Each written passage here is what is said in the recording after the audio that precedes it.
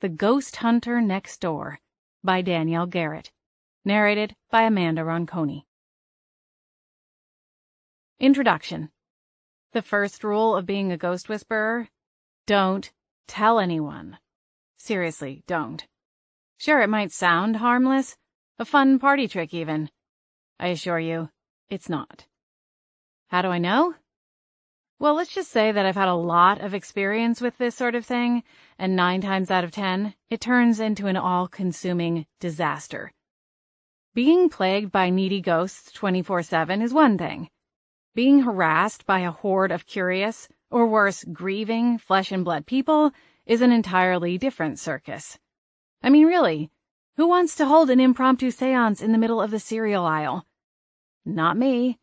And the manager of the grocery store probably isn't too crazy about the idea either. So, that's it. If you're a ghost whisperer, just keep your mouth shut and act normal. Ghosts? What ghosts? Now, if only I would start listening to my own advice. Chapter 1. There's nothing more obnoxious than having an easy-going Sunday morning ruined by a pair of warring ghosts. Unfortunately, that was my reality far more often than not. "You're blocking the screen, you talking feather duster!" Hayward Kensington III snapped at Flapjack, a gorgeous Himalayan cat who had once been my childhood pet. "Newsflash, stuffed shirt. I'm a ghost. You can see perfectly fine right through me." Yeah, that's right. The cat talks. This is one of those things that sounds fun, but in reality turns out to be more of a pain in the rear than anything else. On the bright side, he doesn't require a litter box, and he doesn't meow when I use the can opener. But it's distorted.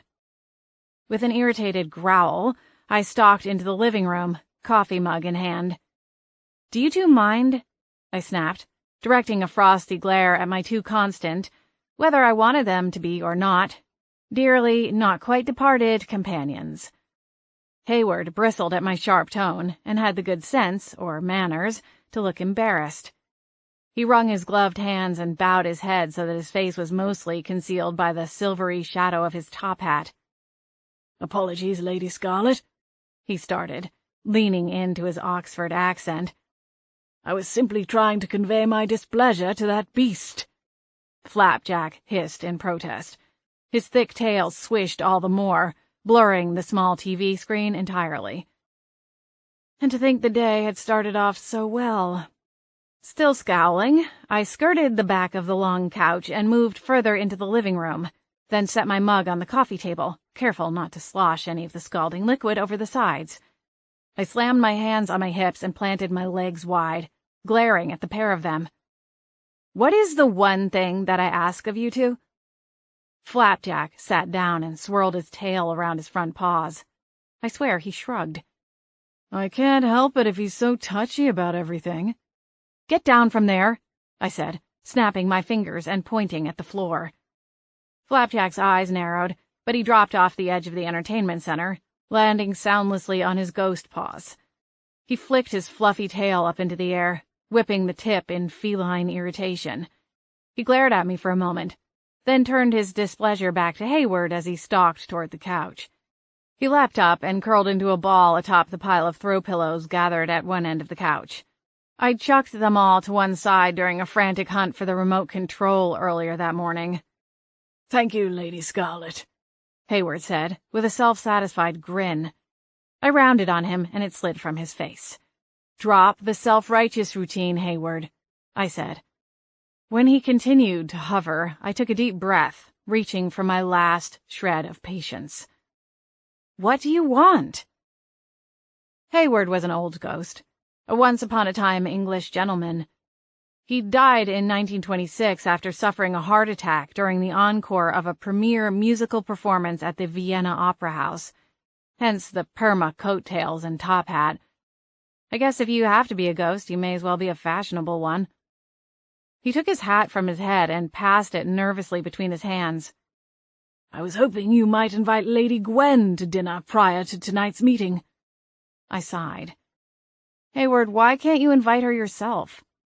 Flapjack's head popped up, and in his best impersonation of Hayward's accent said, "Oh, my stars. Lady Scarlet, can you imagine the horror, the impropriety? What would the peasants say?"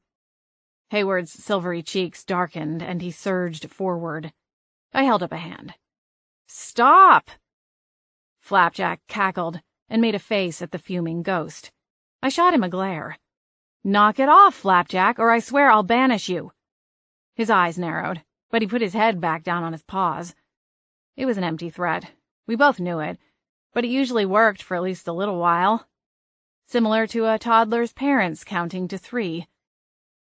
Turning back to Hayward, I said, "I'll see if Gwen wants to come over before the meeting." His eyes brightened. "On one condition," I added, holding up one finger. "Anything, Lady Scarlet." With a victorious smile, I laid out my terms.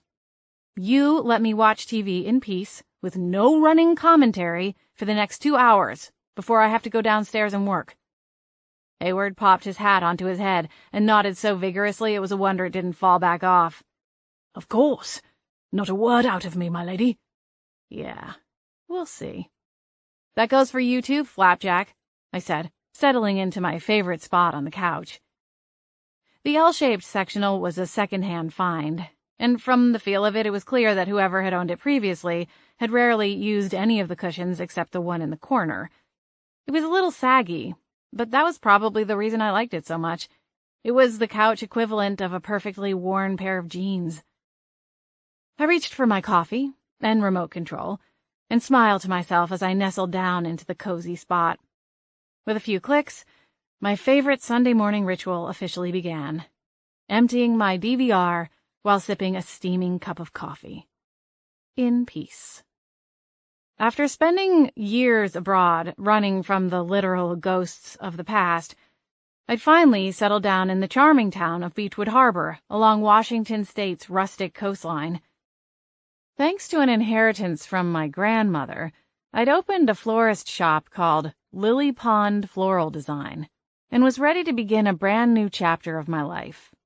Ideally, a more normal chapter than the past few.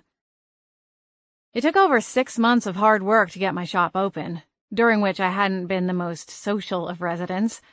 I'd barely explored my new hometown until after the shop's doors were open.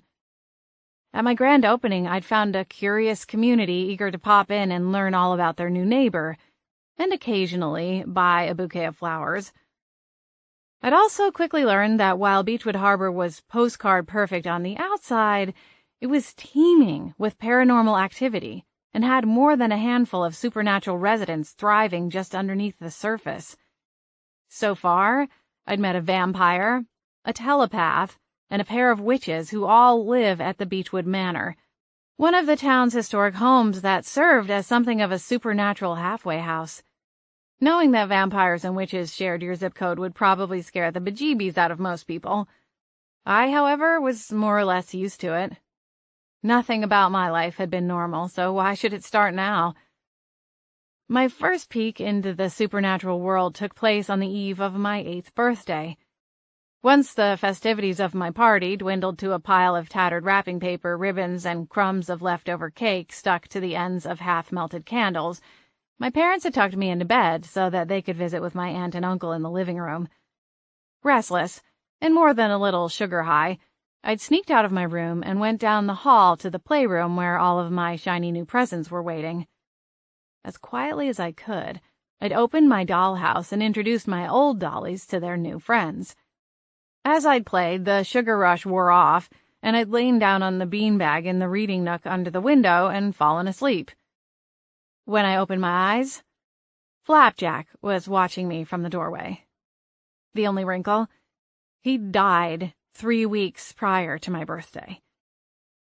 For reasons still unknown, Flapjack had been given the chance to come back as a ghost and had returned to me that night. I'd raced downstairs to tell my parents, along with my aunt and uncle. They'd all smiled sadly at me, and my mother had taken me back to bed.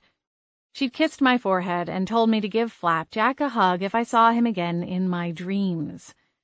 I tried to explain that it wasn't a dream, and that he was actually watching us from the foot of the bed at that very moment. But she didn't believe me. They never did.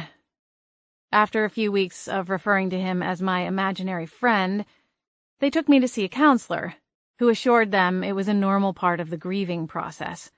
After all, Flapjack was my first brush with death, and at the age of 8, the whole concept was a little shaky. Shortly after that, Flapjack realized he could talk in his new form, and he advised me to stop talking about him to my parents. In hindsight, I suppose he was trying to avoid getting me dragged off to some asylum masquerading as a boarding school for troubled children. I'd heeded Flapjack's advice, and we still shared long conversations as he continued to follow me most everywhere I went, but I was careful not to talk to him if they were within earshot. The years went on, and more spirits crossed my path. Along the way, I'd been forced to come up with a myriad of different strategies to cope with my strange ability. At first, I tried ignoring the ghosts who reached out to me. That backfired when no less than 20 spirits accumulated in and around my childhood home, all of them refusing to budge until I listened to their problems. After that, I tried to help all of them, a plan that crashed and burned in spectacular fashion. As a high schooler, I had enough problems without adding the personal woes and perils of ghosts into the mix. Who could be expected to deal with breakouts and breakups, or agonize over prom dress selections with 10 ghosts chattering on about the terrible life choices their offspring were making on the other side of the state?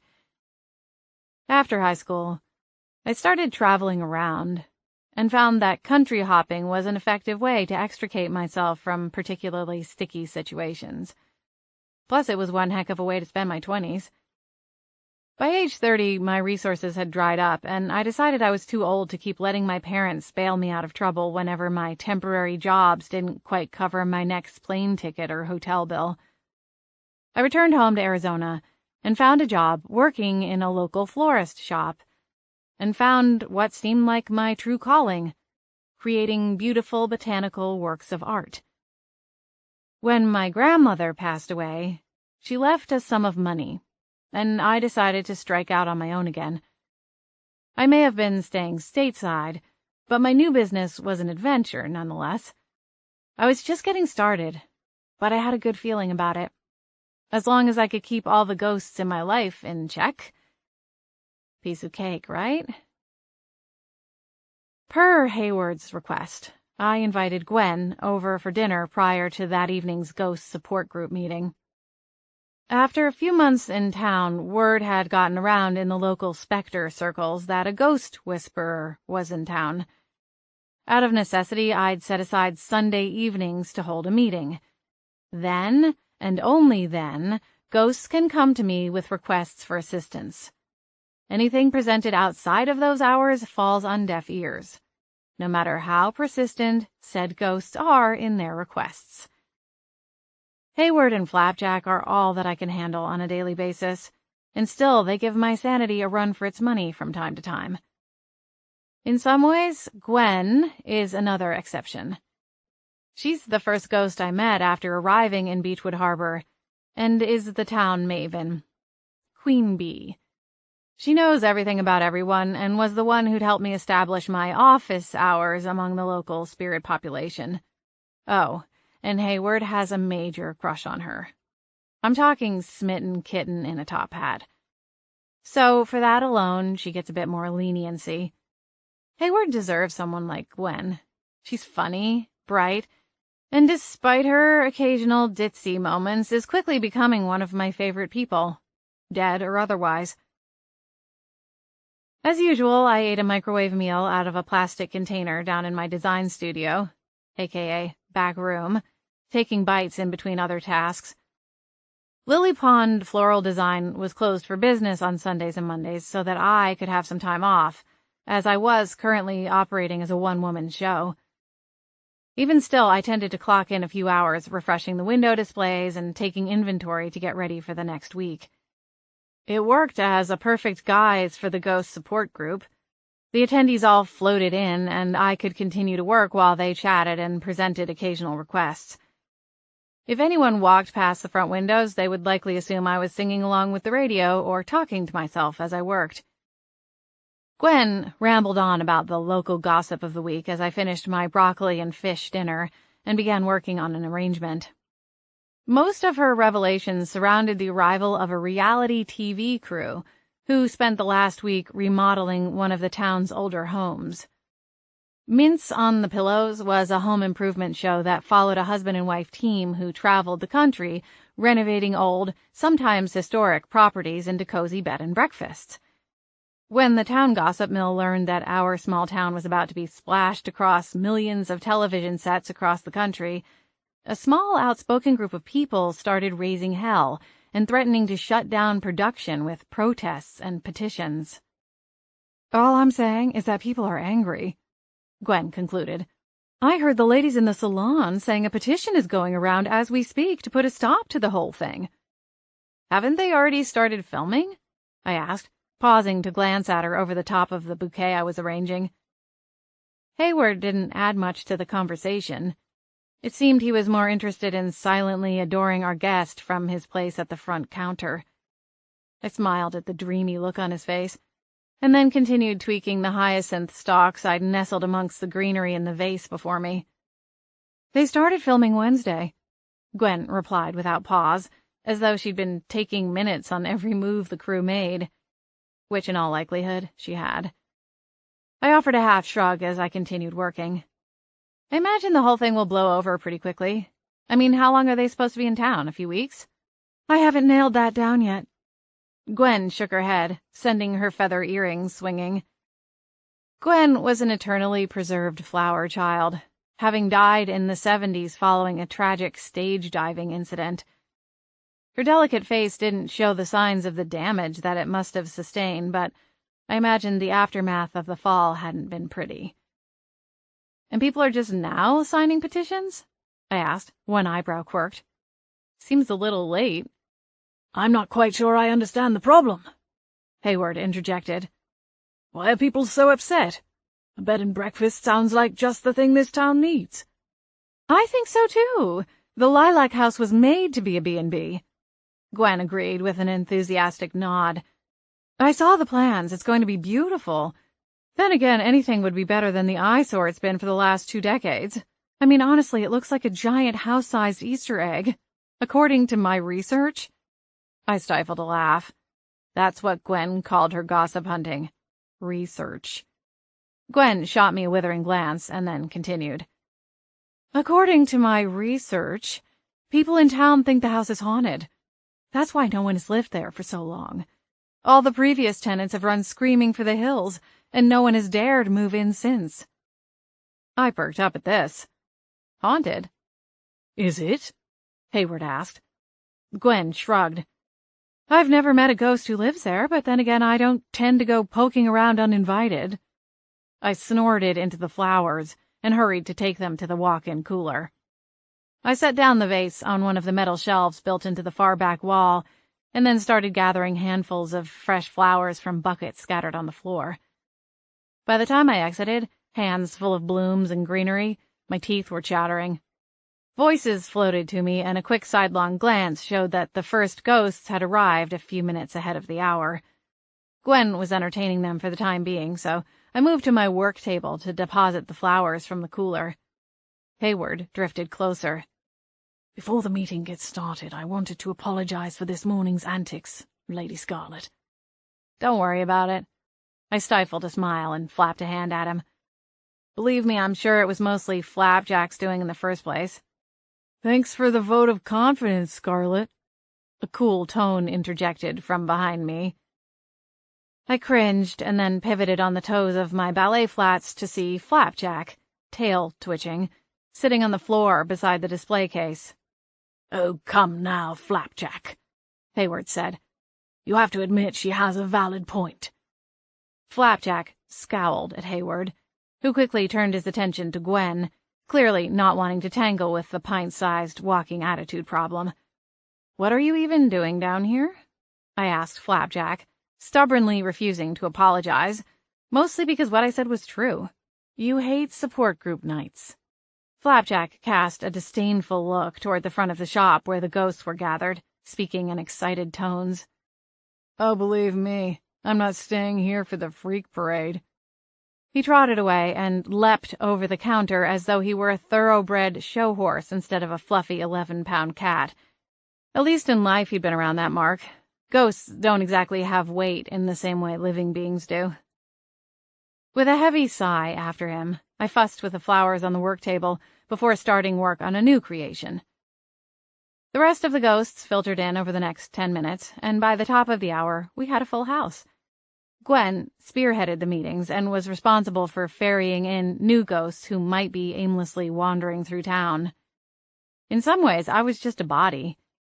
If a ghost needed something specific done, something that required hands or an audible voice, they'd loop me into the conversation and make their request. Otherwise, I was pretty much free to halfway listen in as I worked.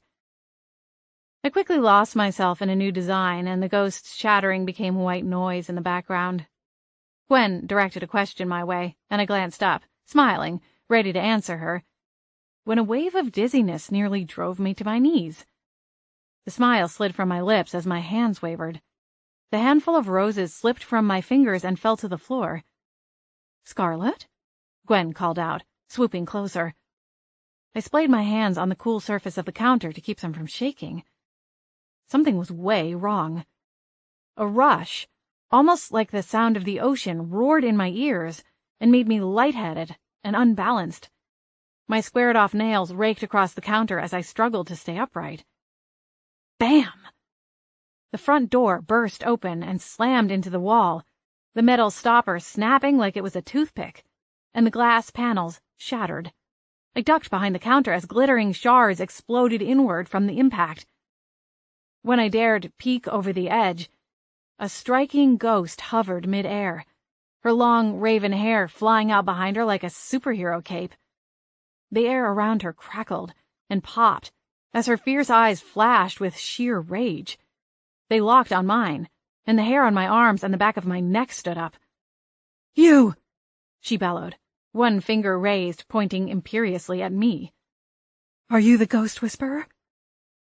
I'm pretty sure the question wasn't rhetorical, and if her grand entrance was any indication, things were about to get ugly. Chapter 2. "Answer me," the ghost hissed. Yes, I managed, my legs trembling. The ghost surged forward with a rush, blowing papers off my counter. The other spirits in the room, being the wise souls that they are, backed away to give her room. With her face so near to mine that I would have been able to smell her breath if she had any, she narrowed her eyes and commanded, "You're going to help me." "Excuse me, young lady." Hayward appeared at my side, his lined face tight. "Just who do you think you are?" The ghost didn't acknowledge Hayward or his questions for a few moments, then turned and rushed toward them as she had me. "Get out!" she bellowed, loud enough that the entire neighborhood would have heard her if she weren't a ghost. Not that it would have made much of a difference, because everyone within a 3-block radius was likely already on alert thanks to the explosion of my front door. The impact had sounded like a nasty car crash. I was half expecting police sirens to begin wailing through the night. My crew shrank back a bit, but stood firm. I had to hand it to them. They were loyal. Okay. She turned back toward me, and I held my hands out in surrender, but the anger on her face didn't diminish. "Let's take one step back here. I'm Scarlett Sanderson," I told her, hating that I couldn't keep my voice from trembling. "Who are you?" The other ghosts in the shop were all fixated on the newcomer, awaiting her answer, and none of them exhibited even a flicker of recognition. Was she new in town? There was no way she was new to being a ghost. Going full poltergeist like that was a rare thing. It took most ghosts years to harness their emotions into physical reactions, and clearly she had it mastered. "Those monsters are destroying my home," she howled, ignoring my question. They've taken a sledgehammer to everything. The walls, the kitchen. A strange, strangled sound bubbled from her lips, and they started to tremble. She grasped at her hair. Oh, the kitchen. You used to live at Lilac House? Gwen asked, swooping forward to flank my other side. The angry expression surged back onto the woman's shimmering face. Her eyes narrowed to thin slits as she shifted them toward Gwen. I still live there, she hissed. Comprehension dawned on the faces around me. Okay. I lowered my hands slowly back down to the counter. Listen, I'm sure this whole thing is upsetting. I know that a lot of people around town are upset about the project. I glanced over at my destroyed front door and cringed. What else was this ghost capable of? I wasn't sure I wanted to find out, so I kept my voice soothing and tried to avoid any quick movements. I've gotten rid of everyone else who has dared to move into my house. The woman crossed her arms. She stared down her nose at me as though daring me to contradict her. I cocked a brow. I guess that explained the haunted house rumors. They're not trying to tear the house down.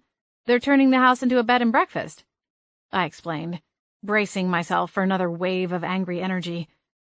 The woman shook her head, sending a ripple through the ghostly waves of her hair. Oh, no, they're not.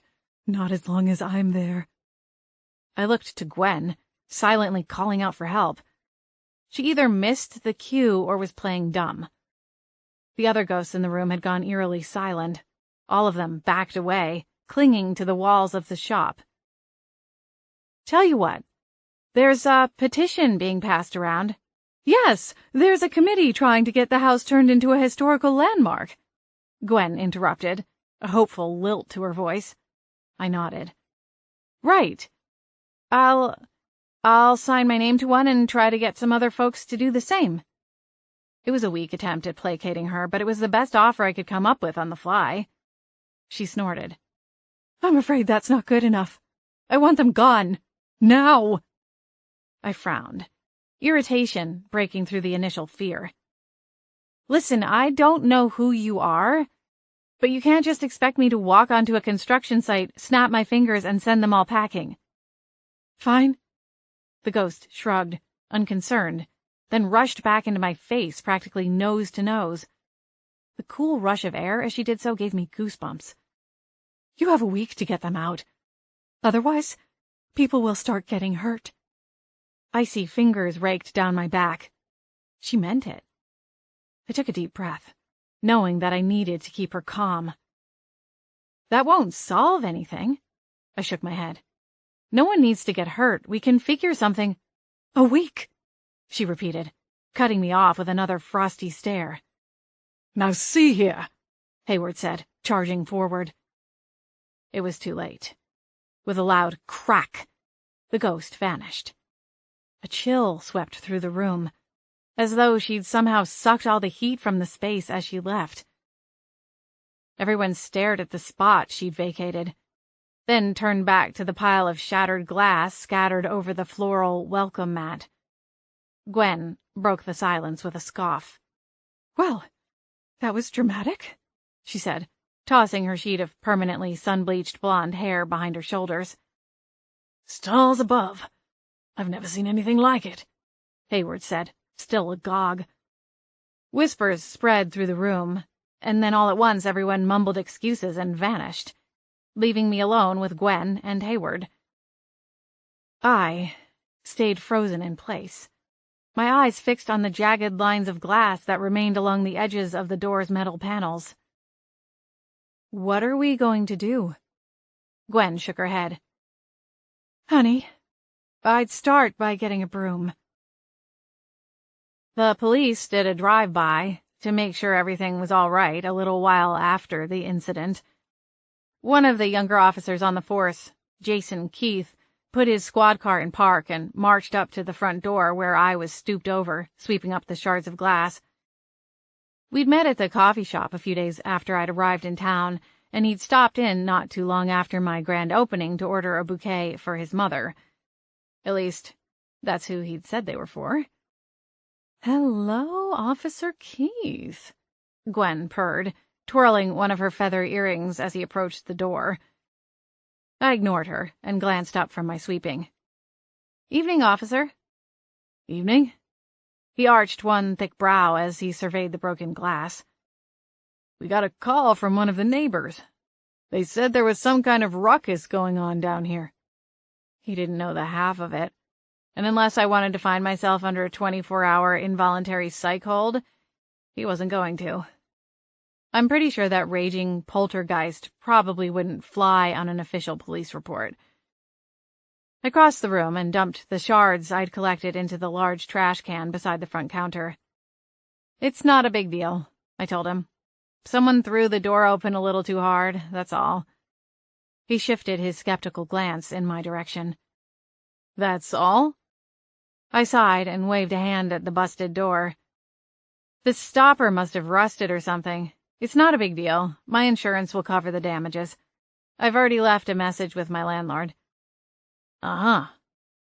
He took one long glance around the room. Gwen shimmered with excitement as the officer's eyes roved over her, granted unknowingly. "You're sure you're all right?" Did he think I was speaking in code or something? I tried offering a smile and nodded. "I'm fine. Promise. Feel free to look around if you want." Without waiting for his reply, I went back to sweeping up the remaining fragments of glass. "You two would make a cute couple," Gwen chimed in, floating between the two of us. I flung my hand out as though swatting away a mosquito. Jason Keith was in his mid-30s, and had the kind of build that pretty much guaranteed he'd been a member of the wrestling team in high school. He was at least a few inches taller than my 5'6" frame. If I had to guess, I'd peg him right at 6 foot. He had dark hair that swooped up the front with the help of a little hair gel, and his thick, jet-black eyebrows arched over a pair of kind, hazel eyes. The faint lines at the edges suggested that he smiled a lot. When we'd met at Siren Song, the local coffee shop, he'd been out of uniform, wearing a pair of jeans and a long-sleeved t-shirt. I hadn't realized he was an officer until he'd introduced himself as Officer Keith, then promptly apologized for being formal. "Habit," he'd said with a chuckle. I'd laughed it off, only to wonder later that afternoon if he hadn't let his job title slip on purpose to impress me. After all, handsome, single-employed men were a dying breed, at least according to my single friends. "You want to file charges?" he asked me, as he assessed the damaged door frame. I'd knocked out the remnants of glass, leaving only the bare metal frame and the little jingle bell I'd attached to the handle. "Charges? No, I don't think that will be necessary. Thank you, though." He turned to face me. "Fair enough. I'll make a record of my stop, of course, so if you change your mind—" He let his words hang, and I gave him a polite nod. "How's business been going?" "A little slow," I confessed. He smiled and flicked his wrist. "Don't worry about it. It'll pick up. My mom loved the bouquet I bought her for her birthday." "Oh, good. I'm glad she liked it." He shifted from one foot to the other. After a few moments of awkward silence, he cleared his throat and touched the brim of his shiny black police hat, then started through the door. "Have a good night, Scarlett. You know where to find me if you need anything else." "Thank you, officer."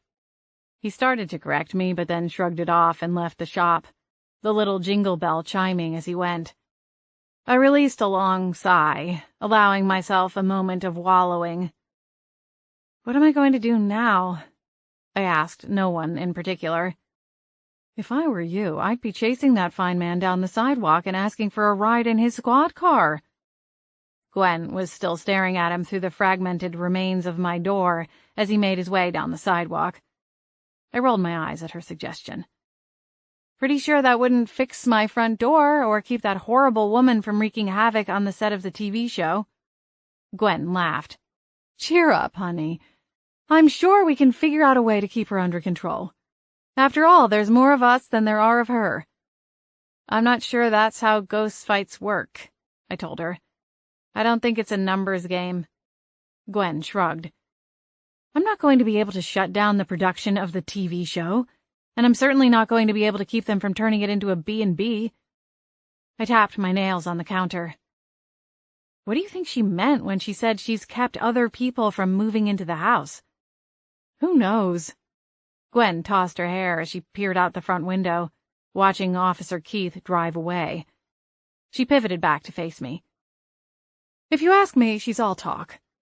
I gave a pointed glance at the broken door. Seems to me she's got at least a little firepower behind her words. As far as I know, ghosts can't hurt anyone. What's the worst she could do?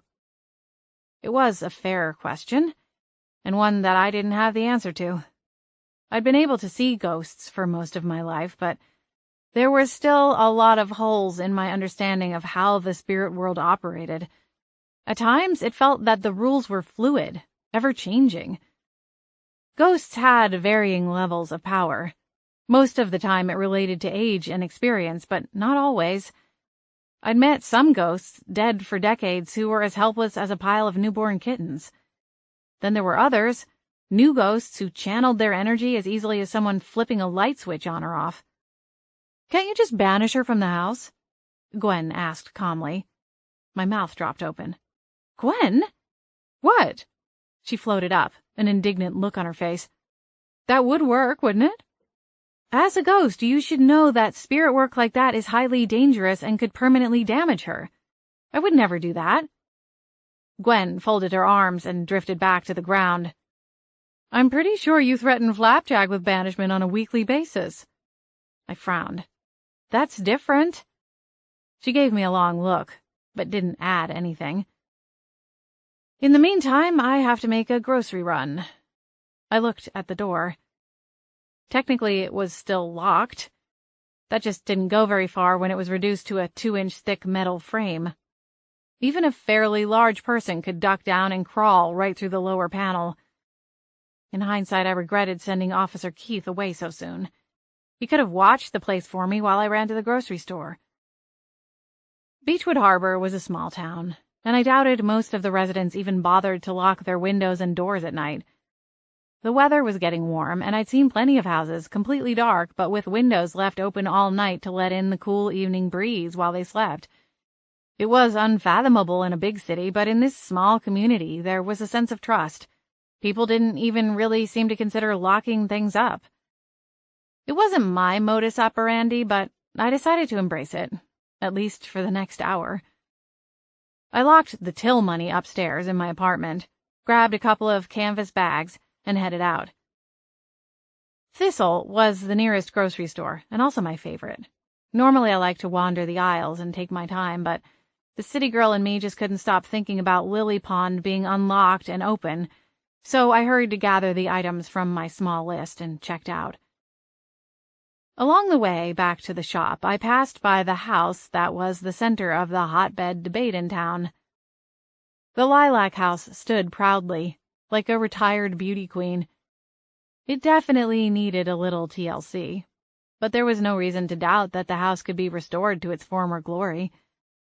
I'd seen past episodes of Mints on the Pillows, and knew that by the time they were done with the renovations, the house would be the town jewel, second only to the pristinely maintained Beechwood Manor on the other end of town. The two estates had been built around the same time, but there must have been some rule that the Beechwood Manor was not to be outdone. The Lilac House came pretty darn close, but just wasn't quite as grand. I paused on the sidewalk, a full grocery sack in each hand, and stared up at the house. The front porch was swathed in light from the sconces on either side of the expansive front door. Other lights were positioned around the front of the house, but all but one was turned off. A stray cat scurried away from the ring of light, and I realized they were probably set up with some kind of motion sensor.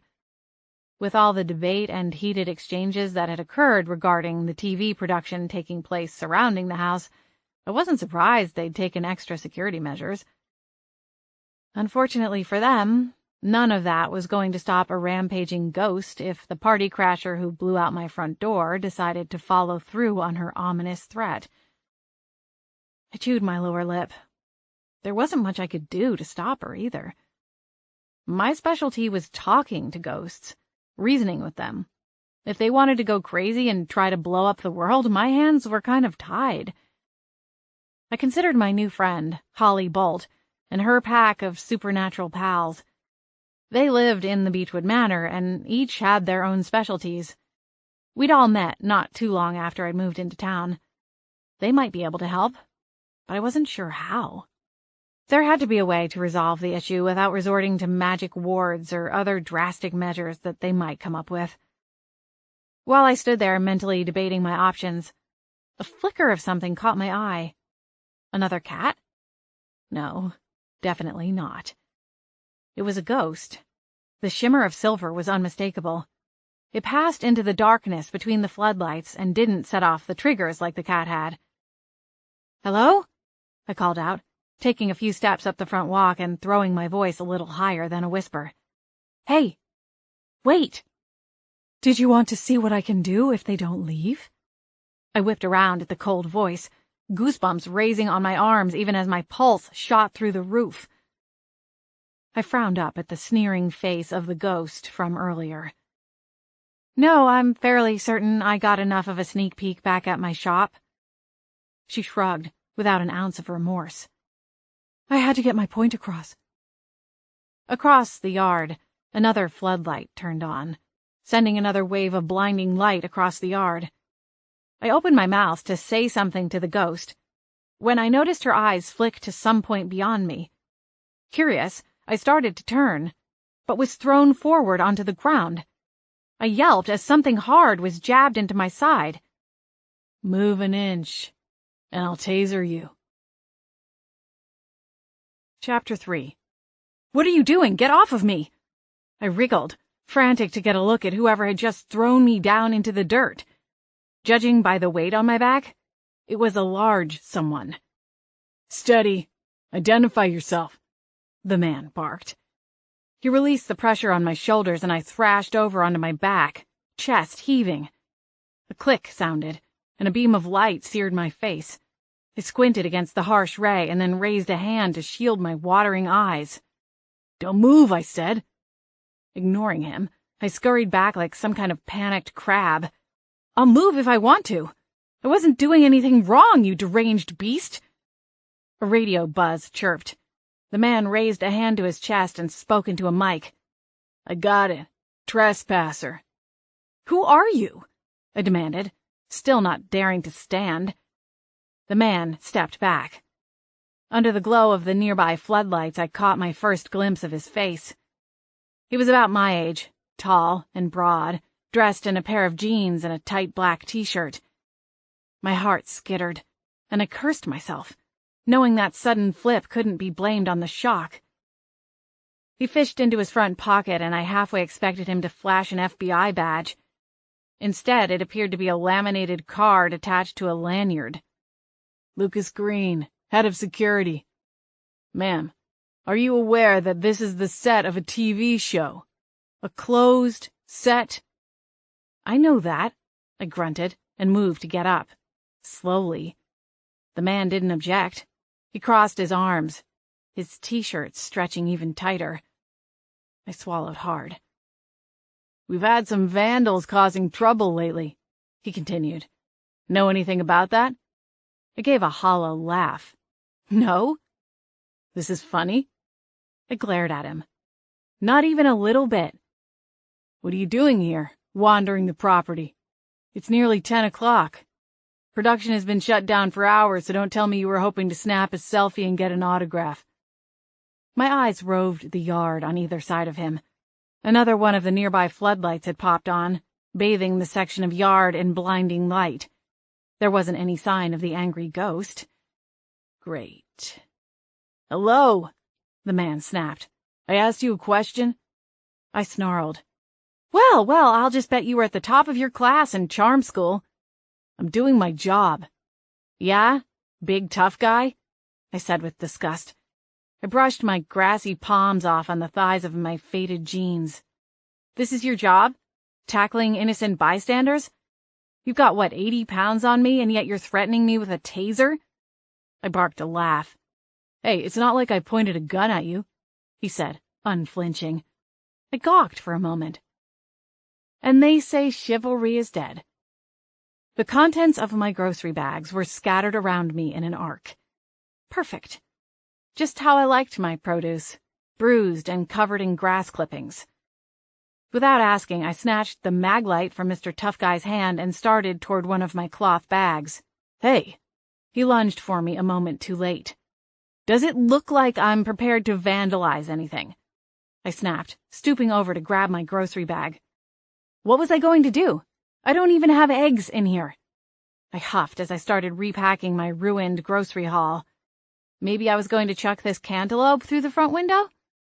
The man scoffed and set his hands on his narrow hips. Maybe you were. I snorted and shoved the cantaloupe into the bottom of the sack. Well, I wasn't, all right? Guess you're just going to have to take my word for it. With a heavy sigh, the brute squatted down and retrieved a head of lettuce that had come to rest by his booted feet. He handed it to me, and I put it in the sack. Thank you, I said, between my teeth. To answer your question, I saw a cat. I thought it might belong to someone. There aren't a lot of stray cats around here, so I figured it got loose from someone's house. I cast a sidelong glance at the man as he cursed under his breath. He handed me a can of beans, and then ran his hand over the back of his neck. I'm sorry about the misunderstanding, then. Everyone's on edge from earlier. I glanced up at him as I loaded a bunch of bananas into the bag. Earlier? It's the first day of demolition, and the Carters were filming in the kitchen. All of a sudden, the equipment went berserk. I've never seen anything like it. They lost all of the footage, and then, to make matters worse, one of the crew members got spooked by some weird noise and dropped a window. Thing cost $1,200. He winced. It's put us all in a foul mood. I straightened and slung the grocery bag higher up on my arm. And the vandalism? That was earlier this week. Some punk kids broke into the house and spray-painted an entire room neon green. He dragged his hands down his handsome face and gave a dry laugh. It's been a nightmare. He dropped his hands, but the hint of a grimace remained. For a flicker of a second, I almost forgave his earlier treatment. Almost. Now that he wasn't trying to crush me, I got a closer look at his face. There was no denying he was attractive. He had a magnetic charisma about him. Some kind of X factor that made me acutely aware of his every movement. His hair was cut short, military style. It wasn't usually my favorite look, but I decided it worked for him. His face was tanned, as though he spent a significant amount of time in the sun. Either that or he was a fake-and-baker. I discarded the theory. He didn't seem the type to stew in a tanning bed. Although, from the condition of his body, it was clear he hit up the gym on a regular basis. He had to have been close to 6'2", probably hovering around 220, and while his muscled physique was impressive, he didn't look like a poster child for steroids. No, he was just the right amount of muscle-bound. Not that it mattered, he was still a jerk. With a sniff, I hoisted my other grocery bag up my arm to join the other. Well, as you can see, I don't have any spray paint or other mischief-making tools. I could probably whip up a killer salad, but that's about as wild as I'm going to get tonight, all right? Lucas chuckled. Right. Well, for future reference, this is a closed set, so please stick to the sidewalk. Got it. I resisted the urge to salute. He stuck out his hand. No hard feelings? I considered his hand for a moment. Large, strong, and well-worn. The mature thing to do would be to shake it and accept his offer of peace. I wasn't in the mood to be mature. Lucas, realizing I wasn't going to be so easy to smooth over, dropped his hand and pocketed it in the back of his well-fitting jeans. You got a name? Of course I do. He waited, then chuckled again. You're a tough cookie, huh? I tilted my head. Are you for real? You tackle me in the dirt, threaten me with 50,000 volts for having the audacity to walk across your turf, and now you want to act like we bumped elbows reaching for the same sugar shaker at Starbucks? He gave a half-cocked grin. No dice? I shook my head, but couldn't help a small smile. Afraid not. Fair enough. He gave a nod. "I guess I'll have to wait and see if I catch you in line at the coffee shop, then." Without waiting for my mouth to go rogue and ramble off some other nonsense, I scurried away, heading back to the sidewalk while I was ahead. When my shoes hit the cement, I cast one last glance up at the house, wondering if the menacing ghost was lurking nearby, spitefully watching the whole exchange. I huffed and started down the street when Lucas raised a hand to wave. My anger management for ghosts crash course was going to have to wait until another day, preferably when the guard dog wasn't on duty. Gwen was still lingering at the shop when I got back. Hayward was at the front window wringing his hands, and my guess was that he'd been that way the entire time I'd been gone. There was no sign of Flapjack. He was likely curled up somewhere, ghost sleeping. Technically, ghosts didn't need sleep, but he was a cat after all. "Well, that was delightful," I groused, stomping into the shop. The busted door swung closed behind me, the little bell jangling cheerily, as if mocking me. No good deed goes unpunished. Gwen lunged up from her place behind the counter and flew toward me, a panicked look on her face. "What happened?" "I saw that ghost over at the Lilac property, but before I could confront her, I was tackled. Actually tackled." "Are you all right?" Hayward added, his face creased. I nodded and deposited my grocery bags on the front counter to give my arms a rest. "More or less." "Who attacked you?" Gwen asked. "Apparently the Carters have top-notch security." I rolled my wrists a few times and picked up the heavy bags again, then hustled through the back room to the large metal fire door that hid the staircase that led to my upstairs apartment. I paused at the door and transferred the grocery bags to one hand in order to retrieve the key ring from my front pocket. I unlocked the door and headed upstairs. Gwen and Hayward were there waiting when I opened the front door. "He said there have been some weird things happening at the house. People are getting spooked."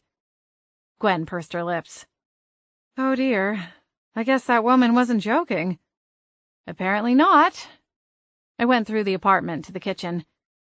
The whole place was just under 500 square feet, but the layout was smart and made the most of the small space. There was a single bedroom and bathroom at one end, both small but functional. I spent most of my time in the open area that contained a small kitchen, dining nook, and a living room. My interior design tastes were a little outside the box. Eclectic, some would say. I furnished it with second-hand pieces from a local estate sale, while the assortment of knickknacks and decorative items reflected my near decade spent abroad. The art on the walls were pieces I'd brought home with me in between trips. I kept 2 throw blankets hanging over the back of my couch. One was from India, the other from Honduras. My kitchen had ceramic and clay pots from a variety of countries that were used to hold everything from my collection of cooking utensils to my near-embarrassing amount of loose-leaf teas. The placemats on the table were each from a different country, and even my silverware was a mixed bag. My mother told me it was chaotic and confusing. I loved it. In the kitchen, I dropped the grocery bags onto the counters and started unloading the battered produce. I frowned at the bananas, already showing brown spots that I was convinced weren't there before my encounter with Mr. Green. "He also said they were having issues with the filming equipment," I continued, picking up the conversation from downstairs. "Sounds like textbook interference to me." "What are you going to do?" Gwen asked, joining me. "I wanted to try talking to her, but beyond that, I'm not sure there's much I can do." I shrugged. "She wants me to find a way to shut down production, and I simply don't think that's possible. What am I supposed to do, walk onto set and tell them that they've angered the dead?" "You could try," Hayward suggested, moving into a spot opposite Gwen. He was head over heels for her, but for whatever reason seemed to go out of his way to avoid getting too close to her. I chalked it up to his old-world manners. After all, courting rules from the 1800s were a little different than modern practices. "Somehow I don't think that would go over too well, Hayward." I frowned at him, and then turned back to finish unloading the groceries. "Well, we have to do something. We don't want anyone to get hurt," Gwen said. "I know," I sighed. "I'll try to think of something." With the groceries sorted, I pulled open the fridge and retrieved the pitcher of iced tea that I always kept filled. I poured a glass, and then set it aside. You know what's weird? The fact that no one in the meeting tonight seemed to recognize her. How could she be living in the Lilac House and never have been seen by any of the other ghosts? I mean, Gwen, you've lived here for what, 2 decades? You're sure you've never met her before? Gwen shook her head. I swear, Scarlet, I have no idea who she is. I frowned into the amber liquid in my glass cup. Weird. I suppose we could try to talk some sense into her, Hayward offered, looking at Gwen. At least you two would be able to get onto the property without being attacked. I scowled. Do you suppose she's still there? Hayward asked me. I put the pitcher of tea away and closed the refrigerator door. I don't know where else she'd be. Apparently she's not much of a social butterfly. Hayward offered Gwen his arm, the picture of a true gentleman. Shall we, my lady? Gwen giggled and surged forward to loop her arm through his. See you later, Scarlet. Stay out of trouble, you two, I teased, flashing a wide smile at Hayward before they glided off together. Once they were gone, I grabbed one of the bruised bananas and my glass of iced tea and went back downstairs. I considered the busted door as I ate the banana, my irritation levels rising the longer I stared at it. In all the years I'd been able to interact with ghosts, I'd had a few scuffles. Some people just don't like the word no, and there's no physical way for me to help everyone who comes to see me. But I've never had a ghost full-out attack me or my property. It was equal parts unnerving and infuriating. It wasn't like the woman, whoever she was, couldn't have just come and asked for my help. Why the outburst? It didn't make any sense. She hadn't even given me the chance to offer my help before demanding it of me. With a heavy sigh, I tossed the banana peel into the trash and then went into the back room. A pile of old flower boxes was stacked to the side of the back door, and I selected a few of the larger ones and went to work cutting them to size. Within 10 minutes, I'd managed to cobble together a double layer of cardboard to tape to the door frame in place of the glass. The temporary patch didn't inspire a lot of confidence, but it was the best I could do until morning, when I could go to the hardware store and get something a little sturdier until the landlord could get the whole thing repaired. When I finally accepted that there was nothing left to do, I shut off the lights and went back upstairs to my apartment, making sure to lock both the door at the bottom of the stairs and the door to my apartment. Sometimes I found it ironic that despite dealing with the dead on a nearly endless loop, I was still so afraid of the worst. In some ways it made sense. I constantly met spirits who each had their own death story. Tragic accidents were far more common than murders, but I'd heard some truly horrifying stories over the years. Those were the ones that made me double-check my locks. I might be surrounded by the dead, but I wasn't in a hurry to join them anytime soon. Chapter 4. Unfortunately, the next time Lucas Green crossed my path was not in the middle of a coffee shop. In fact, I was unfortunately under-caffeinated and not in a mood for the charming smile he threw my way. What, were we best friends now? Was that whole tackle routine some kind of bizarre bonding experience? Yeah, I wasn't buying it. He wanted something. Hank, of Hank's Hardware, was off in the back room rounding up the supplies to temporarily board up my door when Lucas came sauntering into the shop. "Morning, miss," he said. If that was another prompt to get my name, he was out of luck. I'd tried to avoid the bathroom mirror that morning, but had inadvertently caught a glimpse and knew the reality. I was a hot mess. A near sleepless night had done nothing for the dark circles under my eyes, and the rough ponytail I'd raked my hair into was more frizz than finesse. There wasn't time to bother with makeup, even though I definitely could have used a few coats. As luck would have it, I actually had a jam-packed schedule for once. I had a list of arrangements to make for the funeral of a well-known resident that would be taking place in 2 days, so I needed to get the shop back up and running as quickly as possible. Hank's opened at 9 a.m., and I was the first, technically only, one in line when the older man opened the doors. "Are you following me?" I growled at Lucas. He ignored my barbed question and casually sipped from the paper cup in his hand. The logo for the local coffee shop, Siren Song, was splashed on the side, and I could smell the savory nectar of the gods from 5 feet away. My mouth watered, and I decided I'd take the long way back to Lily Pond and stop in at the gourmet shop. I was going to need the extra jolt to get me through the day. Besides, after the fiasco of the last 12 hours, I'd earned a treat. Lucas wandered the outskirts of the shop, his eyes roving the low shelves. In the light of day, I could see they were a dark green. They flicked over in my direction and caught me staring. He grinned, and a wave of heat washed over me. Damn it. "If you're not following me, then what are you doing here?" "I'm picking up a few things for the show." I arched an eyebrow. "So you're part security, part errand boy?" A flicker of irritation crossed his handsome face, but he recovered quickly and rearranged his expression into a smug grin. "I'm a jack of all trades."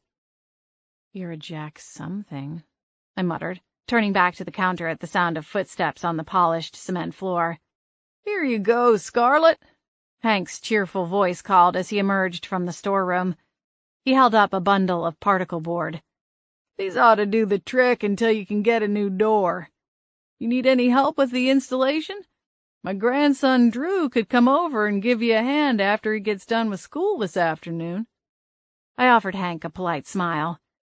"That's all right, Hank. I think I've got it." He gave me a skeptical glance, but didn't press the issue. "You need me to order a new security door?"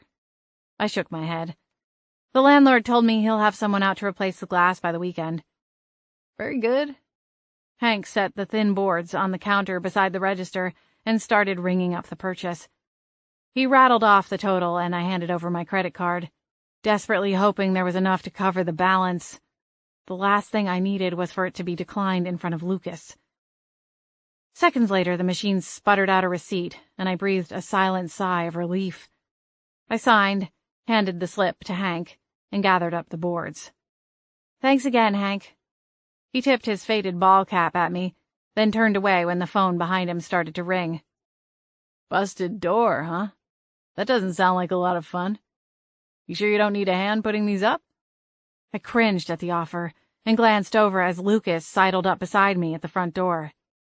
"I got it, thanks." "At least let me help you out to your car, Scarlet." I scowled at his use of my first name. He must have overheard Hank. "I didn't drive here," I replied, struggling to maneuver the boards so that I could get a hand free long enough to open the front door of the shop. Lucas moved in front of me and opened the door. "Obviously your feathers are still a little ruffled after last night. Let me make it up to you." He tilted his head. "My truck's right outside." I glanced out the doorway and saw a jet black Ford F-250 parked at the curb. It was an older model, but looked to be in good condition. Shifting my eyes back to Lucas, I arched an eyebrow. "I thought you had something to pick up. For the show, remember?" "I'll come back when Hank's not busy." I looked over my shoulder to see that Hank was still on the phone. From the snippet of conversation that floated over to us, it sounded more like a recap of the weekend's fishing expedition than official hardware store business. Frowning, I turned back to Lucas. "Fine, but only because I don't want to carry all of this back to the shop, and you owe me for tackling me last night." Lucas chuckled and followed me out to the curb, then dropped the tailgate and set his coffee cup down before turning to take the boards from me. When they were neatly arranged in the bed of the truck, he grabbed the cup, slammed the gate shut, and followed me around to the passenger door. "How long do you think you're going to be mad at me?" he asked, his face too close to mine as he leaned in to manually unlock the door of the old truck. I sidestepped, and he opened the door. I peered at him a moment longer, completely baffled. "Why do you care?" "Call it idle curiosity." "I'm not mad at you," I answered, hoisting myself up into the cab of the truck. "I don't even know you." Lucas gave me a skeptical nod and then gently closed the door. He jogged around to the front of the truck and swung himself into the driver's seat. I stared out the window, up at the red and white sign above Hank's shop, ignoring the man in the seat beside me. "You'll have to give me directions," he said, once he fired up the truck's engine. His coffee cup sat in the cup holder between the seats. Beside it was a paper bag that was dotted with grease spots and smelled like heaven. He must have caught me staring or heard my stomach rumbling. "There's an extra muffin in that bag if you're hungry," he offered with an easy smile. He reached for the shifter, but I reached out and blocked him. His eyes snapped to mine. "What's wrong?" "Why are you being so nice to me?" He sighed.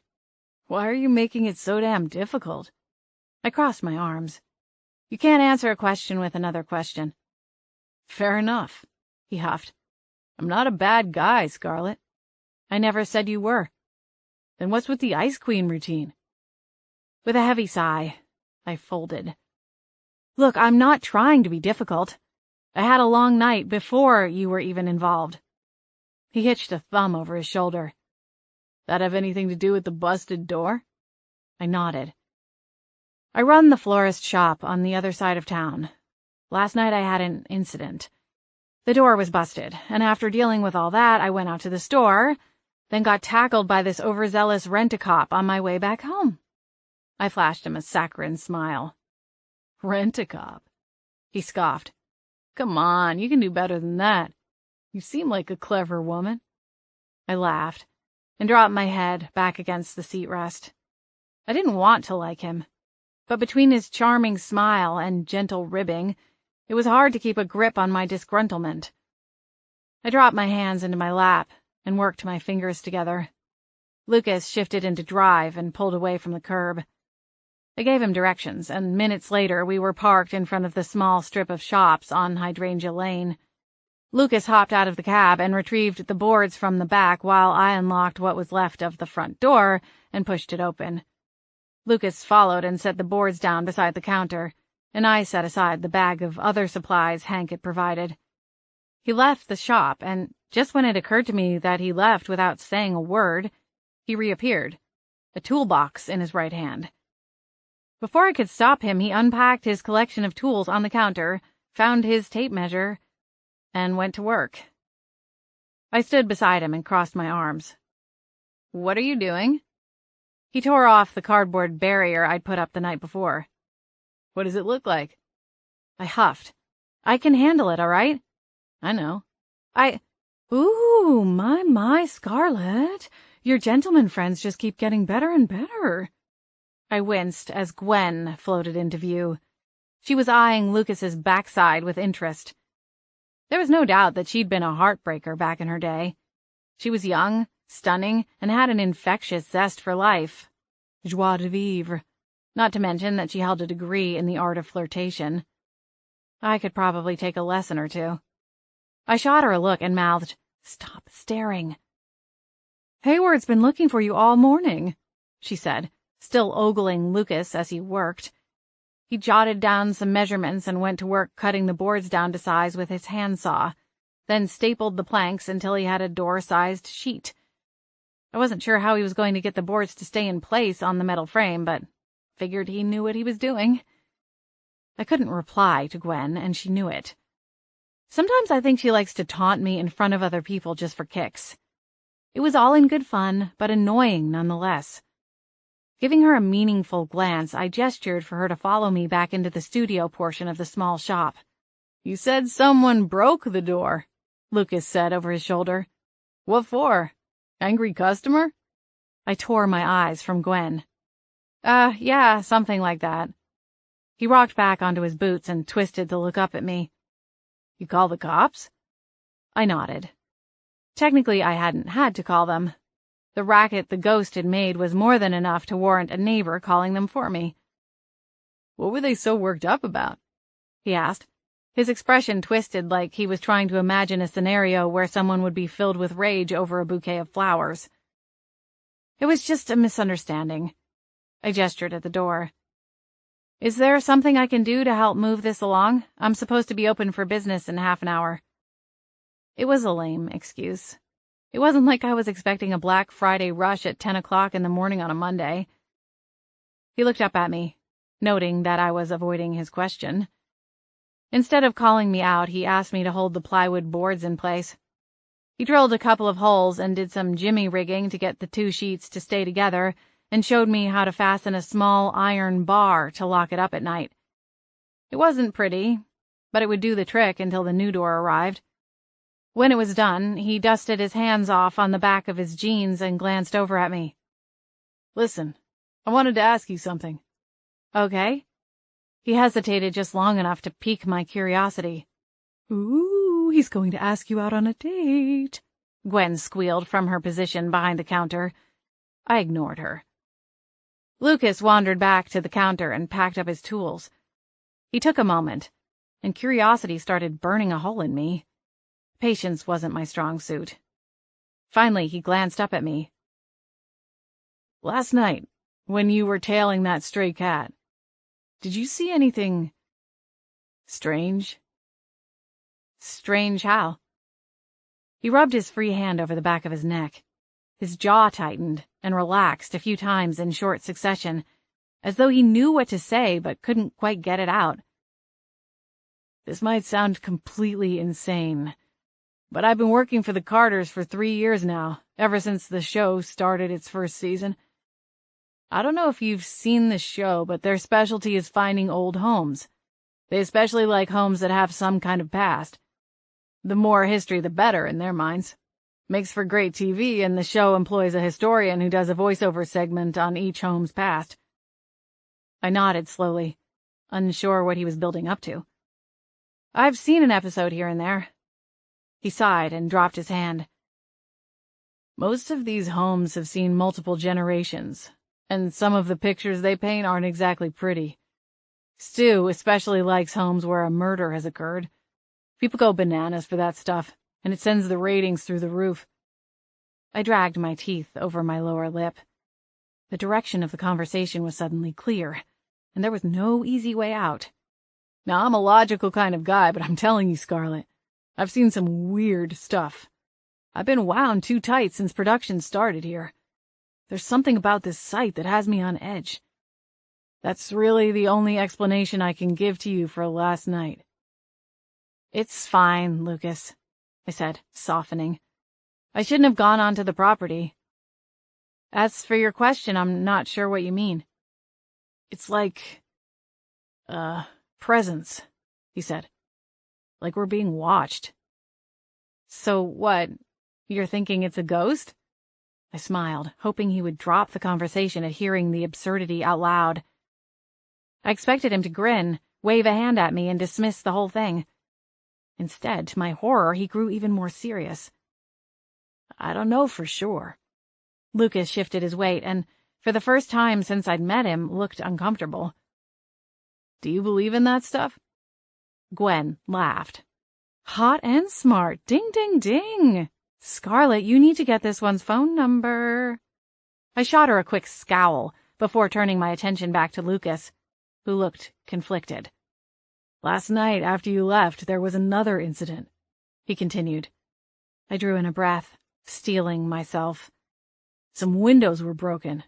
After the vandals the other night, I put up some security cameras out in the trees. They trigger and start shooting as soon as the floodlights go on, and they cover the whole property. That's how I knew you were slinking around last night. I saw you on the monitor while I was eating dinner." "I was not slinking." Lucas's lips turned up into a slight smile. "Well, I didn't see anyone," I said, "just the cat. I hope you catch whoever did it, though. My guess? Probably a couple of bored teenagers. There isn't a lot to do around here, as you might have noticed." He shook his head, but the smile vanished. "That's the thing. I've scoured the tapes. Not only can I not see what triggered the floodlights, but I can't see who was responsible for the windows either. There's no one there. They just shatter." I backed up half a step and pivoted away as my heart rate kicked up. "You know something," he accused. I reached up and massaged my temples. "Scarlett, please, tell me what you know." My eyes darted to his. "You wouldn't believe me even if I told you." Lucas frowned. "Why's that?" I raked my fingers through my hair and sighed. Because it's a little crazy? He folded his arms and fixed me with an unblinking stare. Try me. I drew in a slow breath. I'll tell you, but on one condition. His face snapped toward me. What's the condition? I cringed. That you don't have me committed to some kind of psych ward. Lucas straightened, his expression unreadable. Calmly, he folded his arms and rocked back onto the heels of his boots. Fair enough. Besides, that all sounds like a lot of paperwork that I don't have time for. Go on. Spill. Okay, then. Here goes nothing. Chapter 5. I'm a ghost whisperer. As soon as the words left my mouth, I could practically hear Pandora's box spring open, and I squeezed my eyes shut. It was all downhill from there. I might as well pick up some moving boxes and packing tape when I went back to drop off Hank's staple gun. That is, if I still had use of my hands. A straitjacket would definitely stall my progress. Lucas's face drained of color as he stared at me. I'm sorry, a ghost what? Whisperer. His lips parted and then closed again. I know it sounds insane, but I'm dead serious. I cringed at my own bad pun. Nice one. Gwen chimed in, her voice flat. Sorry, I said out of the corner of my mouth. What exactly does that mean? Lucas asked. I glanced around the shop. We were alone. Well, besides Gwen. The problem with conversations like this was that once you popped the cork, there was no going back. Sure, Lucas was only in town for a few weeks, but I didn't know him well enough to know if he would keep my secret to himself.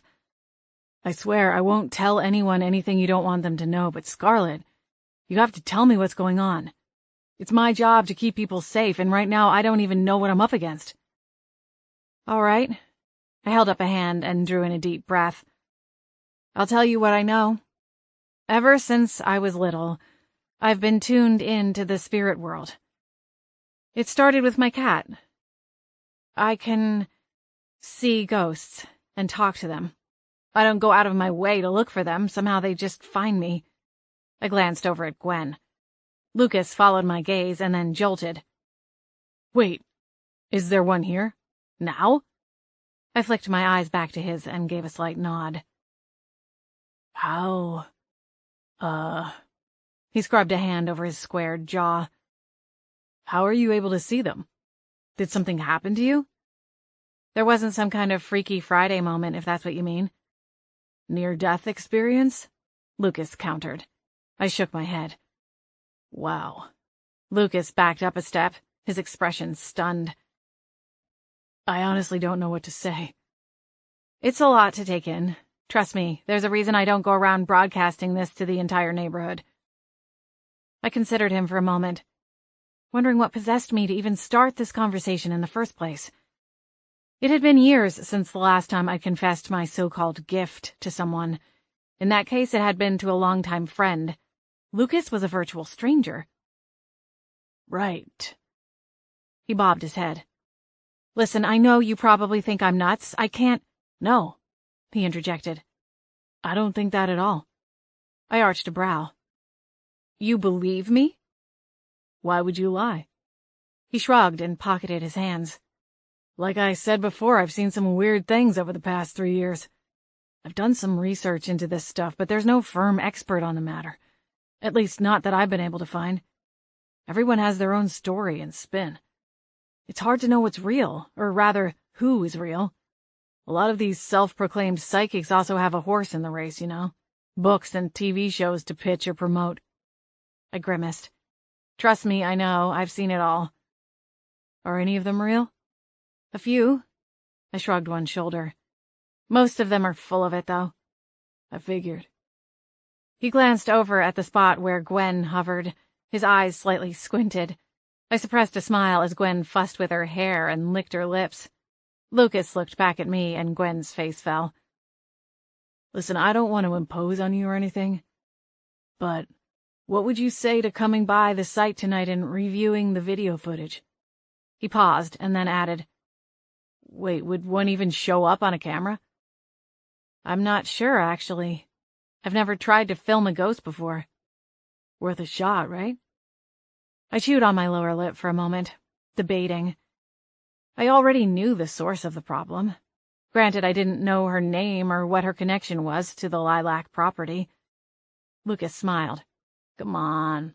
I'll sweeten the deal and spring for a pizza. Your choice." I laughed. "Well, now that you threw in dinner." I trailed off and found myself nodding. "7 work for you?" Lucas asked. "Okay." I waved a hand at the door. "Thanks for your help with this. It looks great."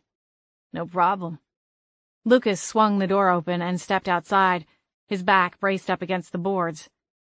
"See you tonight." "I'll meet you at the Lilac House," I told him, as the door swung shut behind him. I watched from the front window as he climbed into his truck and took off down the road.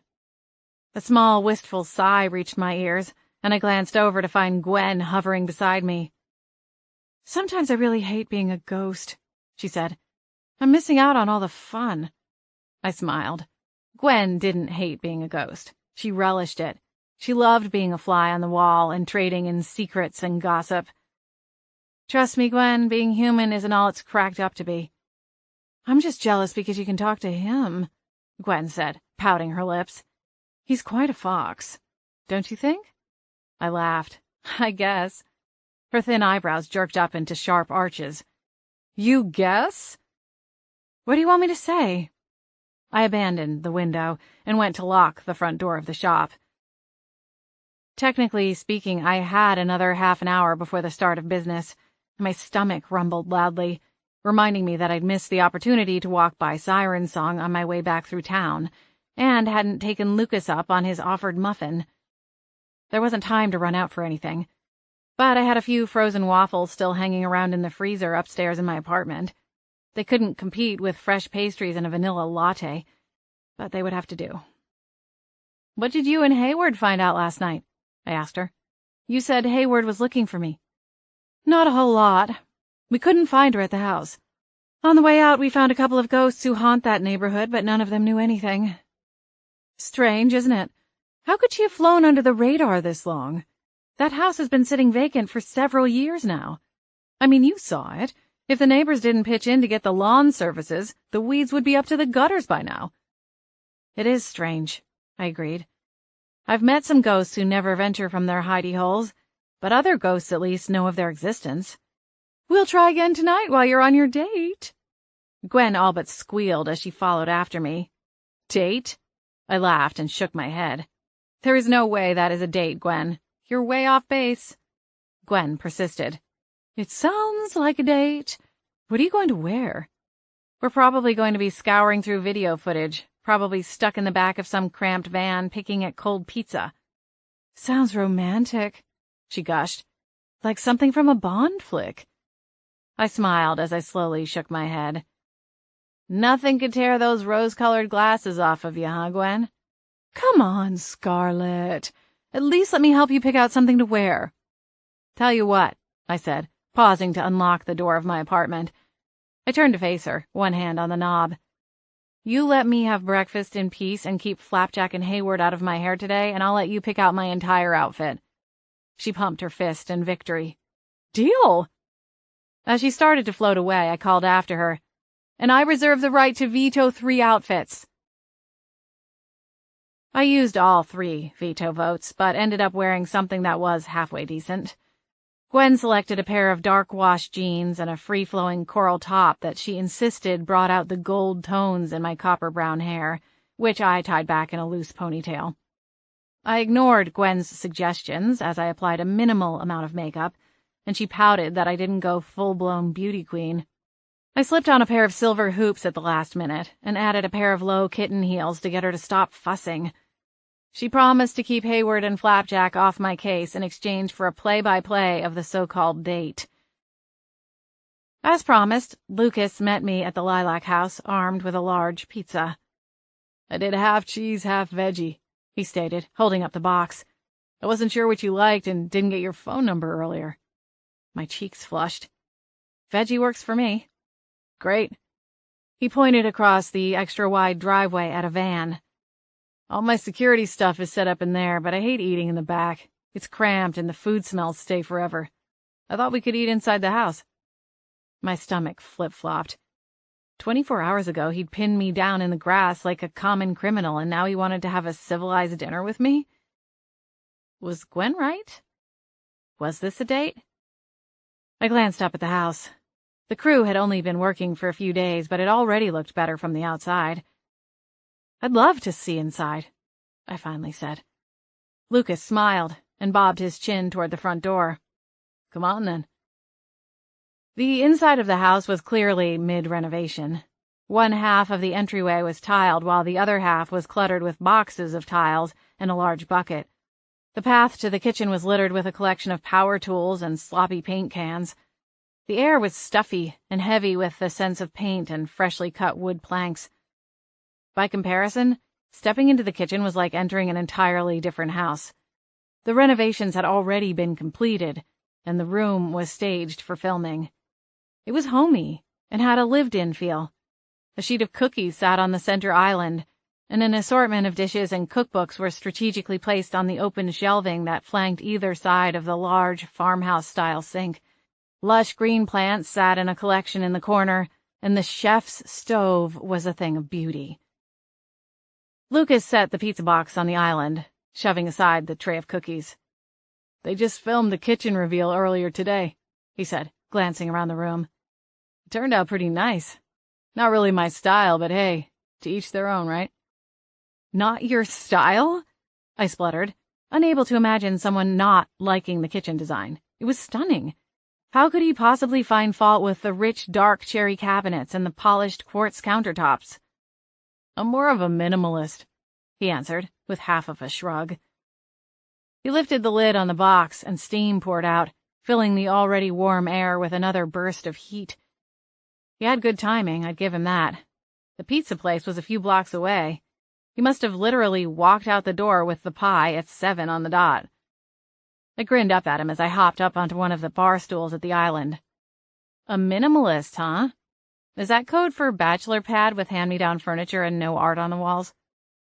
He laughed as he took 2 plates from the shelves beside the sink and set one in front of me. "You think you're pretty clever, huh?" I shrugged, still smiling. "Maybe." I reached forward and pulled out a large slice, lifting it to break the strings of melted cheese before I set it onto my plate. "You're a jeans and t-shirt kind of guy. Keep your hair short, a little scruff. I imagine you spend a lot of time on the road, traveling for the show.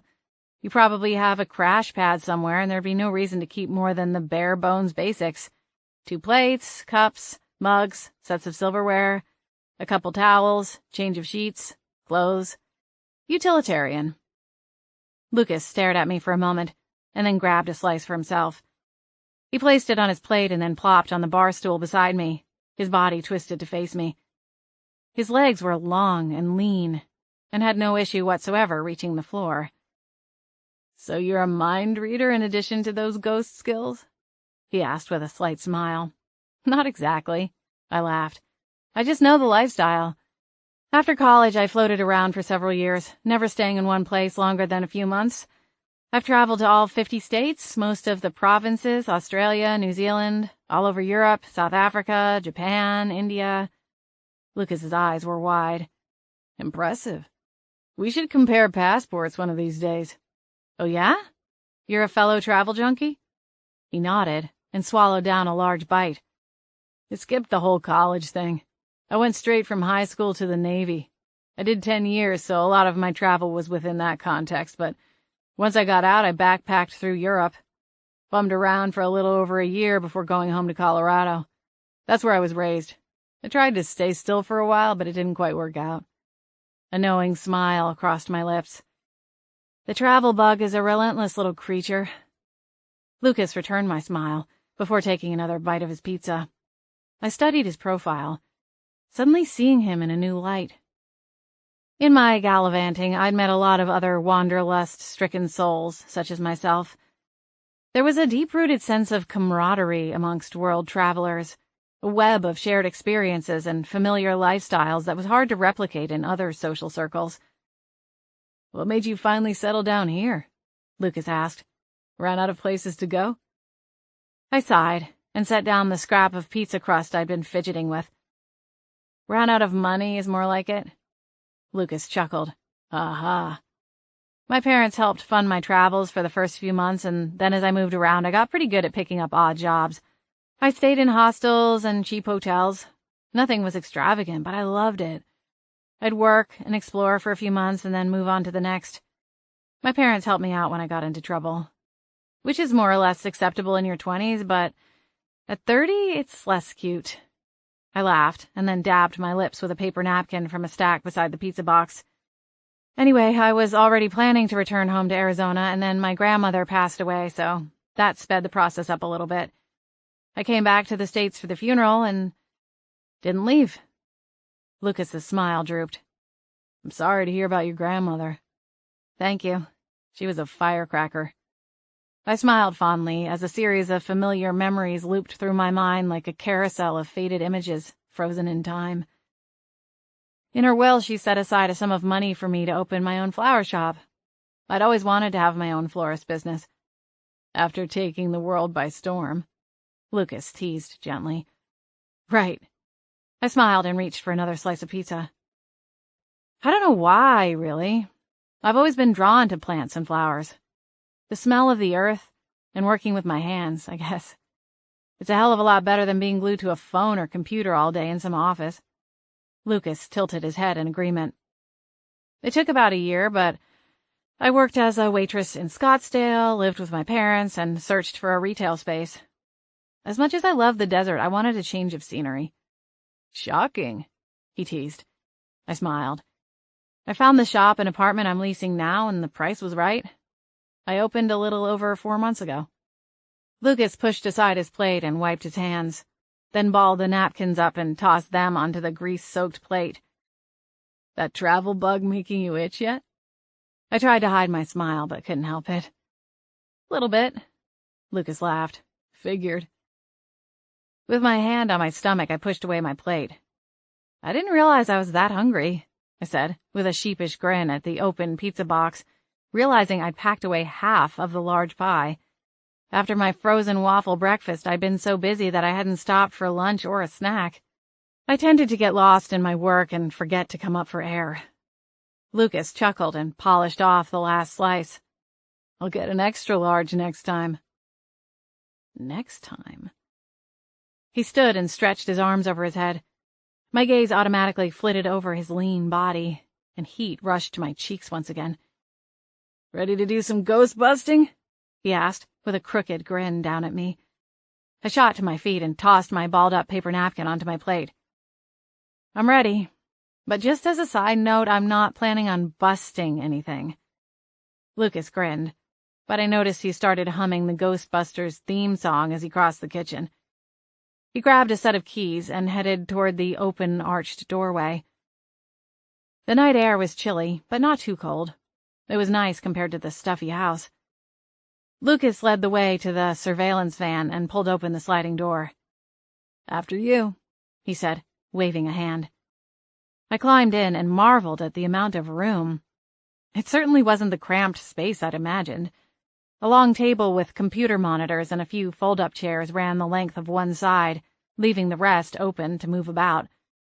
I queued up the footage from the first vandalism on this screen, he said, gesturing at the first monitor.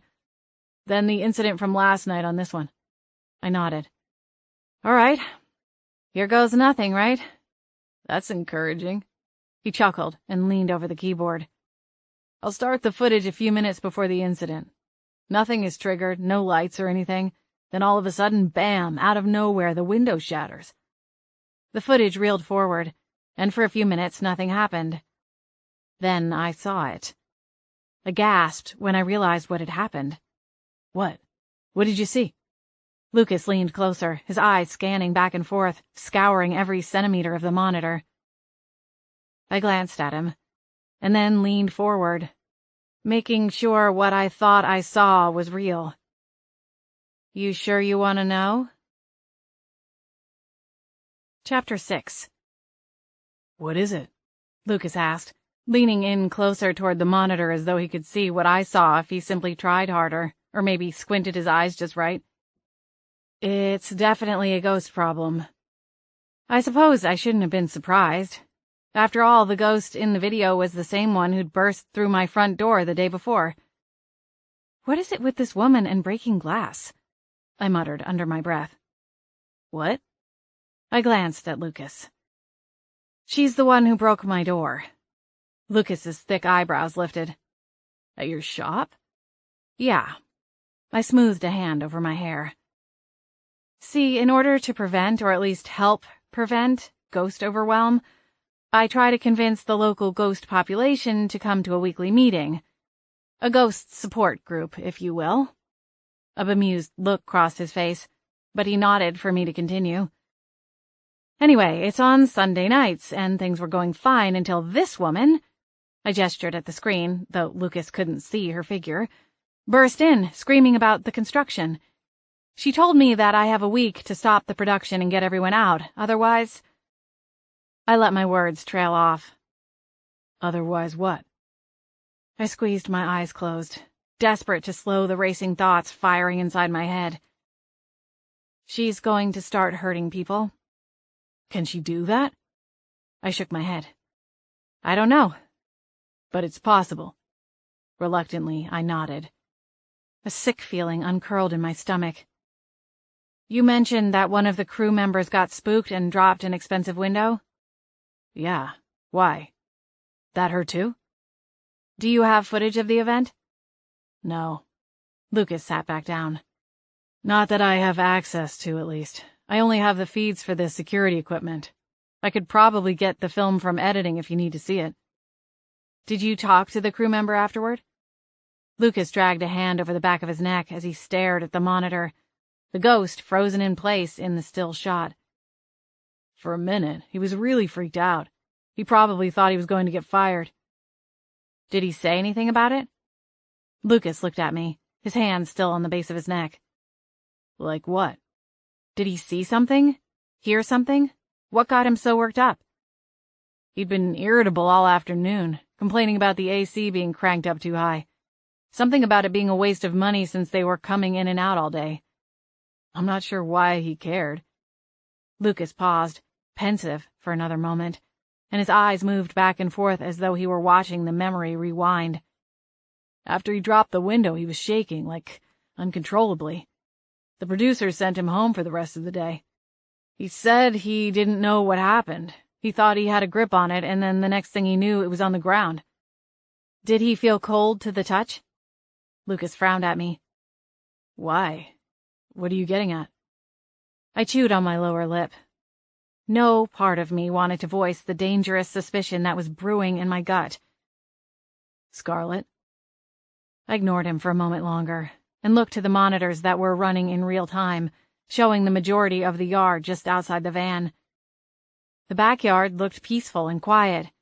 None of the motion sensors had triggered the floodlights positioned around the property. It was quiet and still, but something nagged at me. Would you mind if I went and looked around? No problem.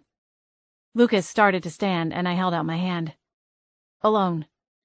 He frowned and looked about ready to object, but thought better of it and gave a slight nod. He handed me a flashlight and then pulled the sliding door open. You're the expert. I'll be right back. I jumped out of the van. Good luck, Lucas called out as I turned the corner. I rounded the back of the hulking vehicle and took purposeful steps onto the lawn. As I continued across the dewy grass, I became aware that Lucas was watching my every move. It was both uncomfortable and reassuring for different reasons. I still wasn't sure what to make of the man. It was all too easy to get distracted by his handsome face and easy-going nature. I'd all but forgotten that our first meeting had taken place down in the dirt, his taser pressed into my back. Who says small-town life is boring? Absently, I wondered how much longer he would be in town. As I turned on the flashlight he'd given to me, a few of the floodlights popped and lit up the yard, but I wandered outside the rings of light and went into the backyard. The perimeter of the house was fenced, but there was no barrier between the front and back yards. A line of hydrangea bushes and smaller shrubs was neatly planted along the side of the house, and I found myself hoping they left it all intact. It needed some pruning, but the plants themselves were strong and mature. Most of the backyard was swathed in darkness. The one security light was at the opposite end. "Hello?" I called out into the wall of shadows along the back fence. "It's me, Scarlett. I want to help you." Crickets. Literally. I frowned and scanned the yard once more with the flashlight beam, moving slowly.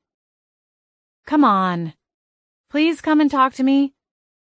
My heart sank as the night breeze rolled through, carrying no sign of another presence. "Sure," I griped. "Now you're shy." I trudged back the way I'd come and went to the van. Lucas slid the door open. "No dice?" I shook my head, trying to conceal my deflation. So much for knocking the whole thing out in one night. Lucas's jaw tightened. "In my line of work, it's all about risk management. So I need you to shoot straight with me. What are we up against here? What's the worst-case scenario?" "Honestly," I sighed, "I don't know. Ghosts are far from cookie-cutter. What one ghost can do, another wouldn't even be able to dream of. In my experience, I found that most ghosts can't even move a paperclip across a tabletop. However, this one has already shown that she has some muscle and isn't afraid to flex it. I don't know how it all works, at least not specifically. She's obviously found a way to harness her energy into a destructive force. But at the same time, there is a massive difference between the ability to break glass or throw objects and actually hurting someone. I've never seen a ghost physically injure someone. But at the same time, if she's driven enough, she could use what power she does have to set up a chain of events that could have disastrous results." Lucas scrubbed a hand over his stubble-coated jaw. "A broken window is a nuisance. A person standing on the other side and getting a shard to the face?" He trailed off. I gave him a solemn nod. "Exactly. I've got 2 guys on my team. Between the 3 of us, we should be able to keep watch around the clock. If I need more help, the Carters will foot the bill, no questions asked. They trust my judgment."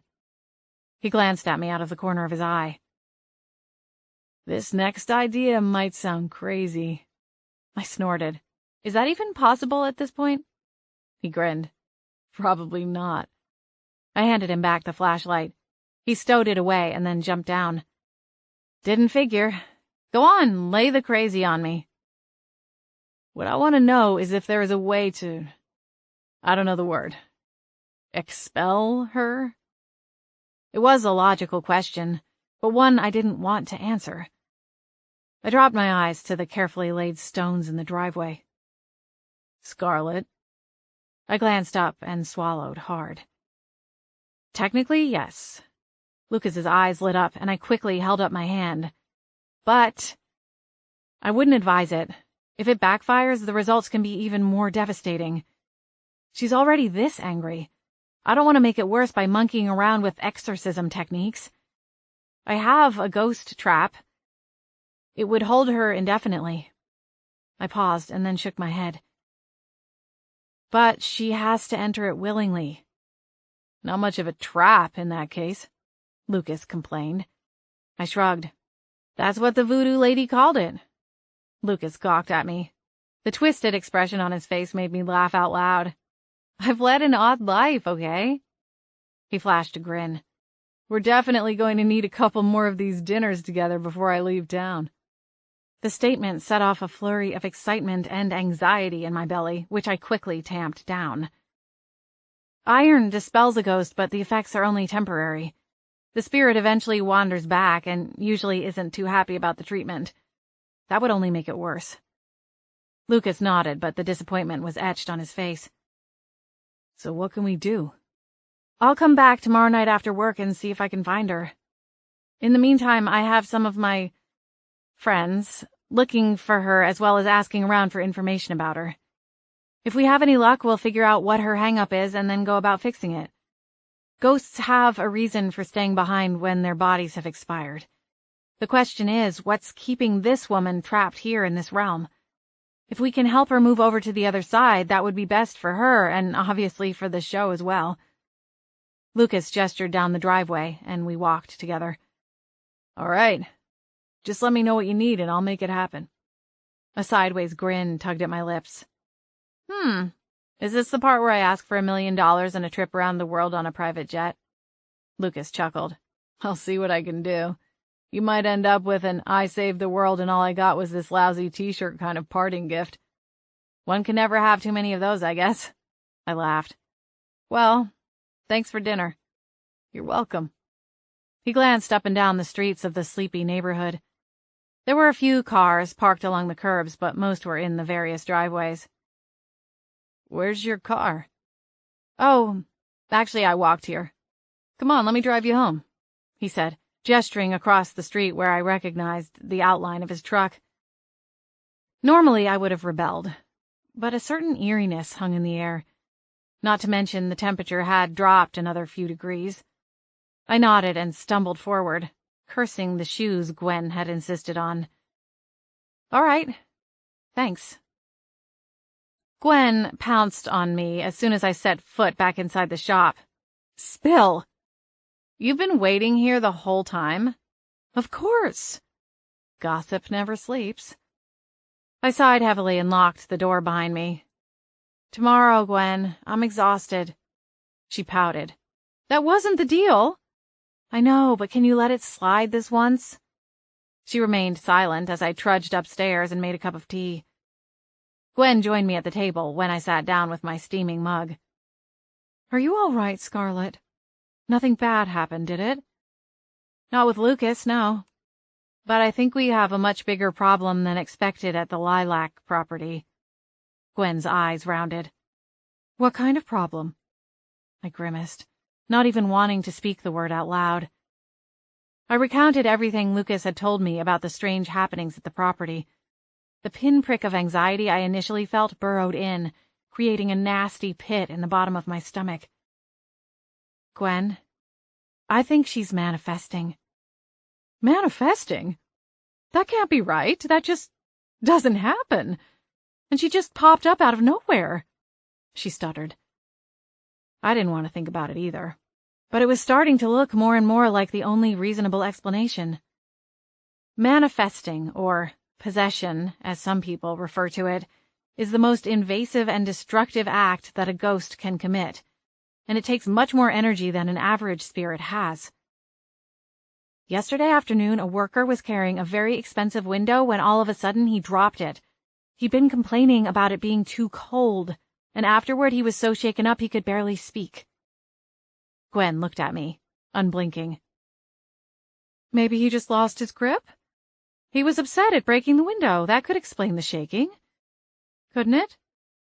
Lucas is going to get me the video footage to double-check, but I'd bet money on my gut being right. The way he described it, it has to be. What are you going to do? Gwen asked, her voice quiet. I have no idea. She shook her head slowly. I've heard of ghosts manifesting, but I've never understood it. I've seen it one other time. The results aren't pretty. What happened? Gwen asked, her eyes wide. Manifesting takes something from the spirit. Each time it chips away a little bit more until the spirit is nothing more than an angry, red-hot energy, forever trapped. All hope at crossing to the other world gone.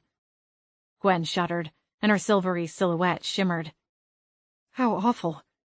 On top of that, if she's using the same person over and over, there can be permanent damage done to the human. Problems that go beyond loss of memory. Hopefully she knows that and isn't going back to the same person. But if she's not careful... My words trailed off, too bleak to finish. We have to stop her, Gwen said, more determined than before. I nodded in agreement. We have to find her and make her see that this isn't the way to find peace. She looked doubtful. Do you think that's what she wants? Peace? Seems to me she wants revenge.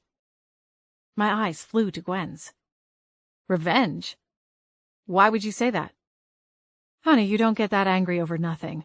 Something provoked her. I drummed my fingertips against the side of the warm ceramic mug. Either way, we have to do something before she goes completely off the rails. Gwen rose from her place at the table. With a resolute nod, she said, "I'll gather a team of spirits tomorrow.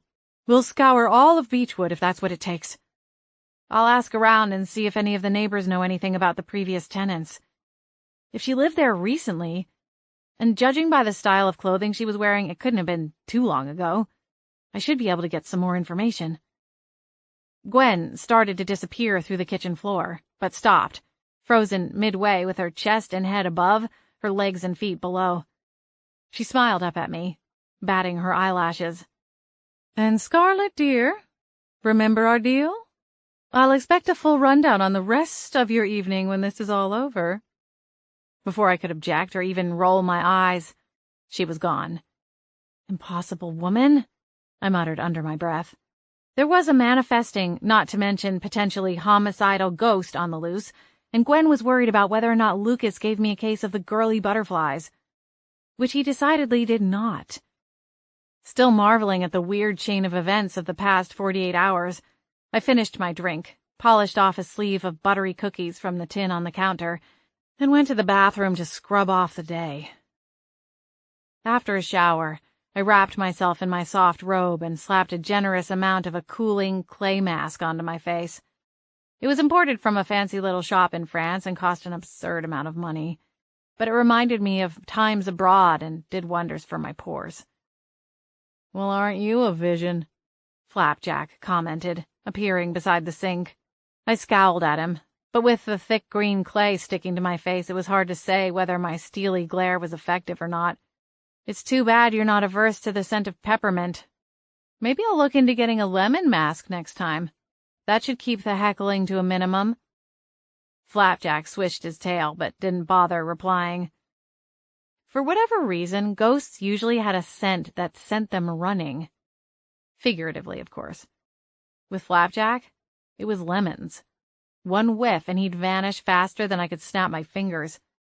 I couldn't figure out why, especially since he'd loved seafood in life and it was often served with lemon juice. In any case, it worked as a repellent when he was really pushing my buttons. Which, to be clear, was 90% of the time. "Why don't you go see if you can help Gwen?"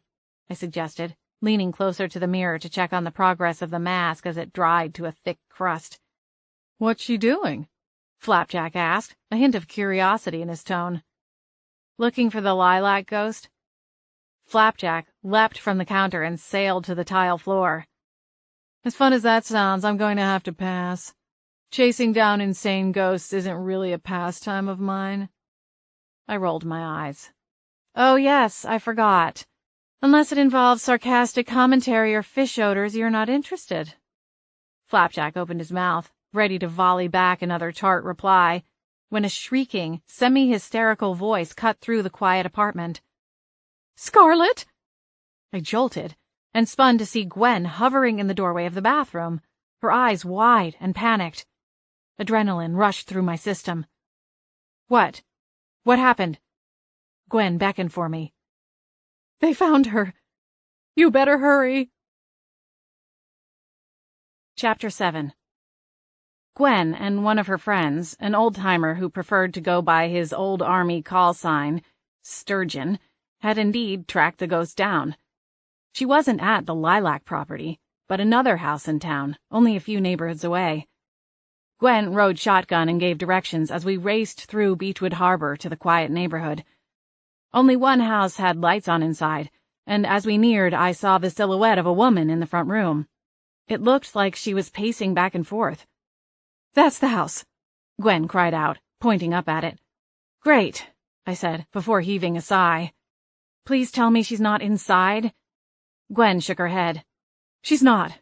Backyard." I frowned up at the house as I parked along the opposite side of the street, a few houses down. With one hand still on the wheel, I twisted around and reached for the extra coat I kept in the back seat of my car. I'd found that the coastal weather was often unpredictable, and while it might be sunny one moment, the next it could be pouring down rain. It was easier to keep a spare coat in the car for such occasions, and since Gwen hadn't allowed me time to slip into a pair of jeans, I was glad that I did. She hadn't even wanted me to waste time washing the mask off my face, so I scrubbed it off as well as I could while driving. I was still wearing the thin bathrobe that barely reached to mid-thigh. The winter coat didn't help much in covering my bare legs, but once zipped up, at least ensured that I wasn't going to be giving an accidental peep show as I crept through the neighborhood. "How am I supposed to get in the backyard without anyone seeing me?" I asked, quietly closing the driver's side door. I bundled into the coat, tugged at the hem of my robe. Face mask remnants, flip-flops, and a parka. I really couldn't risk anyone seeing me. "Easy," Sturgeon replied, appearing suddenly at my left. "Go to the house next door. Slip around the side of the garage. They don't have a security light. Jump the fence, and there you are." I groaned. "Oh, sure, easy peasy. Why was I worried?" "Scarlet will help you," Gwen said. "Come on." I resisted the urge to argue with her. What was she proposing? It wasn't like either of them could offer me a boost over the fence. I heaved a huge sigh. Obviously, resistance was futile. "All right, let's go. I just hope she's still here." Gwen and Sturgeon followed as I made my way across the street. I kept my eyes on the illuminated window, sure that at any moment the woman pacing her front room was going to turn, throw open the thin curtains, and see me skulking through her neighborhood like a cat burglar. Or maybe a flasher, I thought, considering my ridiculous appearance. Sturgeon's assessment was right on. The neighboring house had a porch light, but the alley between their fence and garage was dark, and the gate was unlocked. By the time I streaked across the backyard, hunched over in a strange run/crawl, my heart was slamming inside my chest hard enough that I was starting to worry about causing permanent damage. "Come on, she's just on the other side," Sturgeon coaxed, gesturing at the fence. The moonlight was just bright enough that I could see the faint outlines of my two ghost companions. Or were they now officially my partners in crime? I didn't want to think about it. My fingers trembled as adrenaline coursed through my body. The fence separating the 2 yards was probably 6 feet tall and made of solid wood planks. There were no footholds. Terror gripped me as I realized I couldn't launch myself over it. Sturgeon gave an impatient sigh. "Come on, soldier." "I'm not a soldier, I'm a florist," I hissed back after another attempt. "Use the lawn chair," Gwen cried out. I winced as her screech carried across the yard, before remembering that literally no one else could hear her. All anyone would hear was my heavy breathing and flailing attempts at pulling myself up and over the fence. Whirling around, I realized that Gwen was onto something. There were 4 chairs positioned around a table not too far away. I peeked up at the back side of the house and breathed a tiny sigh of relief when I saw that the windows were all still dark. I gave Gwen a nod and lurched into action. I snagged one of the chairs and yanked back, only to grunt and nearly topple over. The wrought iron chair was heavier than it looked, but I managed to drag it over and hauled myself over the fence. Sturgeon and Gwen melted through the fence and met me on the other side. "She's going to see me," I whispered, flattening myself against the fence. It wasn't just the front room that was lit up. Every light in the entire house was turned on. Whoever lived inside was spooked. "What's happening?"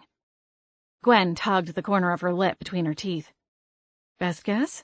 Rosie was here for a while." My eyes darted around the yard.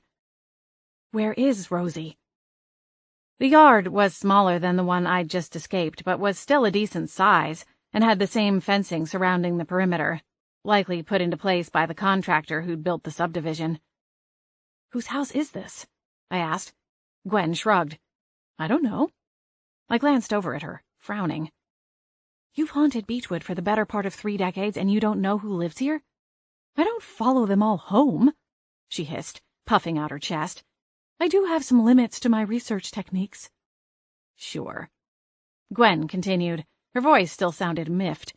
"As I said, I had everyone on the lookout and Sturgeon found her here." I shifted my gaze to the former army sergeant. What was she doing? "I saw someone matching the description Gwen provided and followed her through town. She wandered into this neighborhood.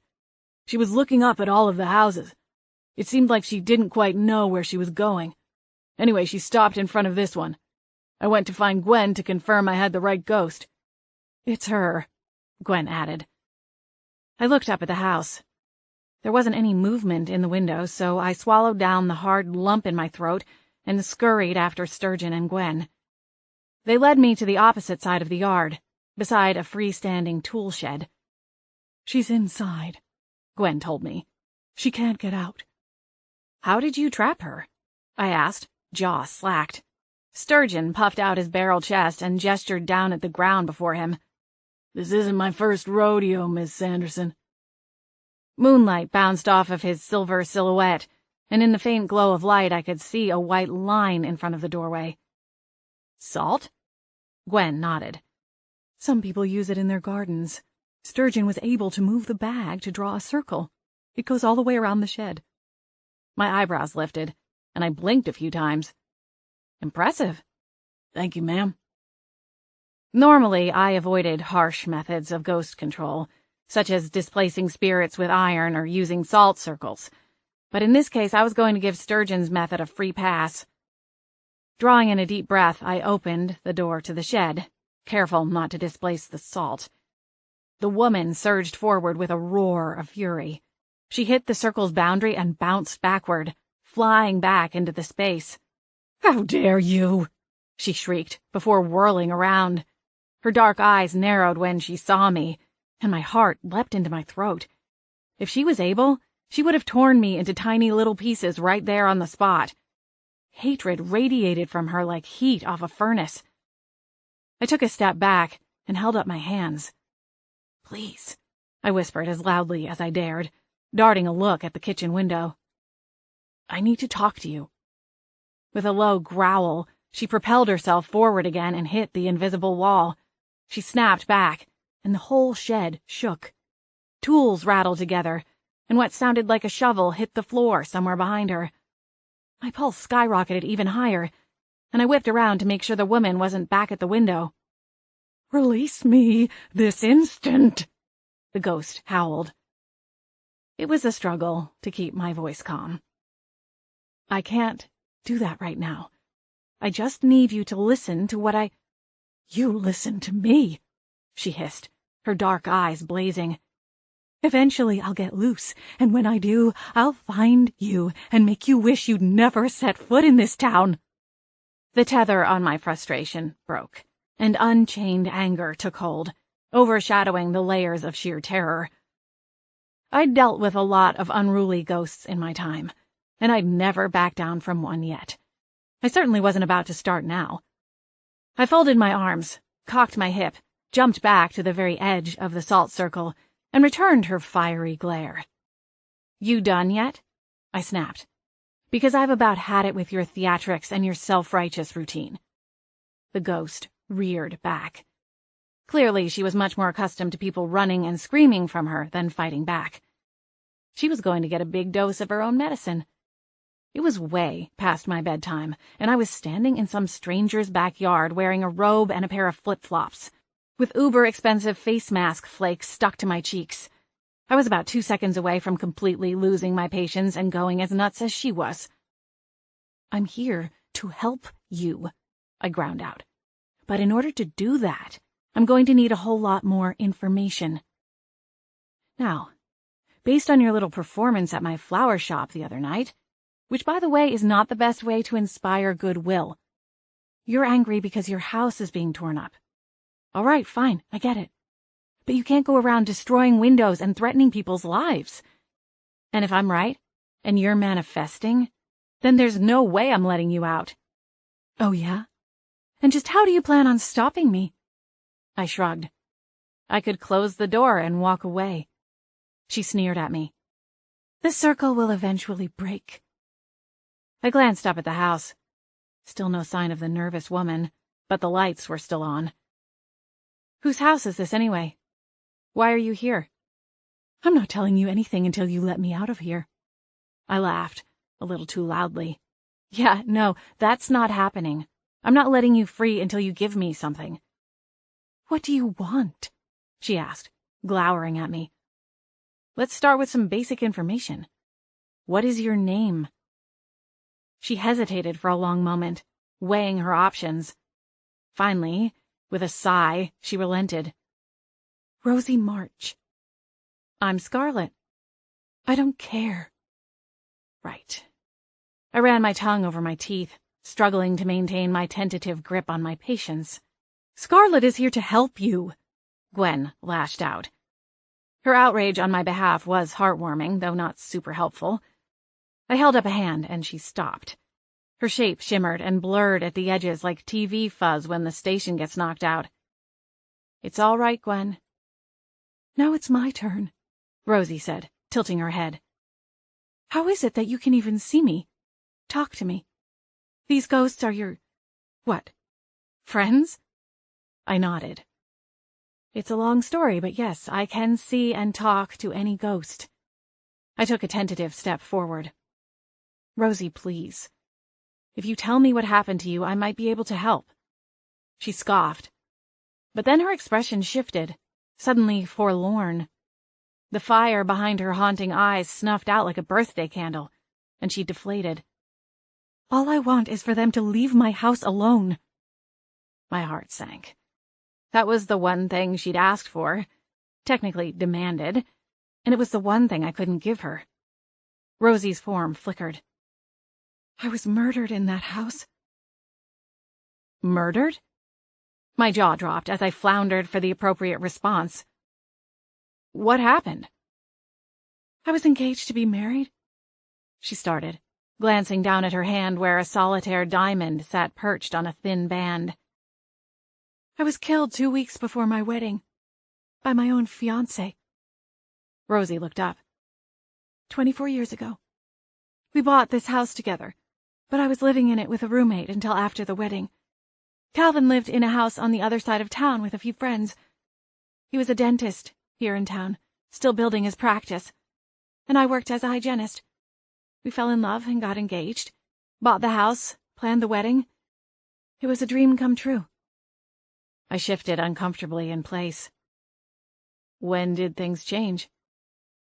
I really don't know, she answered, shaking her head. I thought we were happy right up until it happened. Her eyes fluttered closed, and she was quiet for a long time. Gwen and I exchanged a glance, but neither of us dared to speak. Rosie started again, her eyes still pressed shut. I hadn't been feeling well that day. The whole week, actually. I left work early to go home and rest. I caught Calvin red-handed. He was having an affair with my best friend, roommate, and maid of honor. Gwen gasped. 3 women at once? No! Rosie crinkled her brow and glared at her. Of course not. Those were all the same person. Wendy. You got home and found them together? I asked. Rosie's fiery eyes shifted toward me. They weren't in bed together, if that's what you're asking. But they were alone, in my house, in my bedroom. What else could that mean? I shrugged. Did you ask them? Rosie rolled her eyes. Of course. They made up some lie about packing me a bag for some amazing trip. Calvin said he'd asked for Wendy's help to make sure he didn't forget anything. It was supposed to be a surprise. I held up a finger. Wait a sec, I thought you said you worked for Calvin. What was he doing at your house in the middle of a weekday? Rosie shook her head. At that point, I had moved to another clinic a few towns over. Calvin and I thought it best that I didn't work for him as soon as we got engaged. He helped me get the job with a colleague of his. Got it. I nodded, figuring it was a smart move on his part. Office romances were tricky little beasts. So you bust in on them. They tell you the story about the trip and the bag. What next? Rosie went still again. It's a little fuzzy, but I remember screaming, and I think She wrinkled her nose. I threw up in the hallway. I was so upset. My body was shaking uncontrollably, and I could barely see a thing. My eyes were so blurred with tears. He kept trying to get me to listen to him. He grabbed me by the shoulders, shaking me back and forth. And that's when it happened. He pushed me. Gwen's eyes were shiny. How awful. Rosie focused on her, and then continued. He shoved me down the stairs. I hit my head, and died in the hospital a few days later. Everyone thinks it's an accident, My death. They think I tripped and fell. A tragedy. That's what they all said at my funeral. Meanwhile, Calvin got away. Free and clear. I don't think the police even asked him any questions. I shook my head slowly. I'm so sorry, Rosie. I don't even know what to say. All I want is to be left alone. I've tried for years to keep people out of my house. Now there are people crawling all over the place, like I'm not even there, knocking down walls, tearing apart the fireplace where I'd sit and read on rainy days. They ripped out the fountain in the backyard. It was an engagement present from my grandmother. My chest tightened. The anger I'd held for the woman faded and was replaced with deep sorrow and compassion, especially considering there wasn't a thing I could do to help her get her house back. You have to get rid of them, Rosie said. That house is all I have left. Rosie, I'm afraid there's not a lot I can do to help you. The TV show has planned this renovation for several months. A lot of time and money and manpower has gone into the project. They aren't going to up and leave simply because I tell them to. Like I told you back at my shop, there is a pocket of other people who aren't happy about it, but they haven't been able to shut it down either. The fight drained out of me, and I stepped forward to kick aside the salt that encircled the tool shed. After all she'd been through, it seemed cruel to keep her confined a moment longer, especially when I dashed her last hope at getting her house back. I'm really sorry. I wish I could help you. The salt circle broke with a slight hiss, and Rosie moved forward. All at once, the fire blazed back to life, hotter than ever. She leaned in and seethed. Then you'd better find a way to make them, or the next time we meet, there just might be another ghost for you to meet. Chapter 8. There was only one logical place for Rosie to flee. After closing the tool shed door, I didn't even bother trying to get back over the fence into the neighbor's yard. I stayed tucked in the shadows at the edge of the house and peeked around the side when I reached the front corner. The curtains had been parted and revealed that the woman was still in the living room. I swallowed hard and waited for her to turn around. She was on the phone. I could only hope it wasn't the local police department about seeing a deranged prowler sneaking around in a bathrobe and talking to herself in the backyard. The moment the woman turned, I bolted for the street. My feet slipped in my pathetic excuse for shoes, and I wondered why on earth I hadn't taken the time to put on a pair with laces. By some miracle, I made it to my car without breaking an ankle or being spotted by any of the neighbors. Nice work, soldier, Sturgeon said, with a proud smile as he and Gwen appeared in the back seat. That was some stealth. My heart jolted as my eyes slid to the rearview mirror. I forgot the chair. The chair? Gwen repeated. The one I used to hop the fence.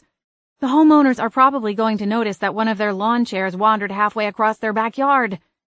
No problem, soldier. I'm on it. Sturgeon disappeared, and I looked at Gwen. Done. I gasped as Sturgeon reappeared beside her. What did you do? Moved it back, he said, as though I were asking why the ocean is blue. Wow. Really? That thing weighed a ton. Yes, ma'am. Sturgeon gave a firm nod. I've found that with a little discipline, anything is possible. Let's hope you have a few more tricks up your sleeve. I have a feeling we're going to need them before the night is over. I turned over the engine and pulled away from the curb. We passed the house, and I noticed the woman was still pacing in front of the large picture window. Had Rosie spooked her somehow? If so, why? Who was she? I'd gotten so lost in the story that I'd forgotten to push for the reason she was there.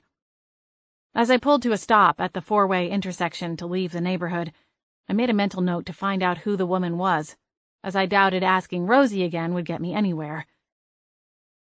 I wasn't sure what I could do about any of it. I couldn't grant Rosie her one request. There was no way I could convince the TV studio to move on from the Lilac House. Ironically, the only way they would be likely to abandon the project would be if someone was seriously injured on the set. I sighed heavily as I turned onto the main road through town.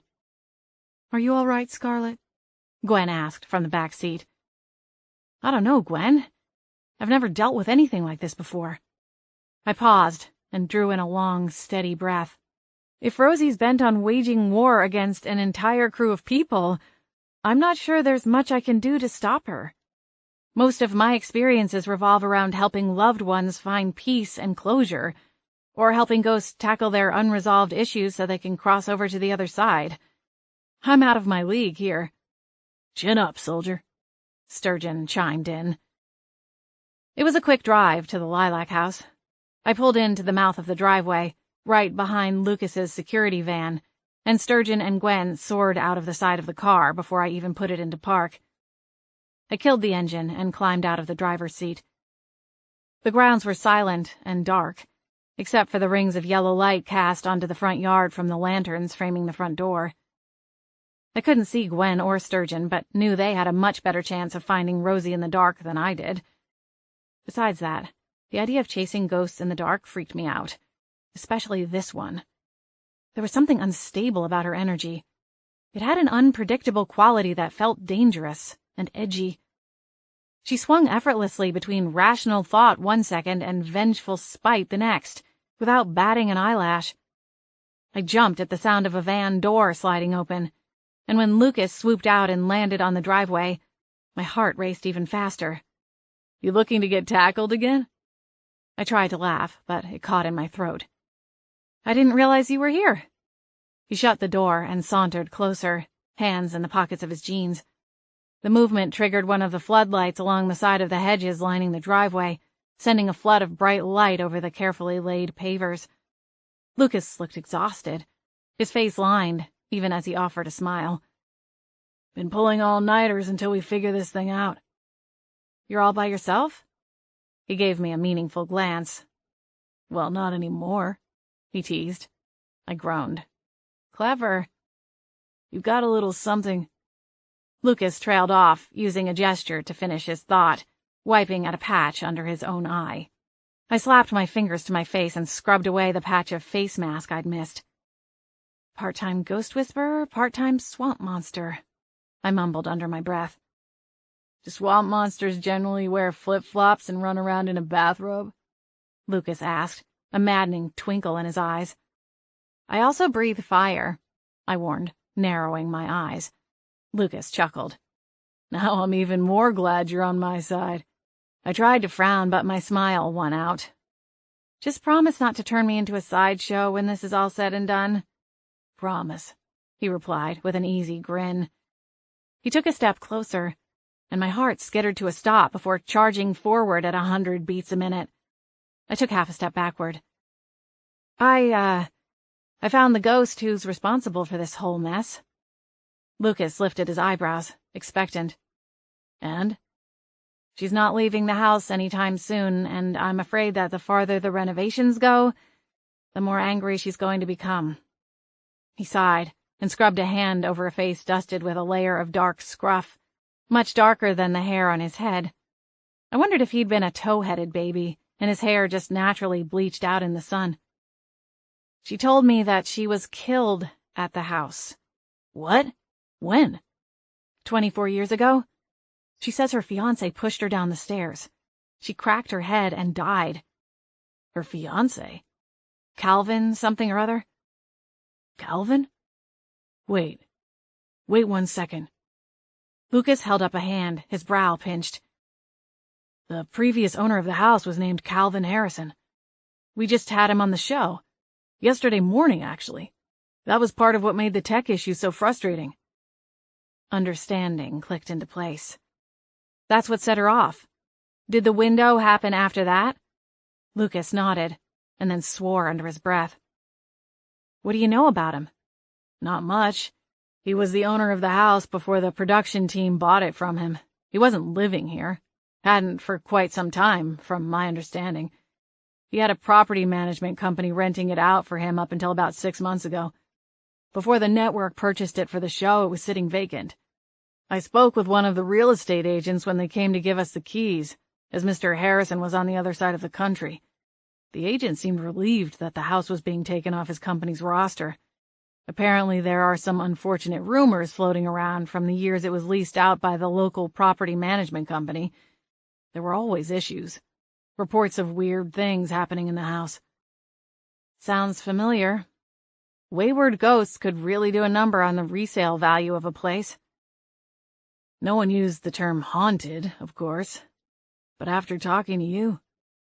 Lucas trailed off, leaving his conclusion hanging in midair. Honestly, I don't know why he hung on to it as long as he did. With no tenants, the whole place is a money pit. Rosie, that's the ghost, said they declared her death as an accident. She went to her own funeral. Yikes. Lucas winced. That's gotta be weird.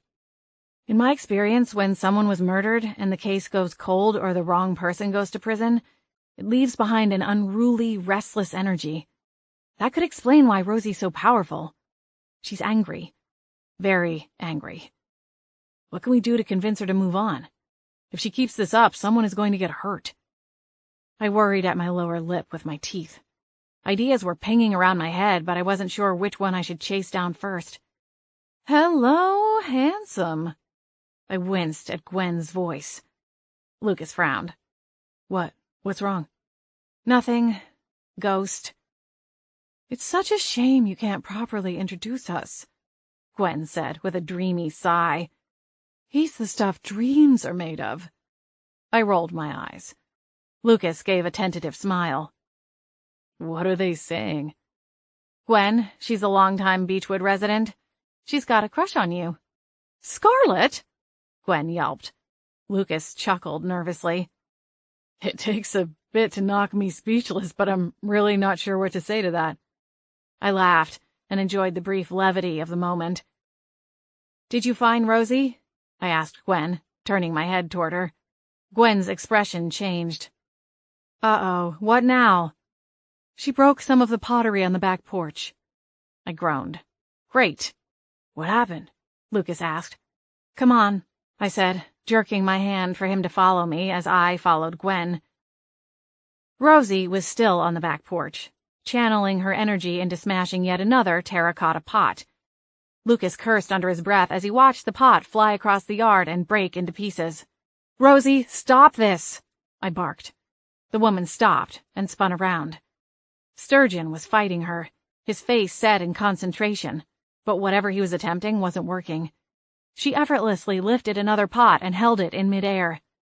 Where should I send this one? Through the kitchen window? They just put that in yesterday, you know. They took out the stained glass window that had been there for nearly a century. I folded my arms. You told me that I had a week, I reminded her, using the sternest voice I could muster. What's with the Wreck-It Ralph routine? Rosie scowled. I said you had a week until people would start getting hurt. A flower pot through the window won't hurt anyone. I huffed and threw my hands up in the air. Look, Rosie, you're pissed off. I get it. We all get it. But you have to stop this madness. I can't help you if you refuse to cooperate with me. Ignoring me, Rosie chucked the flower pot at the side of the house. It didn't go through the window, but it exploded against the wall and fell to join the other pottery shards on the back deck. Rosie! I barked. She hoisted up another pot. There wasn't even a hint of strain on her face. How deep was her well of power?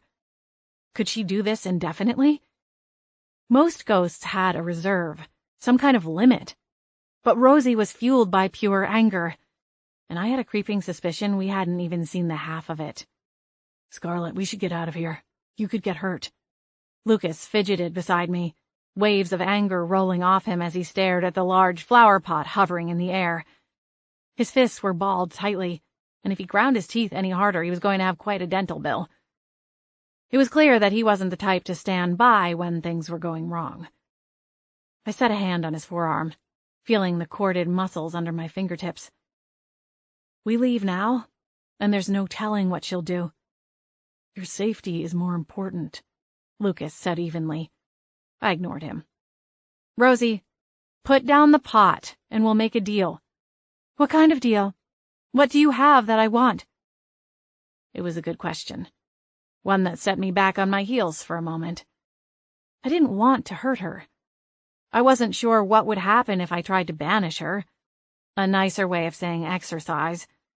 I'd participated in the exercise one other time, after meeting a fellow ghost whisperer in my travels through Central America. A ghost was wreaking havoc on a small community in the mountains of Honduras, and finally a ghost whisperer came to their aid. I just happened to be there, on my way through a long trek touring the Mayan ruins. I'd aided them in the ceremony, and was confident I could do it again.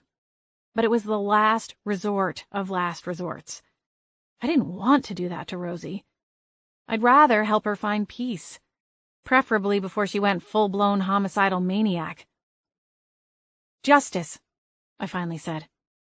Rosie paused, and the ceramic pot lowered to the ground. I rushed forward, both hands held out and open. "I'll prove that your death wasn't an accident. I'll get to the bottom of it and expose the truth to the whole world." "I already know who killed me," she said, her voice cold. "He was supposed to love me. Our wedding was 2 weeks away. If he didn't want to go through with it, then why didn't he break it off? Take back the ring? Move to a new town? Why kill me?" "I don't know, Rosie." I moved closer, with measured steps. "But I'll find out. I swear." Rosie lifted her dark eyes to mine, and the dim porch light reflected off of a lone tear that leaked from the corner of her eye and ran down her cheek. "I need something from you, though. A promise." I swallowed hard. "I need you to promise me that you won't interfere with the renovations anymore. I need to know that no one will get hurt." Slowly, Rosie nodded, and the pot landed softly back in its place on the deck. "And no more manifesting," I hurried to add. "All right." Rosie moved closer, and I noticed the energy shift. The crackling tension that had swirled around her was gone, and I was starting to feel the cold nip in the night air against my legs. "I'll leave these monsters alone while they destroy my house." I inclined my head. "Thank you, Rosie." The edges of her silhouette shimmered, and then she vanished. Lucas held up a hand. "Thank you," he said, as though talking to someone hard of hearing. I suppressed a grin. "She's already gone." "Oh." He pocketed his hand. "That was wonderful, Scarlet," Gwen said, sailing back across the yard. She inserted herself between Lucas and me. I sighed. Yeah, what better way to handle the situation than to throw myself into a 20-year-old murder investigation? Chapter 9. When my alarm clock went off the following morning, it was all I could do not to chuck it out the window.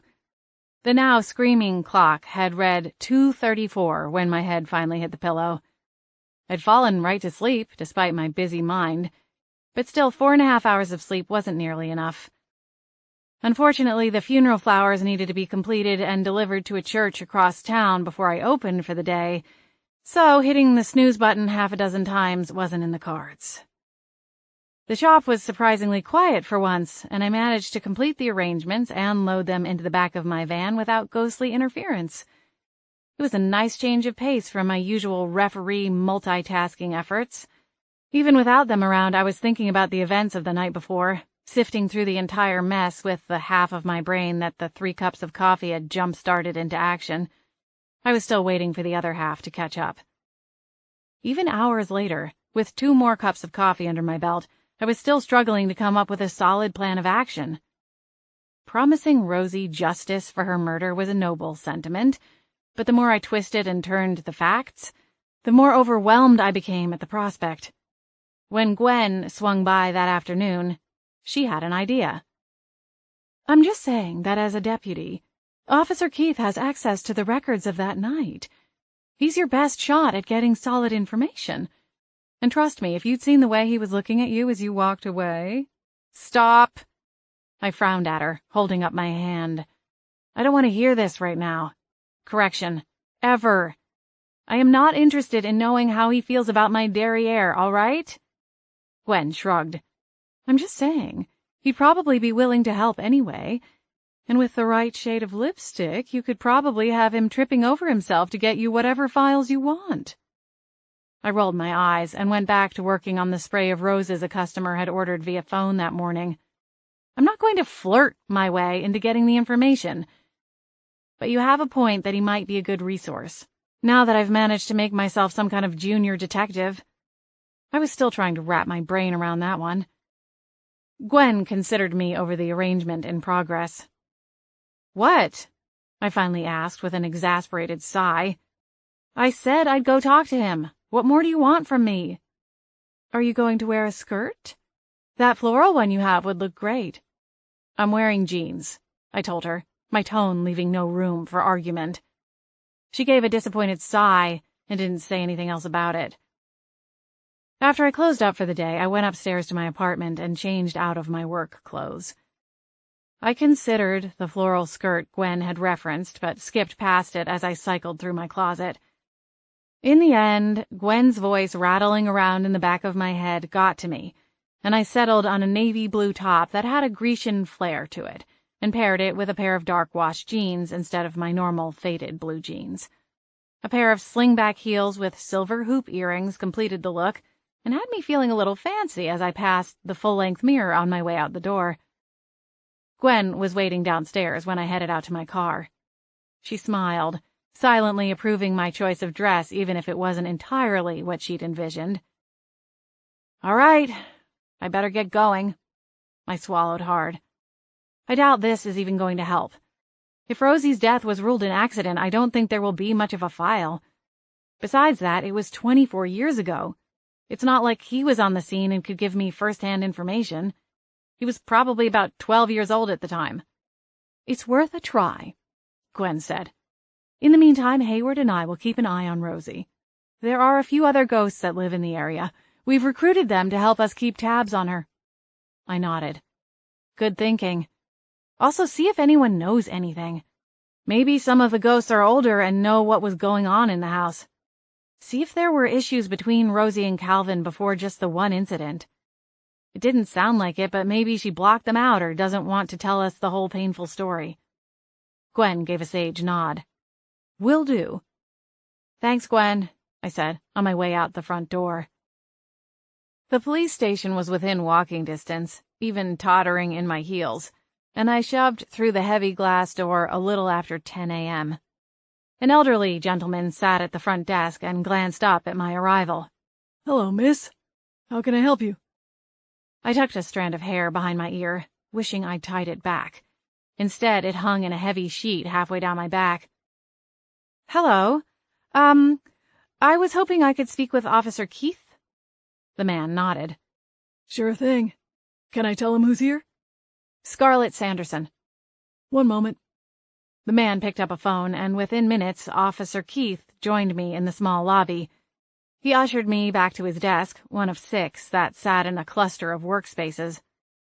Along the way, we'd passed Chief Lincoln's office and another private office marked for the town's detective. It was a fairly bare-bones force, but that's all that a small town like Beechwood Harbor needed. He offered me his chair, and then went to snag one of his co-workers' chairs for himself. "I have to admit I'm surprised to see you," he said, settling into his seat. "You seem pretty dead set against filing an official report on what happened at your shop the other night. What changed your mind?" Oh, no, this isn't about that." He raised an eyebrow, then smiled. "Well, then, what can I do for you?" I shifted to the edge of my chair. "I came here about an investigation. The death was ruled an accident, but I'm hoping to see the notes or at least ask some questions in regards to the death." He looked surprised. "Oh, okay. I'm not sure how much help I can be, but go ahead and ask away. I'll do what I can." "It would be a cold case," I started. 24 years ago, a woman named Rosie March died after falling down the stairs in her home. Her fiancé and one of her friends was there when she fell. She was taken to the hospital and died a few days later. It was ruled an accidental death, but I'm wondering what kind of detective work would go into something like that." He tilted his head. "It depends. They would obviously take statements from the witnesses, but assuming their reports lined up with what the doctors said, as well as the evidence at the scene, there's not much more that would need to be done." What if they had suspicions of foul play? What's this about, Scarlet? I offered a sweet smile. I just told you. His lips twitched. I mean, what's really going on? Where are all these questions coming from? When someone goes poking around in a closed investigation, not to mention one that's 2 decades old, there's a reason. What's yours? I tried on an answer and quickly discarded it. There was already one too many people in town who knew about the supernatural company I keep. Rosie died at the Lilac House. You know, the one that TV show is renovating. So? I leaned in conspiratorially. Well, you know what people say about that house, don't you? Officer Keith laughed. Oh, come on, Scarlet. Tell me you're not one of these ghost chasers looking for a spooky story to tell around a campfire. I shrugged one shoulder. Call it a guilty pleasure. He chuckled, shaking his head. My heart lurched, ready to combat his dismissal. But after he considered me for another long moment, he dropped his hands to his keyboard. All right. Let me see what I can find. Thank you. He didn't speak as his fingers flew over the keys. I fidgeted in my seat as other officers wandered in and out of the bullpen. After a few minutes, the printer at the end of the row of desks fired up and spit out 3 pages in rapid succession. He rose from his seat, and I followed. Now, technically, I shouldn't even be giving this to you. But since it's a closed case, and given the age of the file, I'm willing to make an exception. A flicker of excitement flared within me. Thank you so much. You have no— On one condition, he interjected. My smile fell as he sauntered to the printer and retrieved the pages from the tray. He made a show of gathering the 3 pages and stacking them together. What's the condition? I asked, suspicious. First, you need to start calling me Jason. He smiled and held out the pages.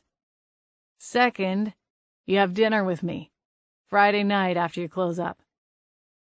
Thank you, Jason, I said, snatching the pages from his hands. Without waiting, I pivoted on my heel and gave a wave as I started back the way we'd come. What time should I pick you up for dinner? He called after me. I don't think Friday will work for me, I replied. He folded his arms, still smiling. What about our deal? You only said one condition, Jason. His smile widened as he realized I'd tricked him. Stay out of trouble, Scarlet. After leaving the police station, I went to Siren's Song and ordered myself a huge latte and a few cookies. Cassie Frank, the manager, was working the register and thanked me profusely for the bouquet of flowers I'd made for her a week ago to give to her father's caretaker on her birthday. Holly Bolt, one of my more recent acquaintances, presented me with my latte, smiling. It was a secret, but Holly was part of the underground community of supernatural beings in the sleepy town. Most people, Cassie included, had no idea that witches, shifters, and vampires existed, let alone worked and lived alongside them. I was fully human, but straddled the line between mortal and supernatural worlds. I didn't have the gift of oblivion. With random ghosts popping in and out of my daily life, it was impossible to put on my blinders, so I'd learned to embrace it. Read any good books lately? Holly asked me with a cat who ate the canary smile. I shifted a quick glance at Cassie, but she was busy chatting up the next customer in line. Cassie was a ball of sunshine, radiating joy and goodwill to everyone she encountered. It made her a wonderful member of the small, tight-knit community, and especially suited for her role as the manager of one of the town's most frequented watering holes. I've been a little distracted, I replied, before taking a long sip of the piping hot beverage. Holly inclined her head. Anything I can help with? For a moment I considered asking for her help. We'd met under strange circumstances, and she knew all about my gift. She was also convinced that the reason I was able to see and speak with ghosts had something to do with being a yet undetermined member of the supernatural world. I wasn't so sure. A few weeks ago, she'd presented me with a large, leather-bound book filled with basic potion instructions. I'd taken it without a fuss, but hadn't done more than look at the carved marks on the front cover. I think I'll be all right, I told her with a polite smile. Thanks for the coffee. Any time. Got a late night planned? I took a long sip of the latte. Nothing too terrible, but a little pick-me-up never hurts. Holly smiled. Pretty soon you'll be so busy you'll need to hire a couple of part-timers. I hope you're right. A delivery driver is at the top of my list, I told her, thinking of my crack of dawn wake-up call. Hayward and Flapjack certainly aren't going to lend a hand anytime soon. That's the problem with ghosts. All talk, no action. Holly laughed, the sound light and musical. Cassie joined us and handed over a turquoise bakery bag embossed with a silver siren, the shop's mascot and namesake. Bless you, I said, inhaling the sugary scent wafting up from the cookies inside. Coffee in hand and bakery bag tucked under one arm, I shouldered open the door and slipped outside. I was eager to get back to the shop and look over the police notes. My only hope was that reading the detailed account would spark a plan of action, because as it was, I had nothing but a lot of big fat question marks. Lost in thought, I ended up taking the route that led me past the mouth of Lilac Street. The Lilac House sat at the beginning of the neighborhood, dwarfing the other smaller houses. I glanced across the street as I passed by and saw 3 white vans parked on the street in addition to the one Lucas used as his office. The front of the house was getting a facelift. A crew of men were on the porch, tearing into the floorboards with pry bars and hammers, while a trio of people in bright green t-shirts bearing the branding for a local landscape company were hacking through the foliage in the sloped front yard. Bushes had been torn out, and several wagons bearing fresh, still-potted plants were rolled up to the top of the driveway, waiting to be planted in the beds that one man was preparing with bags of dark potting soil. Hopefully, Gwen and her posse were keeping Rosie in check, or, at the very least, distracted. I didn't trust her promise to keep away from the house, and there was no way she'd sit back and watch the crew uproot half of the landscaping without causing a scene. Hey, Scarlett! I jolted and sloshed a little bit of my coffee when Lucas shouted my name. He'd raised his voice to be heard over the construction sounds, only for things to go quiet half a second before. He was jogging to close the handful of yards between us, raising a hand and flashing that devastating smile. Easy, Scar. No need to get all fluttery. He's just a guy. I returned his smile. You scared me. Sorry about that, he said, gesturing at the work crew.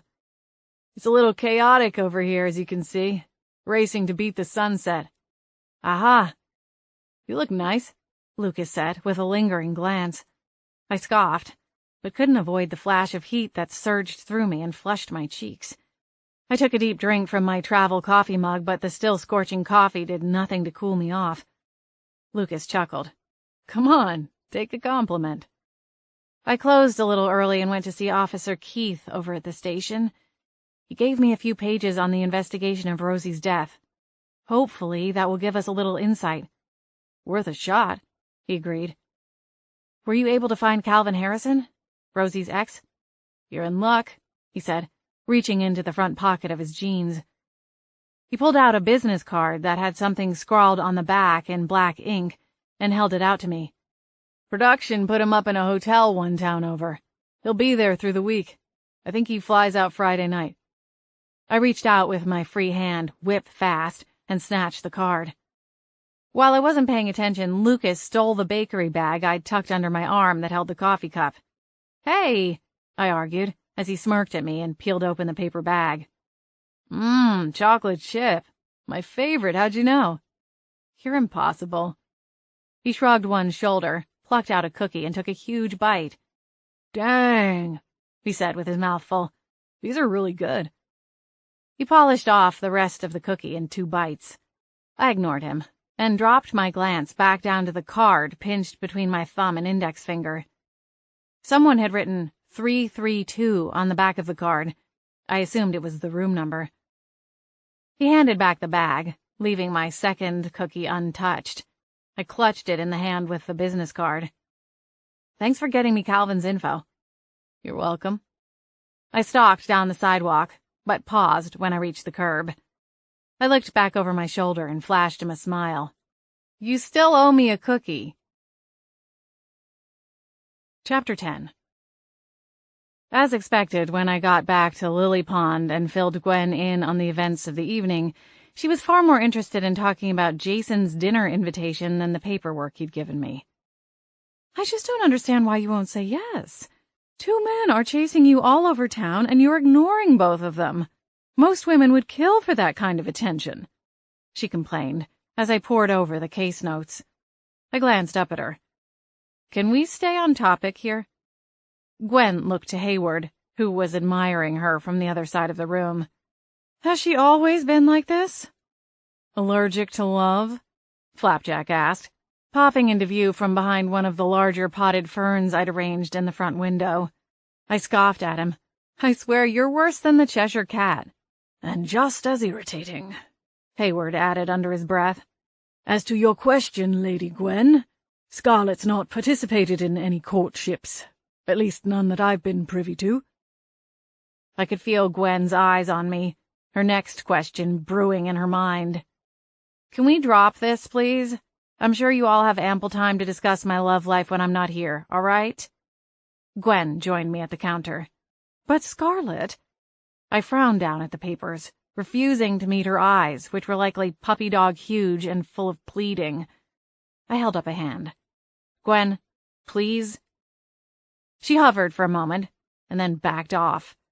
I breathed a quiet sigh of relief, grateful to be out from under the love microscope. Everything matches up with what Rosie told us. Her fiancé, Calvin, said she came home unexpectedly from work in the middle of the day. She wasn't feeling well.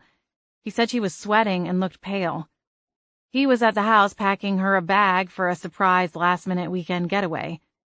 Wendy, the roommate, was helping him pack. I paused and looked up at Gwen. Rosie thought they were having an affair, right? That's what she said. Gwen nodded. Right. She was upset because she found them together at the house when she was normally gone at work. You know what doesn't make sense? I squinted at the pages, trying to play the sequence out in my mind. If Wendy and Calvin were really just looking for a place to... I glanced at Hayward, who would be mortified by the word sex. He'd ghosted his way around the world for nearly a century, but he stayed close to his well-bred roots. If they wanted to be together, why wouldn't they have been in Wendy's room? It doesn't make sense that they'd be in the master bedroom when Wendy had her own room. Good point. Gwen cocked her head and looked at the papers I'd spread across the counter. Maybe he was telling the truth. So, Rosie's in a bad state of mind. She's sick and miserable, probably stressed. In my experience, weddings have a way of making even the most level-headed women go a little nuts. Hear, hear, Hayward chimed in. When my Mary and I were betrothed, we got into quite the discussion about the color of the linens for the tables. I told her to do as she saw fit, and she went into hysterics over my apparent apathy. Sounds about right, Gwen giggled. We want the man to care, but not to the point of forcing his own opinion. Enough to drive a man to drink, if you ask me, Hayward replied. I smiled at Gwen. And you wonder why I'm not racing to the altar? Gwen pursed her lips, but didn't argue. What does Wendy's statement say about the whole thing? Does she back up Calvin's version of the events? I read through it once more. Yep, pretty much the same thing as Calvin's. She was helping him pack a bag for Rosie, and Rosie came in, burst into tears, and started screaming at them. She threatened to leave and call off the wedding as she stormed from the bedroom. Calvin went after her. Wendy followed, but it was too late. She stepped into the hall just as Rosie was tumbling head over heels down the stairs. So she didn't actually see what happened? Gwen asked. After another read-through, I shook my head. I guess not. Gwen tapped a finger against her lips. Interesting. I just can't figure it out, I said to no one in particular. If they were a couple of weeks away from their wedding, they should have been happy, right? Hayward swept forward and joined us at the counter. You said it yourself, Lady Scarlett. Weddings can make people go loopy. Maybe. But if he was having second thoughts about the marriage, he could have called the thing off. Why go to such an extreme? Maybe he didn't mean to push her so hard, Gwen offered. They were arguing. Maybe he reached for her and she twisted away and lost her balance. That couldn't be considered a murder, could it? I shook my head. I don't know. Maybe that would be manslaughter? But the police didn't pursue it, Hayward asked. No. It's just like Officer Keith said. They spoke with Wendy and Calvin, and it looks like they also spoke with Rosie's mother at the hospital. That was it. Case closed. I wonder why Rosie is so convinced it was intentional, Gwen said. Could her memory be skewed? I shrugged. I've met ghosts who couldn't even remember how they died. Maybe her memories of the whole incident are slightly fuzzy. She put together the pieces that she remembered and came up with her version of the events. From the sounds of it, she's lived in isolation for over 2 decades. That's a long time to spend stewing. If she's been reliving it over and over again, she might not even know what the truth is anymore. I gathered the pages together and slipped a paperclip over the top corner. Either way, I think it's time to hear what Calvin has to say after all this time. How are you going to find him? Gwen asked. He's in town, because they had him on the TV show. Lucas just gave me his hotel information. I glanced up and caught Gwen and Hayward exchange a dark look. What? I asked them. Lady Scarlet, do you think it's wise to go poking around? What if this man is dangerous? I have to, Hayward. It's the only way to keep Rosie under control. Besides that, I think she deserves to know the truth. Whatever it ends up being.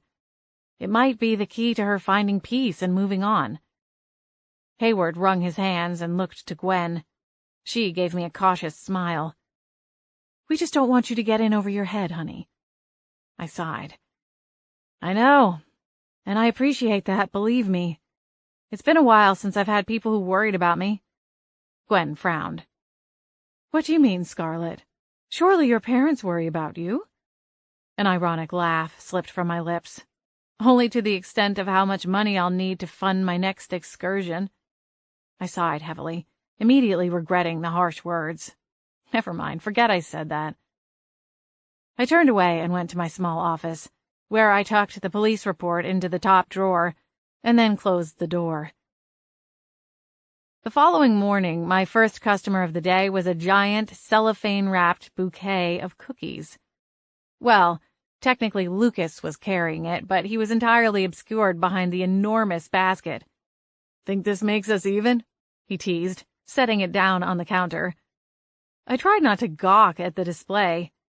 2 dozen cookies, each attached to a white stick with some kind of hard frosting and decorated in a myriad of colors, were arranged to look like flowers. I had no idea where he'd gotten the idea, let alone the actual basket. For all I knew, he'd swiped it from the craft services table on the set. You're insane, I told him, shaking my head.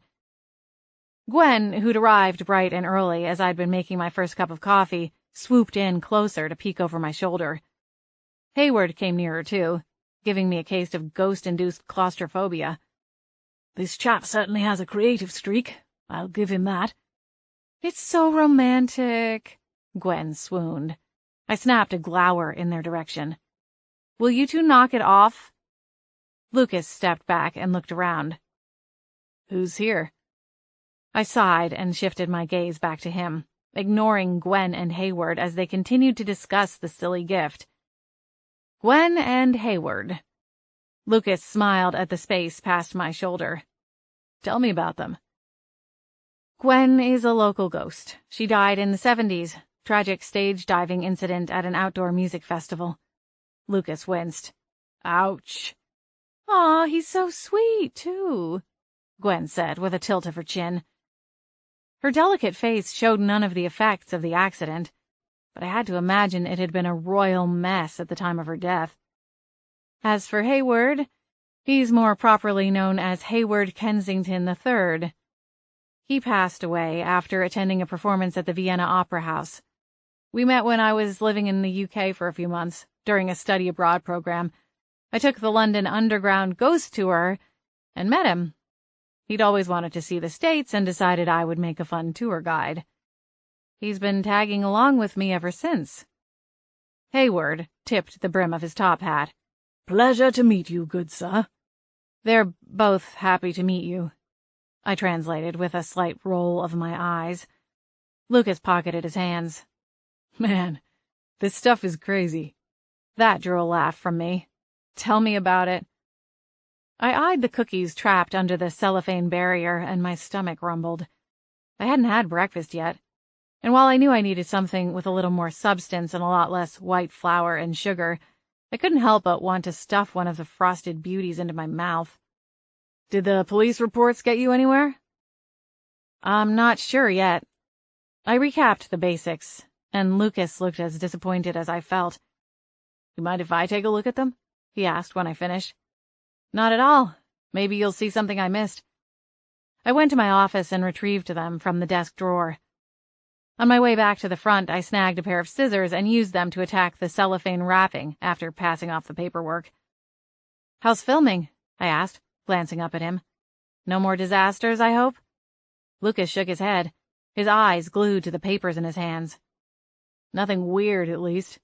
Sheila had a meltdown because the stylist packed the wrong jewelry for the outfit she was wearing, but that's pretty typical. I snorted and peeled back the edge of the cellophane where I'd cut a square hole.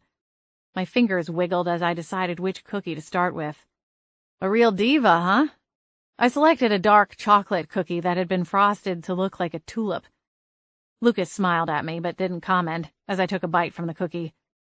She can be a bit of a handful.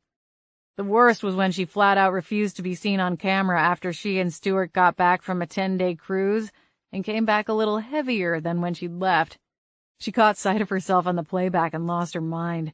She barricaded herself in her trailer and refused to come out until the producers promised they'd shut down filming until she could complete a juice cleanse. I laughed. Wow, sounds like a party. Lucas shrugged. It's entertaining, if nothing else. Mostly I stay because I get to travel to different places, and I get 3 months off every year to do whatever the heck I want. Not many people have jobs like that, so I try not to complain too much. Yes, you're very humble, I teased. After another moment, he set the pages down on the counter and reached for a cookie. Well, you're right. There's not a lot in there. Is it possible she's wrong? That it was just an accident? I shrugged. I don't really know. He took a bite of his chocolate chip cookie and slowly began wandering the perimeter of the shop. He looked out of place among the bright displays and kitschy gift items that were scattered throughout the store. While a significant portion of my customers were men, the retail space had been designed for women shoppers. Cute cards featuring chubby kittens, glittery butterflies, and a line of funny cards intended for girlfriends to give to one another, usually featuring a hunky man and a bottle of wine. He paused to peruse a selection of ceramic teapots that I'd turned into decorative planters. I forced myself to stop watching him and spun the papers to face me. I'd read the words 3 times through, but looking at them with fresh eyes, a new detail jumped out at me. I sucked in a quick breath and choked on some lingering cookie crumbs. Lucas whipped around. Are you all right? I sputtered and coughed, but nodded my head. Fine, I croaked. After a few sips of cold coffee, I was able to breathe again. I just realized something. What is it? He said, coming back to join me at the counter. I pointed at the paper. This address on Marigold. I think I was there last night.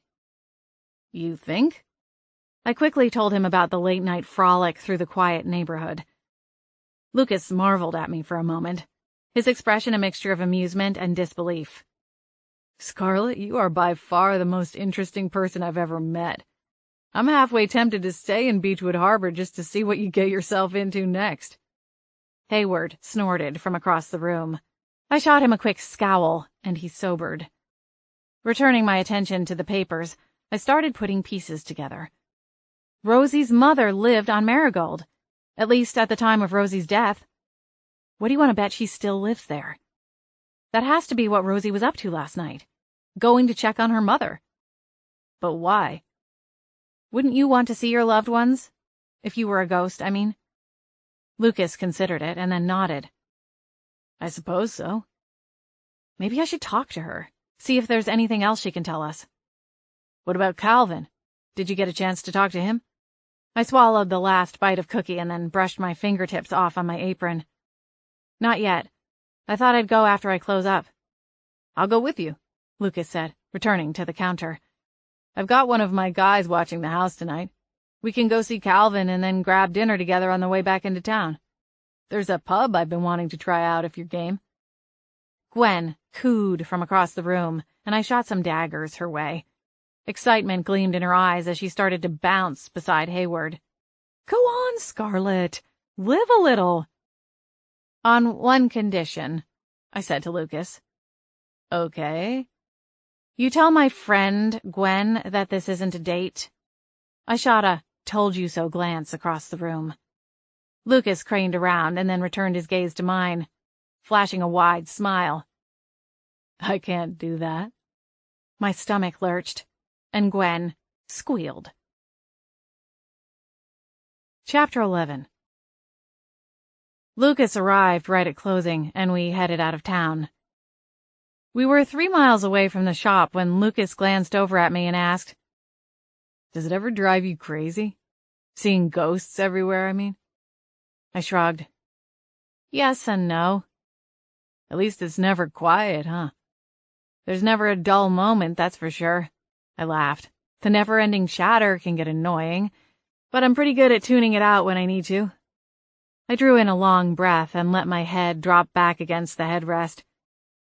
I've seen ghosts for the majority of my life, so I guess at least in some ways I don't really know what it would be like without them. I grew up with 2 younger brothers, he started. It used to drive me nuts when they'd follow me around everywhere I went, or pounce on me as soon as I got home from going anywhere without them. Then I joined the military, and as soon as I was away from that constant pecking, I found myself missing it.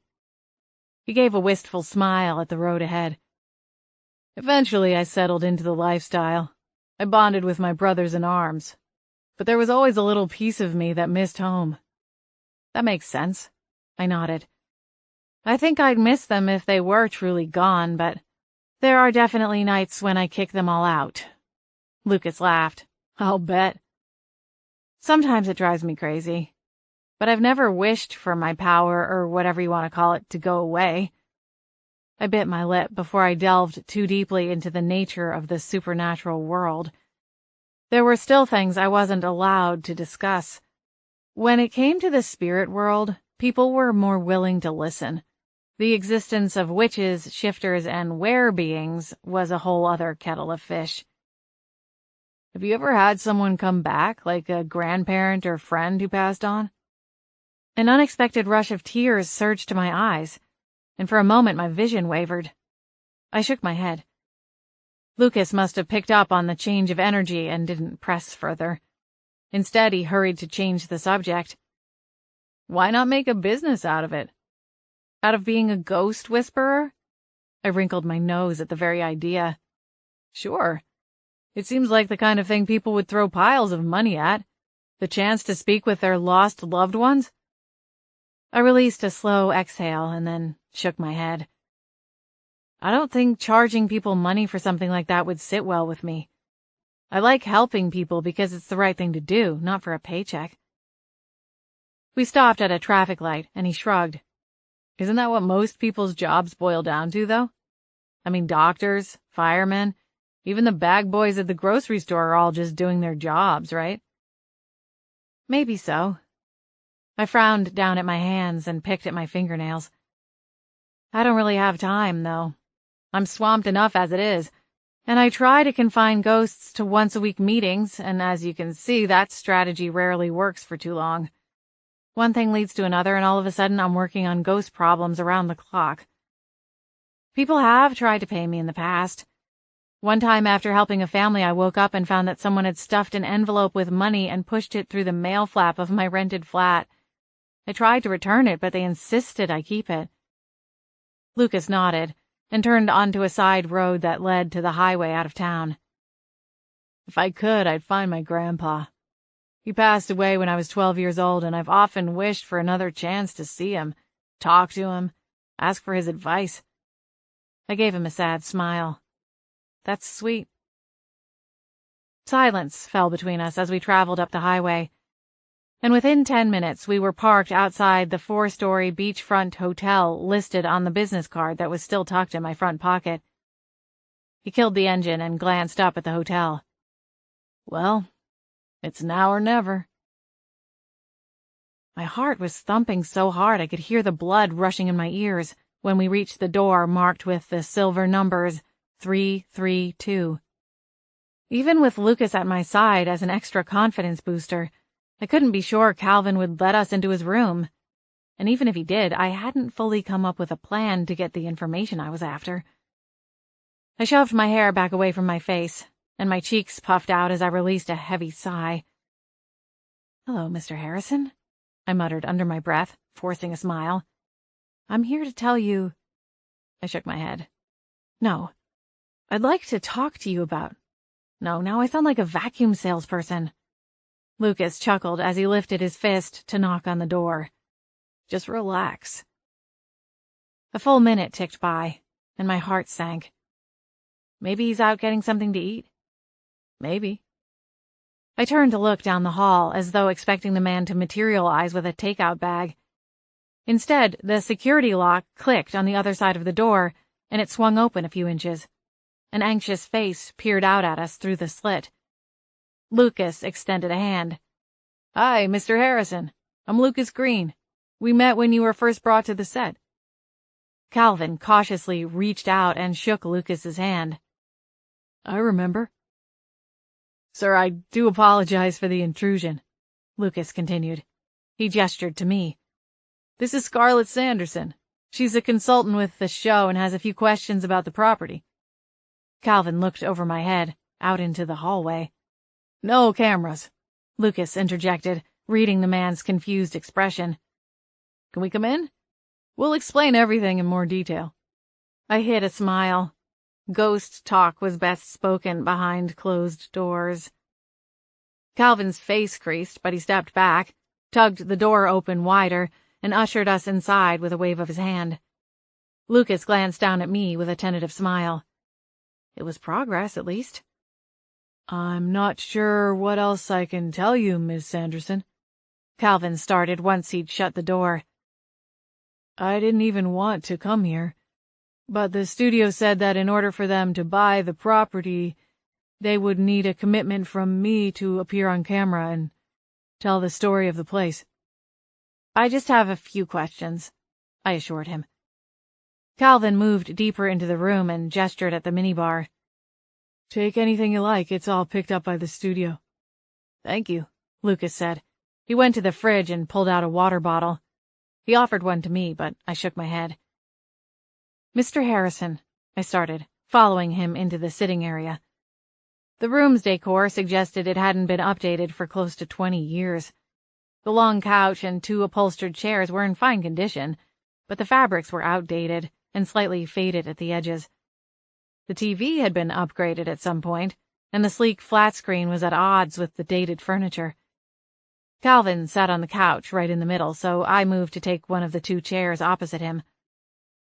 "I know this must all be very difficult for you. Obviously, Beechwood Harbor doesn't conjure the best memories from your past." Lucas cracked the top on the water bottle, interrupting my opening statement. I shot him a brief scowl. He shrugged, and then crossed the room to take the chair beside mine. He crossed his legs, one ankle to the other knee, and leaned back in the chair. He looked like he was ready to watch a football game. For whatever reason, his ease irritated me. I flexed my jaw, and then continued addressing Calvin. "What made you decide to finally sell the property?" He glanced down at the backs of his hands, and I noted a subtle tan line on his ring finger. Either he'd simply forgotten to wear his ring today, or maybe it was something else. Was he divorced? Widowed? I hadn't thought to ask Lucas for any additional details about him. When he looked back up at me, his eyes were glossy. "I'm sure you know that I originally purchased the home with my then-fiancée, Rosie. She tragically passed away before we ever got a chance to share the home together. After she passed, I tried staying there. See, I'd already given notice at the rental I lived in leading up to the wedding. Or what would have been the wedding. A flicker of something crossed his face, and for a moment his eyes drifted. Whatever it was, he shook it off and continued speaking. Things didn't work out. Did anything weird happen during your time there? I asked. Calvin's brow knitted together. Weird? Strange noises? Things going haywire? No. Calvin's eyes dropped quickly to his hands and then back up again. He gave a terse shake of his head. My eyes narrowed. Was he lying? Why? A quick glance at Lucas out of the corner of my eye told me he'd picked up on it too. Sometimes I feared that I spent too much time with the dead and would eventually lose my grasp on the ways of the living. Apparently my reading skills hadn't completely left me yet. Calvin continued. It just never felt right. I moved into another rental property after a few months and started renting out the rooms of the house to a series of college kids. I sat back, trying to appear as casual as possible. So what made you stop renting it out? Seems like a house like that would be quite the moneymaker. What, $400 or $500 a head? I've seen the inside. There are several bedrooms. Why not hold on to it? Lucas took a deep drink from his water bottle. Calvin shifted in his seat. I suppose I didn't want to deal with the upkeep anymore. You suppose? I repeated, allowing a hint of skepticism to creep into my tone. Calvin glowered at me. What is it you want? Ms. Sanderson, is it? What's your interest in this? I drew in a silent breath. I'm sure you're aware of the rumors that have followed the house. I'm fairly new in town, but when I was preparing to move, I worked with a real estate agent here in Beechwood Harbor. Naturally, the Lilac property popped up on my online search. It was just out of my budget, but from reading the listing, I was shocked it wasn't 3 or 4 times the asking price. It's a nice big house, nice corner lot, historic charm and details. Sure, it needed some TLC, but surely someone would have snapped it up at that price. I couldn't figure it out. When I asked my agent about it, she told me that the house was haunted. Calvin, to his credit, managed something of a surprised expression, as though the rumor was news to him. After a beat, he puffed out a titter of laughter. That's ridiculous. There's no such thing as ghosts. So you don't put any stock into those rumors? Of course not. If my BS radar had tingled earlier in the conversation, it was full-on ringing now. Calvin was covering something up. I just had no idea what it was, or how to find it out. The house was competitively priced, mostly because I wanted to get rid of the damned thing. Calvin, cheeks red and puffed out, looked ready to jump up from his seat at any moment. I needed to tread carefully if I had any hope of getting the truth out of him. I gave an understanding nod. That makes sense. He leveled me with a harsh glare. I don't even live here anymore. I moved away from this dumpy little town 15 years ago. At first, yes, I was renting the house out. When I moved out of state, I turned it over to a property management company so I could be hands-off. I wasn't in a position to run over and fix leaks or screen potential new tenants. Calvin paused and raked a hand through what was left of his thinning hair. Sweat beaded along his hairline. And yes, all right, fine. There were some rumors. Really off-the-wall stuff. The property management company would call me every few months and tell me that another complaint had been filed. What kind of complaints? I asked. He sighed and dropped his hand back to his lap. At first, it was issues with the plumbing, leaks and clogs. They would send out a repairman, but no one could find the source of the issue. Then there was creaking and reports of weird noises. They chalked it up to the fact that at that point it was nearly a century old. My wife— He stopped himself, and his jaw went tight. My ex-wife wanted me to sell it. She had some paranoid fantasy that I was keeping it because of Rosie. She wouldn't let it go. Yikes. Lucas and I exchanged a glance. Calvin scrubbed a hand over his clean-shaven jawline. When the property management company told me they were having trouble keeping tenants in the house longer than a few months, I finally caved. I took it off the rental market and started looking into contractors to fix it up and sell it. That's how the show found me, I guess. I was looking for someone to come in and renovate it, as there'd been no bites selling it as is, between the condition of the place and those absurd rumors floating around. Anyway, the studio contacted my agent, who forwarded the request to me. Like I said, I wasn't crazy about having to appear on camera and tell some story about the home and its history. But for the price they offered, I'd have been a fool to turn it down. His mouth curled into a smile. Besides that, my divorce was already final, so that harpy didn't get any of it. Silver linings, I quipped. Lucas stifled a laugh. I frowned at him, and then shifted my attention back to Calvin.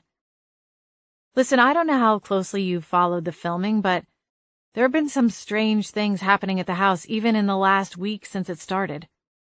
Calvin gave a begrudging nod. I overheard something when I was on the set. But you're sure things like that never happened when you were living there? I already told you. No, they didn't. Calvin narrowed his eyes.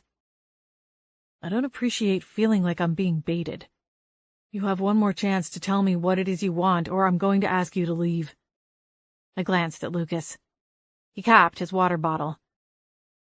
Mr. Harrison, we're not here to ruffle your feathers. It sure seems that way. Calvin fired back. I held up a hand before Lucas could respond. All right. I'm gonna shoot straight with you, Calvin. When Rosie died, it seems that her spirit was attached to the house. This isn't a case of old pipes and floorboards. There is a living and, well, not breathing, but still very conscious spirit living in the house. Calvin's eyes went wide, as did Lucas's. He clearly hadn't anticipated my cliff dive. What can I say? I'm not a very good liar. I found through trial and error that the truth is a better bet. Best case scenario, they believe me. Worst case? Well, it can certainly get ugly, but I haven't ended up in a rubber-walled room just yet, so I figure I'm still doing all right. Calvin's eyes darted to Lucas. Is she serious? Lucas nodded. Uh-huh. I rolled my eyes. I'm still sitting here. Calvin scowled at me. Listen, lady, I have no idea what kind of Kool-Aid you've been drinking, but I'm not interested in having a glass for myself, all right? Now, if you'll please leave, I have work emails to tend to. Calvin rose and started for the door, but I remained planted in my chair a moment longer. Do you ever talk to Wendy anymore? Calvin stopped cold and pivoted on the heel of his polished loafer. Wendy? Rosie said she was with you that day? I said, my voice quiet. It was a Hail Mary, but worth a shot. Calvin sputtered for a moment. Get out. Chapter 12. Lucas jumped up and reached for my arm. Come on, Scarlett, it's time to go. Hey! I tried to yank my arm back, but Lucas easily held his grip. Apologies, Mr. Harrison, he said with a curt edge to his voice. Calvin didn't reply. He followed as Lucas escorted me from the hotel room and slammed the door as soon as we were clear of it. I whipped around to face Lucas the moment he released my arm. What the heck was that? I seethed. His eyes were stone cold. Are you trying to get me fired? I thought the whole reason I enlisted your help in the first place was to keep me from getting canned. I crossed my arms. Well, this might come as an unpleasant surprise, but I'm not here to help you. I'm here because of Rosie. Lucas scoffed. Right, the ghosts. My jaw dropped. What? You don't believe me anymore? He dragged a hand over his short cropped hair. I don't know anymore. This whole thing is so crazy, I hissed. Okay, so he'd hit a trigger. Lucas mirrored my closed-off posture by throwing his arms over his own chest. Yeah, if I'm being honest, I think this whole ghost thing has gotten way out of control. You saw it firsthand, I screeched. Or do you think I hooked those flower pots to fishing wire and did the whole performance myself? That shut him up. Ghosts are real, Lucas. Whether you find it overwhelming or inconvenient or whatever, it doesn't really matter. Believe me or don't. Either way, I stopped short and rocked back on my heels as an elderly couple rounded the corner. They were headed our way and wore matching expressions that told me our argument had carried down the corridor.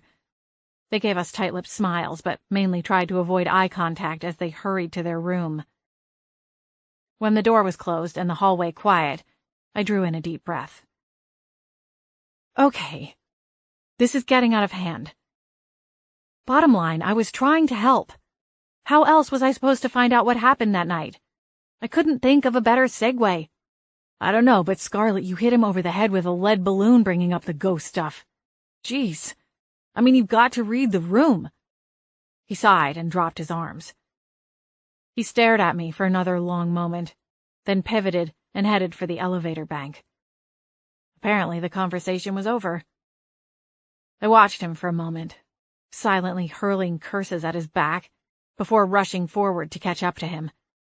You know, I didn't ask for this, I hissed once the elevator doors slid closed. I'm trying to do my best, but it's not like I ever dreamed of going full-blown Nancy Drew all over town. Lucas's jaw tightened. I'm not asking you to play detective, Scarlett. Aren't you?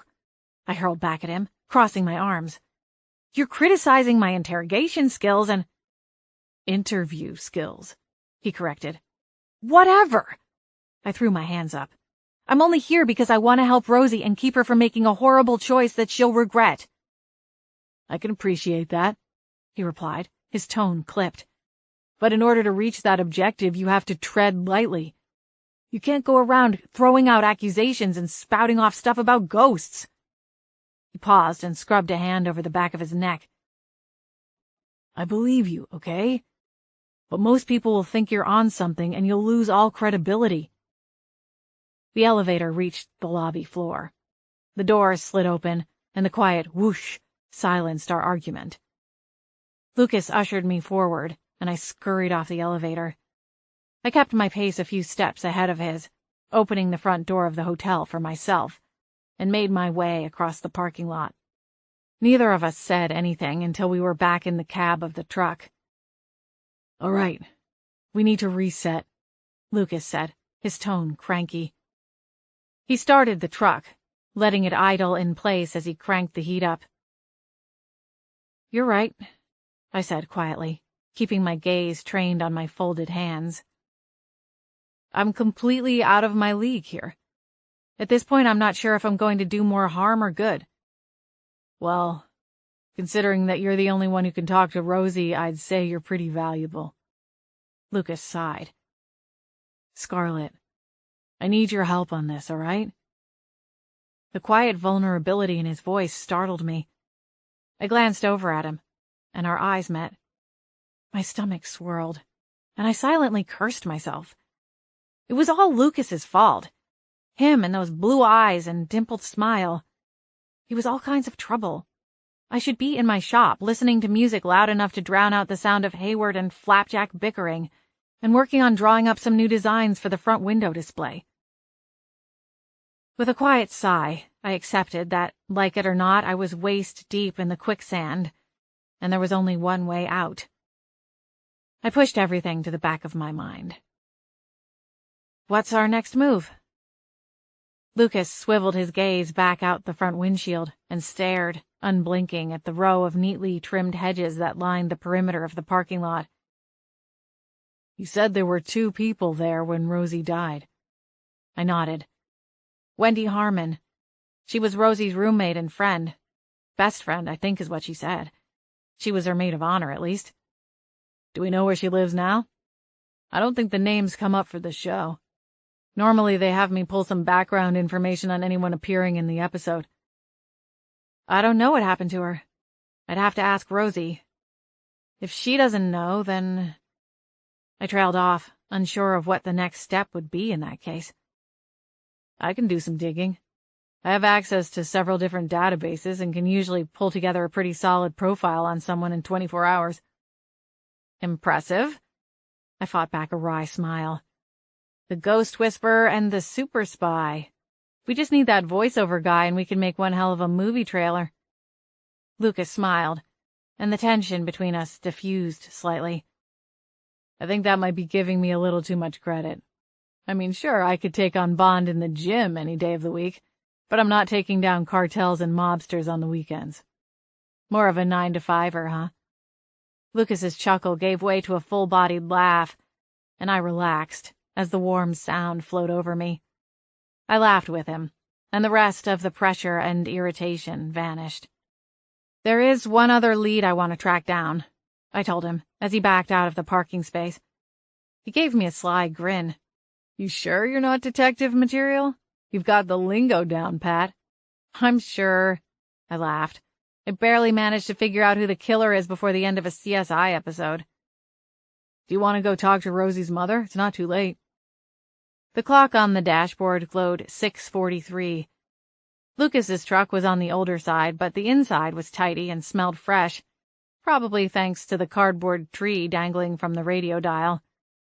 For a brief moment, I wondered why he didn't hang it from the rear view like everyone else, but didn't care enough to ask. No, I decided. I need to talk to Rosie first. I'm not sure how she would react if I showed up at her mother's house. What if it's not her mother that lives there anymore? What if she's upset with whoever lives there? She's obviously got a territorial streak. She can't blow things up at the Lilac House, but the deal you made doesn't include any other houses in town. I considered his theory. I suppose it wouldn't hurt to drive by and check it out. Lucas steered us toward the highway that would lead us back to Beechwood Harbor. We remained silent for a few miles, each working through our own mental recap of the conversation. Lucas's face twisted up as we got closer, but I didn't interrupt him to ask what he was thinking. As I studied his profile, I realized how grateful I was to have him here with me. If not for him, I wasn't sure I'd have been able to get Calvin to talk to me in the first place. And it was nice to have someone by my side to sort out the nuances of the conversation. I hadn't asked to get thrown into the middle of a cold case investigation, but if I had to figure it out, it was nice to have a partner. We took the exit, and Lucas finally voiced the thoughts that had been winding through his mind. Without taking his eyes off the road, he asked, "You think he did it?" "Calvin?" I chewed at my lip for a moment, and then shook my head. I really don't know. He didn't give me the warm and fuzzies, but that doesn't mean much. Did Rosie say anything about problems in their relationship? Was there a history of abuse? I'd imagine for it to escalate to such a degree, there would have been some kind of lead-up. She didn't say anything. All she said was that they were 2 weeks away from their wedding, and then she walked in on him and Wendy and put 2 and 2 together. But I don't know if her theory holds up. Why not? Gwen and I were talking about it, and... Gwen? Hippie ghost? Ah, right. If Calvin and Wendy were having an affair, why would they have been in Rosie's bedroom? Wendy had her own room. In addition to that, Calvin was making quite a good amount of money at the time, so it's not like he couldn't have met Wendy somewhere a little more discreet, a hotel or something. You wouldn't believe how stupid people get when carrying on affairs, Lucas replied. Personal experience? I quipped, only to regret it when his jaw tightened.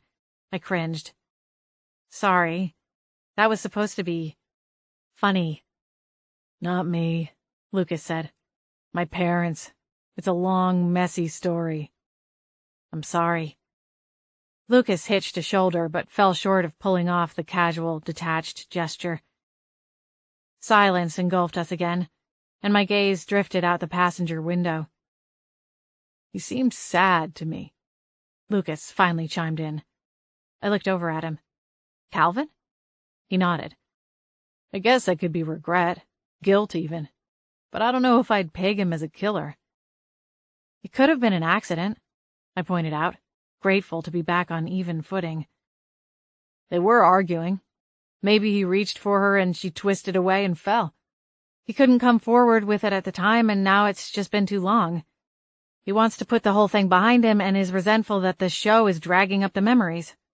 But why did he keep the house for so long after she died? He even said his wife begged him to get rid of it. Wouldn't he have sold it the minute he could? Why hang on to it and keep that connection alive for so many years? I shook my head. I don't know. The more I thought about it, the less sense it all made. We passed the carved sign that welcomed us back to Beechwood Harbor. The woodwork had been done by a local craftsman who had a tiny shop in the heart of town. The shop was stuffed to the gills with handmade furniture and gift items. "Which street did you say it was?" Lucas asked. "Marigold." He didn't ask for further directions, but within minutes turned onto the right street.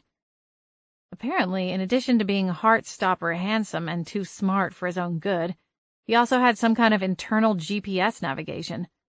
I was about to throw out a smarty-pants remark about it when I spotted movement out of the corner of the windshield. Dread rose up inside me, surging like a geyser. "Wait!" I pointed ahead, forgetting that Lucas couldn't see what I did. "There's Rosie!" I flew out of the truck the same second Lucas threw it into park. He called after me, but I tore off, not willing to miss the chance to speak to her. Not to mention there was a part of me that didn't fully trust the deal she'd made with me not to terrorize anyone. Her silver silhouette passed under a streetlight. If she heard me thundering after her, she was unconcerned, not even bothering to glance over her shoulder. "Rosie!" I hissed, not wanting to draw the attention of the neighbors. Thankfully, it was still early spring and the sun had already set. Most of the houses had at least one light on, or the blue glow from a large TV screen shone as the residents gathered for a movie or to review the news of the day. Rosie stopped in front of the house from the night before and stared up at it. She didn't look my way, but started speaking. "This is my mother's house. All these years I never came here." I stared at her hazy profile, stunned into silence. 24 years, spent only a few streets away, and she never came to see her mother? What had kept her away all that time? Normally, it was my policy that I didn't try to imagine my life as a ghost. It was too morbid. But in that moment, standing beside Rosie as she watched her mother's house, I couldn't help but wonder what it must be like to exist, albeit in a limited capacity, but to no longer exist to the ones you loved the most in life. To watch them go on with their lives, knowing you couldn't participate. It must be horrible. Rosie's face didn't give away any emotion. After a moment, she quietly added, "I didn't want to see her in pain." "I'm sorry, Rosie," I said. Footsteps sounded behind me, and I twisted to glance over my shoulder. Lucas was approaching slowly, his eyes scanning the sidewalk. His gaze met mine, and I inclined my head in Rosie's direction. He gave a nod of understanding and stopped walking. "Do you know who else lives here now?" Rosie asked me. I shook my head. "Wendy." My eyebrows shot up my forehead. "Wendy? Are you—" I stopped myself, realizing the question was insulting. Rosie slid her eyes to mine, a look of disapproval on her face. "Of course I'm sure. Why do you think I was here before?" "I didn't know, Rosie." I slid my hands deep into the pockets on my coat. The temperature was rapidly dropping now that the sun was gone, and I rose up on my toes a few times to get the blood circulating through again. "How did you find out?"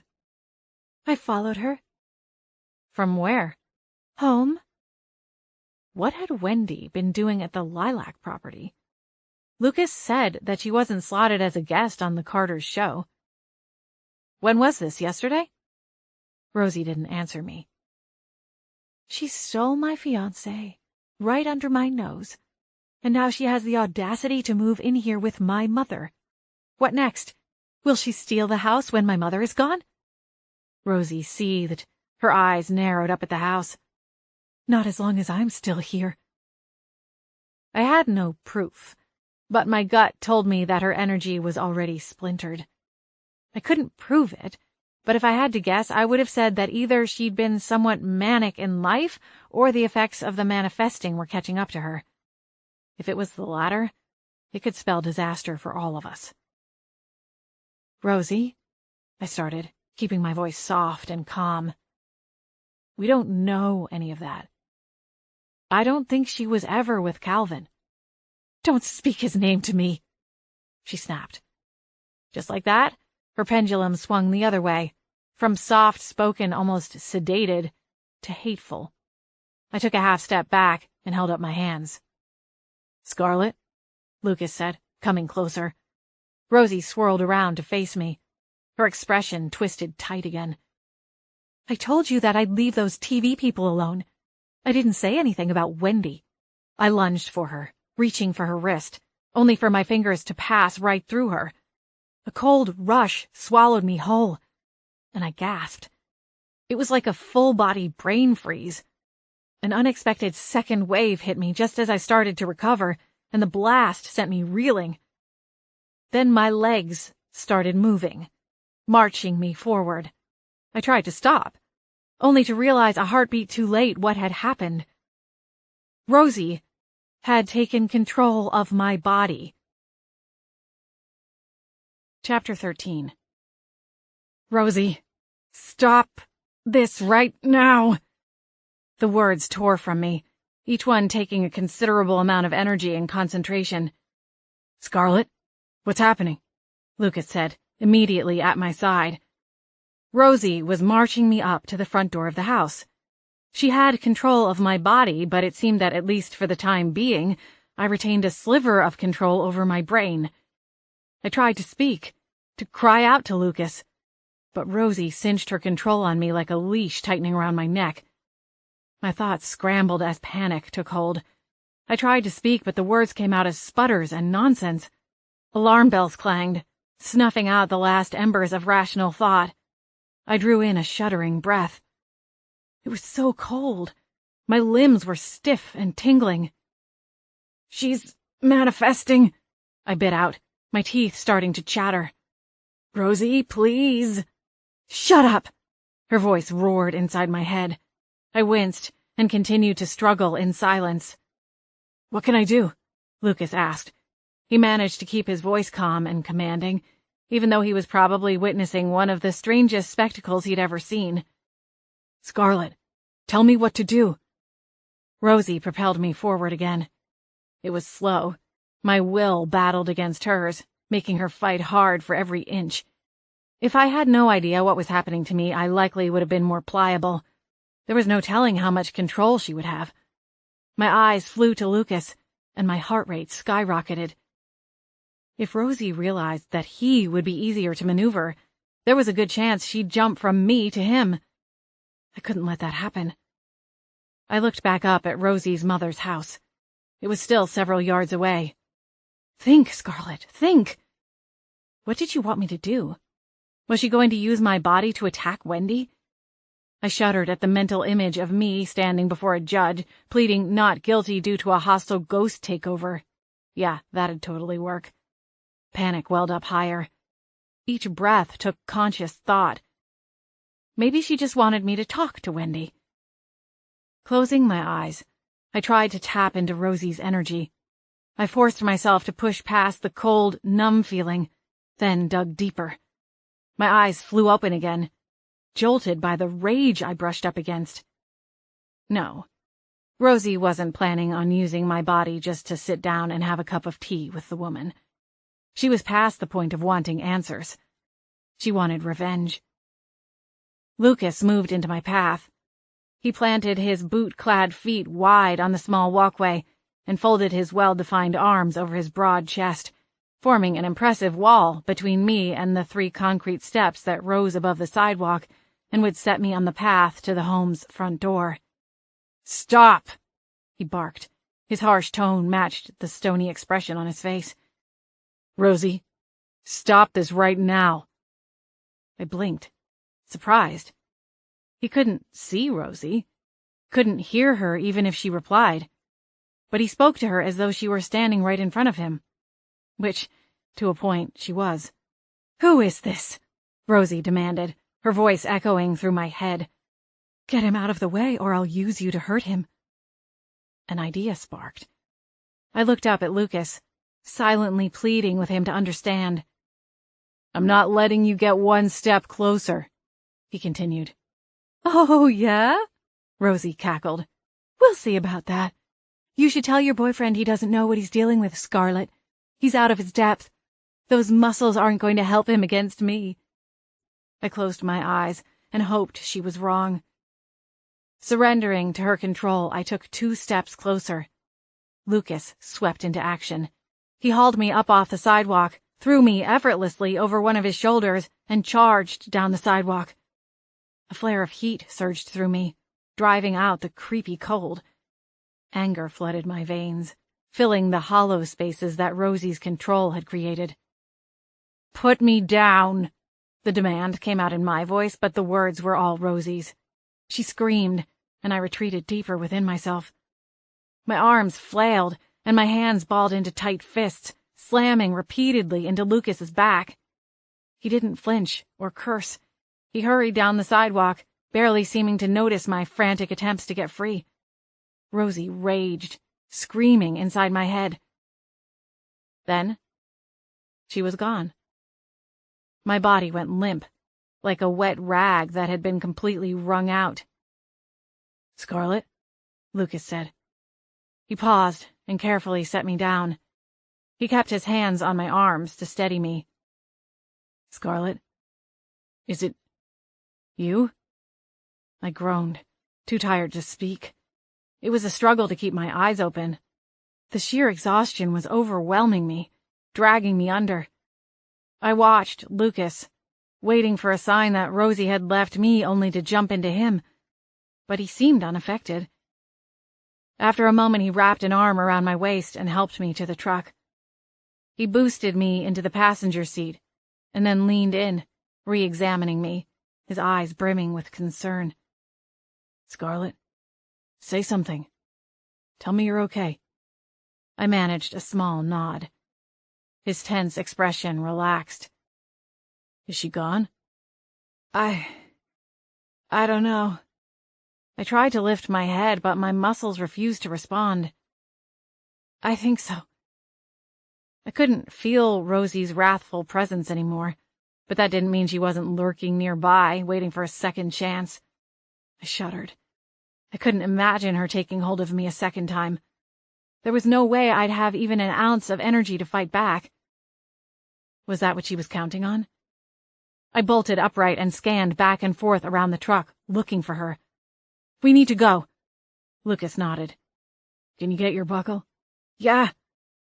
Satisfied, he closed the door and raced around to the driver's side. By the time he jumped in and got the engine going, I'd managed to get my safety belt latched. He looked over at me, and I gave a tiny nod. "Go, go, go." The truck peeled away from the curb. There was no sign of Rosie. Was it possible the manifesting had left her weak as well? One could only hope. He pointed the truck toward my place, and when we turned onto the main road through town, glanced over at me. Worry lines were etched around his mouth. "I know you don't want to resort to extreme methods, but Scarlet, this is getting out of control." "I know." I gave a weak nod. "Rosie is the most unstable ghost I've ever met." "What do you think would happen if—" He let his words trail off, but my mind instantly filled in the rest of his question. If Rosie's hold on me hadn't been broken. "She was so angry," I said quietly. "I've never felt white-hot rage like that before." Lucas glanced at me, his expression troubled. "I think she wanted me to hurt Wendy. She told me that Wendy had moved in with her mother. She's convinced that she was a backstabbing friend and now feels helpless as Wendy cozies up to her mother." "I wouldn't say helpless," Lucas scoffed. I shrugged, not willing to debate the semantics with him. Even after what she'd done, I couldn't fully give up on her or dismiss her so easily. Lucas, on the other hand, had no qualms about it. "What are the options for getting rid of her?" he asked, when I didn't respond. The finality in his voice sent a shiver down my back. She was no longer a lost, wandering soul. She was being reduced to a problem, a pest to exterminate. Even after the stunt she'd pulled, I couldn't bring myself to say it out loud. It was too terrible. I dragged in a shuddering breath. "I need some time to figure it out." Lucas didn't say anything, but the way he tightened his jaw spoke volumes. He disapproved. What did he expect? It wasn't like I could wave a magic wand and banish Rosie to the other world with a few ancient curses. Holly's face swam to the front of my mind. I quickly dismissed the whisper of an idea. Holly wouldn't be able to help. Witches' magic didn't work against the spirit world. They existed on a different plane. I was on my own. Well, almost. My head lolled against the back of the seat. "You okay over there?" I asked. Lucas nodded, a faint smile appearing on his lips. "Never a dull moment with you around." I barked out a laugh. "I would kill for boredom right about now." He laughed. "I don't know. This is better than the usual dinner and a movie thing." Warmth washed over my skin, and I flicked my gaze off of his profile right before he turned to look at me. I felt his eyes on me as I stared out the front windshield. "Scarlett?" "Hmm?" "I'm really glad you're all right." There was something in his voice, a thickness, that sent my heart skittering into a frantic pace. "How much time is left until the renovations are completed?" "We have another week." My heart jumped. "You'll be gone in a week?"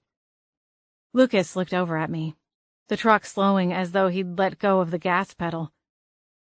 "I leave next Friday, going straight to the next location in Jacksonville." "That's fast."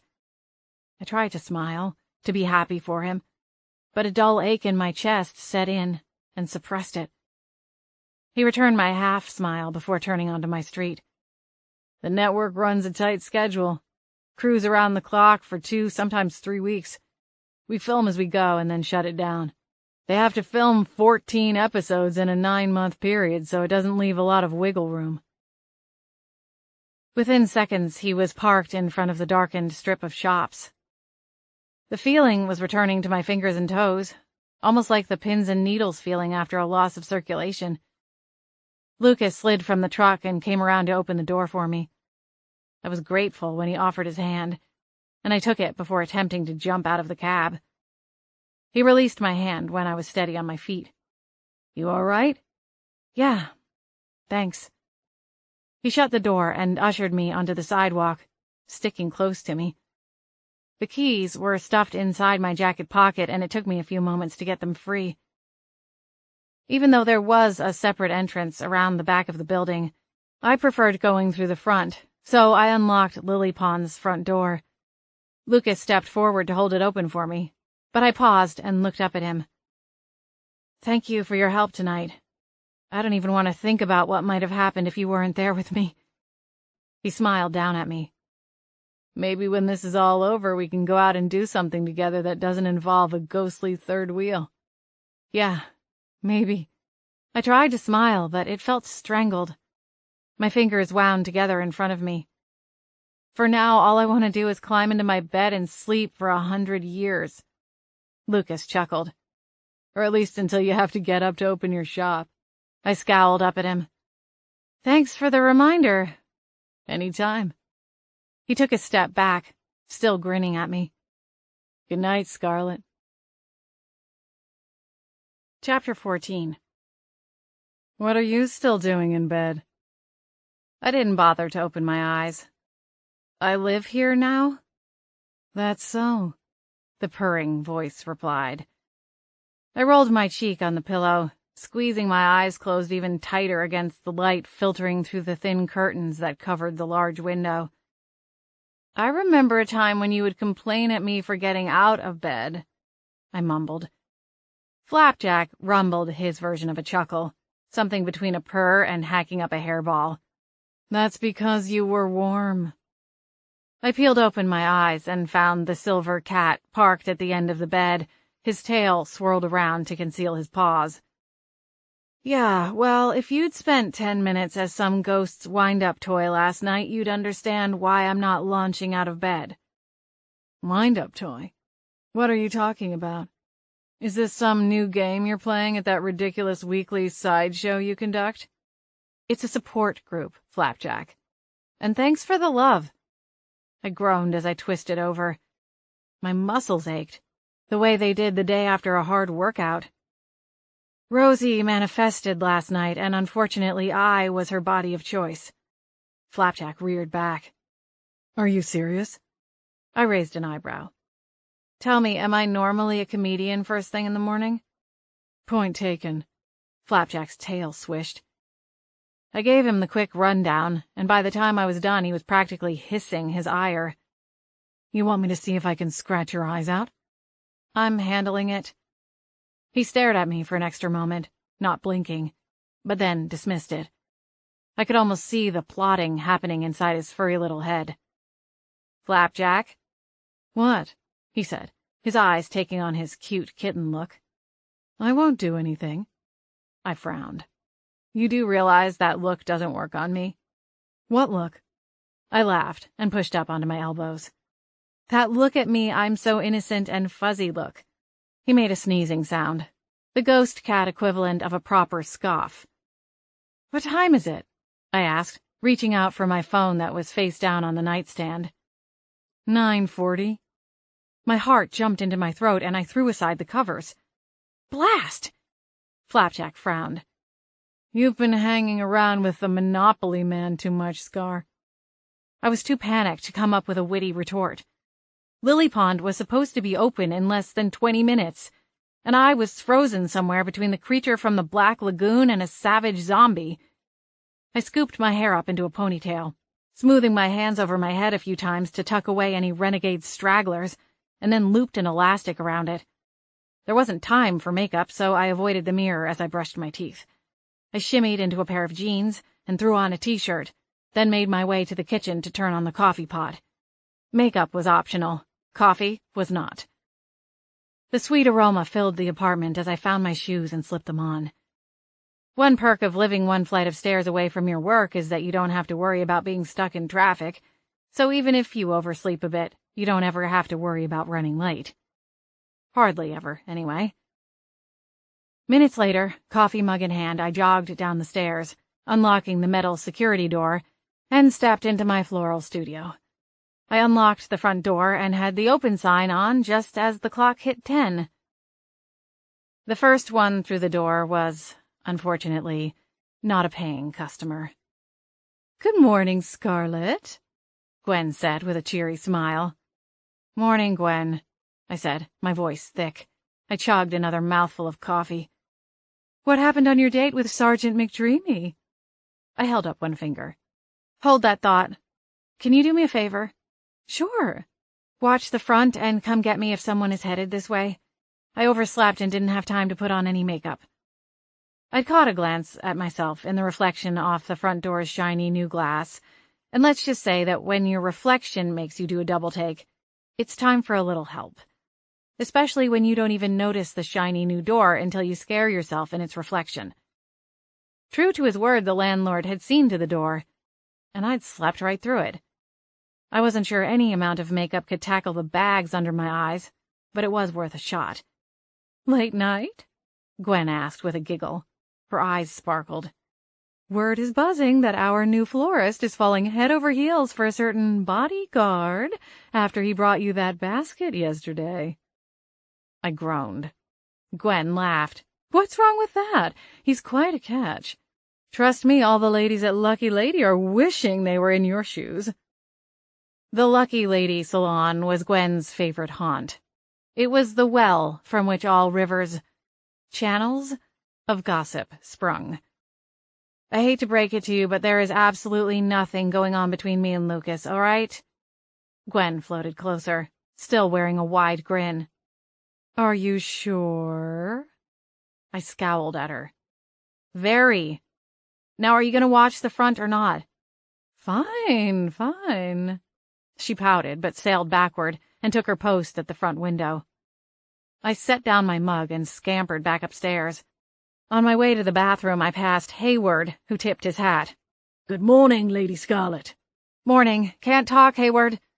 I rounded the corner, swung into the bathroom, and started to shut the door. Both Flapjack and Hayward were banished from the bathroom. Right before the door slid shut, I called after him. Gwen's downstairs. I grinned at his excited, "Oh." A few surprisingly uninterrupted minutes later, I was feeling slightly more human and went back downstairs to the shop. Gwen and Hayward were speaking together in the front window. Hayward wearing the dreamy smile he always had when Gwen was around. My heart clenched as I watched them, and in that brief, unguarded moment, I wondered what it would be like to have someone around to look at me that way. I scoffed at myself and shook the thought from my head. There wasn't time to sit around dwelling on my lack of a love life, or at least the lack of anything that lived up to the town gossip chain's version. I was halfway to the altar if Gwen's version was to be believed. "Thanks, Gwen," I called when she turned and caught me in her peripheral. "Any time." She threw a wink my way. "Us girls have to stick together." I fired up my computer and opened up the back office for Lily Pond's website. The entire system had cost quite a chunk of my inheritance money, but it allowed me to network with other florists and fulfill orders from out-of-towners. It also allowed my existing customers to shop online. Of course, I preferred a consultation for bigger events, especially weddings. Wedding season was around the corner, and I hoped that even though Beechwood Harbor was a small town, there would be a few local weddings to get me some walking around money.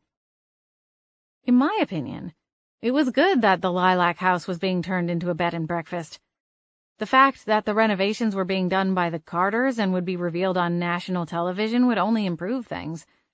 Prior to the show actually starting, rumors spread that other properties they'd renovated were booked solid for months, even years, within days of the show hitting the airwaves. All those newcomers had the potential to really overhaul the tourist scene in Beechwood Harbor and shake things up. Granted, from what I'd been told, the summer was already booming thanks to people on summer vacation heading to the beach. But without any major hotels inside the small town, most of the business was spillover, people driving through as they cruised down the 101 or taking advantage of the less crowded beaches for a day in the sun.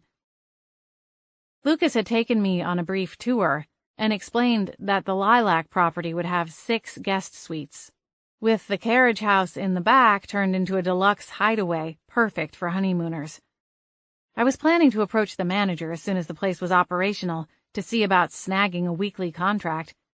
They would have a dining room, continental breakfast buffet, coffee tables, guest book tables, all of which would look better with fresh-cut florals. "Did you have a good time last night, Lady Scarlet?" Hayward asked, coming to join the conversation. He wasn't one who liked being left in the cold. "With Lucas," Gwen added, in case I might have forgotten. I opened my mouth to answer, only to realize I wasn't really sure. Gwen cooed when I sputtered to answer. "Before you go getting all gaga, nothing happened. Honestly, we were closer to brawling than kissing." Gwen fanned her face. "Sounds like love." I stared at her, my lips parted. "Sometimes, Gwen, there are no words." She grinned at Hayward. "Has she always been like this?" "Like what?" Hayward asked, all wide-eyed innocence. Gwen playfully smacked at his arm. "Oh, Hayward, you're so funny." Hayward looked at me, confused. I laughed and hit print on my daily list of orders. Nothing earth-shattering, but a few projects to keep me busy, not to mention keep the electricity bill paid. "As you know, we went to talk to Rosie's ex-fiancé, Calvin." Gwen frowned. "What did you wear?" I shook my head in disbelief, and with a huff reached for the printer tray and snatched up the fresh pages. I took the orders to the studio space and laid them out on the work table, mentally organizing my day. "Hayward, you are married, right?" Gwen asked. Hayward's expression shifted. Well, yes, that's correct, Lady Gwen. I was married for 32 years to my sweetheart, Mary." Gwen sighed wistfully and floated up to sit on the corner of my table. "That's so romantic." Hayward removed his hat and passed it back and forth between his hands. "She was a wonderful woman. Gave me 2 sons, Edward and James. I keep telling Scarlett she should look up my great-grandson one of these days. He lives in London and is very successful." "Ooh, now there's an idea." Gwen squealed, spinning to face me, her mile-long legs crossed. "Scarlet, why don't you?" I laughed. "Oh yeah, because blind dates aren't awkward enough. Let's throw in a ghostly great-grandfather playing Cupid and see how that plays." "No, thank you." Gwen harumphed. I was clearly ruining all of her fun. Pity. "How did you meet your wife, Hayward?" she asked, turning her back on me once again.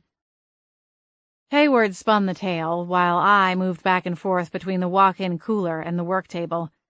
I picked up most of Hayward's recollections and was able to fill in the gaps, as I'd heard him tell it a few times before. It truly was a sweet love story. There was no denying him that. Judging from the way Gwen hung on his every word, she agreed. Hayward and Mary had met as children because their families ran in the same social circles and had lots in common. Mostly money. Oodles and oodles of money. When they grew a little older, they each went on with their own social circles, never paying much attention to each other, until one night a terrible storm hit while Mary's family was attending a dinner at the Kensingtons. Hayward's parents insisted they all stay the night and not risk the storm. Mary couldn't sleep because she'd been afraid of the thunder and ended up in the library, looking for a book to pass the time. Hayward happened to wander in, and that was it. The night ended with an unexpected kiss, and they were married the following summer. Gwen swooned, literally, when Hayward finished, her eyes glittering with silvery tears. Despite hearing it before, the crescendo of the story melded with the longing look in Hayward's eyes even had me sniffling as I worked through removing the thorns from a dozen long-stemmed roses. "Lady Scarlet, are you all right?" Hayward asked. I gave a quick nod and muttered something about getting stuck by a thorn.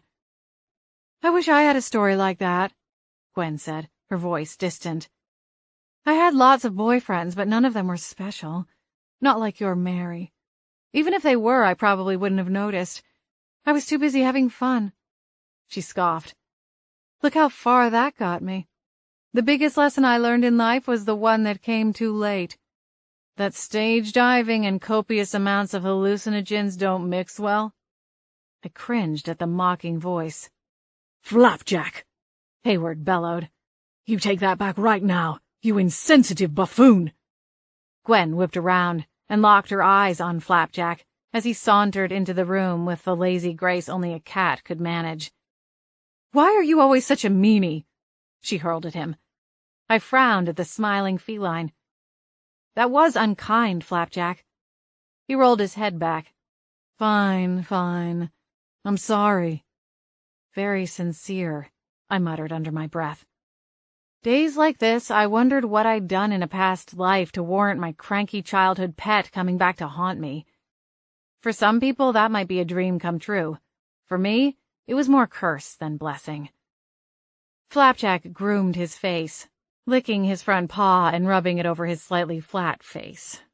He didn't have a Cheshire grin, but I was sure that if he did, it would have been turned on full blast. "You're quite the hot topic around town, Scar.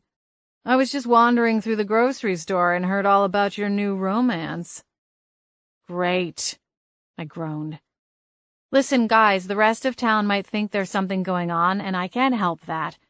But for the record, nothing is going on between Lucas and me. Besides, he'll be gone in a little over a week. It's not like it would ever work out even if that's what we wanted, all right?" Hayward perked up. "Oh, come now, Scarlet. It's the digital age.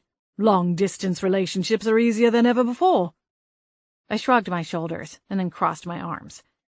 "Since when did you turn into a relationship expert? Have you been reading Cosmo again?" Hayward flushed. "It was one time, and it was Flapjack's idea." "Hey, no judgment, but I don't need your half-baked advice, all right?" It was Gwen's turn. She floated closer, her eyes pleading. "But Scarlet—" "No! Enough, all right? I have a lot of work to do today. And in case any of you have forgotten, I still have to figure out how to shut down Rosie's reign of terror before she snaps." Chapter 15. Overall, the whole night was a little pointless. "I'll say," Gwen muttered, I ignored her and continued. I managed to get Calvin to admit that maybe there was something strange going on at the Lilac property, but as soon as I brought up the possibility that Rosie's spirit was still in residence, he basically threw me out of his hotel room. Gwen sank down to sit at the consultation table. Bummer. Yeah. I swigged back another mouthful of coffee, already planning for another cup. In hindsight, maybe I should have left that part out of the conversation, but I wasn't sure how else to get him to talk about what happened that day.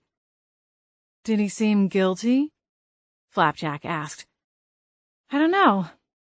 I'd wrestled with the question for the better part of the night, hence the massive mug of coffee. Is it ever really clear-cut like that, without evidence? I don't know if my gut feeling is enough to base anything off of. Gwen straightened. So your gut says he is guilty? My gut says there's something he isn't telling me. I'm just not sure what that thing is yet. And now my one shot is gone. Take heart, Hayward said, gliding in from the studio space. It wasn't likely he was going to spill his secrets to you in the first place. What motive would he possess for such a confession? Hayward's right, Gwen said. Hayward beamed and grabbed a hold of his lapels. If Rosie is telling the truth, and Calvin pushed her down those stairs, he's not just going to burst out and tell someone that, especially when it's been over 2 decades. For all we know, he believes that it was an accident. I frowned into my mug, realizing I'd hit a dry well. Or it really was an accident, and the thing he's hiding is something completely unrelated. Or maybe I misread him. Maybe he's just a nervous kind of guy. Who knows? Well, you'd better find out before that woman blows the whole place up, Hayward told me with a sharp eye. Gee, thanks for the reminder, Hayward. I threw my free hand into the air and then stomped back to the 4-cup coffee maker in my tiny office space and set about brewing a new pot. Normally 1 was enough, but with my recent extracurriculars, I wasn't getting a lot of shut-eye and needed all the help I could get. With a growl, I realized I'd run out of coffee beans. Everything okay in there, hon? Gwen called from the front. I clenched my jaw. Just dandy. My idea machine was running on fumes. I needed a nap, but I was going to have to settle for coffee, so at 10:30 I caved and announced I was stepping out to get a latte. I grabbed up my keys, wrote a sticky note, and stuck it to the fresh glass panels. I still needed to order a new vinyl decal to adhere to the top portion, but at least I'd looked like a proper business again, instead of something you'd see after taking the wrong turn in a sketchy neighborhood. I was a few feet away when Flapjack appeared at my side, trotting to keep pace with me. Where are you going? I asked him. I was going to follow you to the coffee shop. I frowned. Why? He glanced up, a wicked look on his furry little face. I like heckling that witch who works there. I stared at him, mouth open. You mean Holly? Flapjack's whiskers twitched. She can't acknowledge that she sees me, so I like to go and talk to her when she's making drinks. Flapjack? Last time I popped in, she shot whipped cream all over the floor. What I wouldn't give for a set of taste buds. I'll have to remind her about the lemon trick, I said, giving him a caustic look. You're a real piece of work, Flapjack.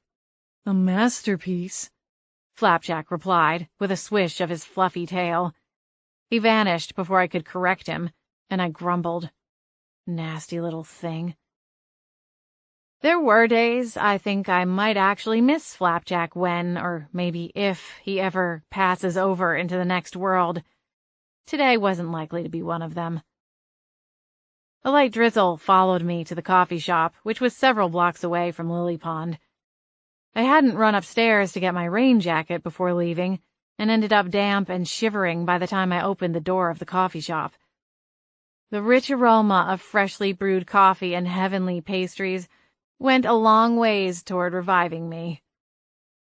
I stepped up to the counter when the line in front of me cleared.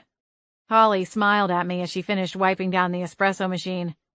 How's the week treating you? she asked. I lifted one shoulder. Not much to report.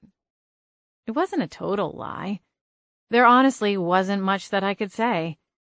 Sure, the whole ghost thing wouldn't have thrown Holly off her game. She was used to them. But the cold case, maybe murder, would probably be a little heavy for a morning coffee chat. I placed my order and then shuffled to the end of the counter to wait for my drink. Holly handed over a paper bag and I dove into the double chocolate chip muffin without apology. Mouthful, I turned away and surveyed the quaint coffee house.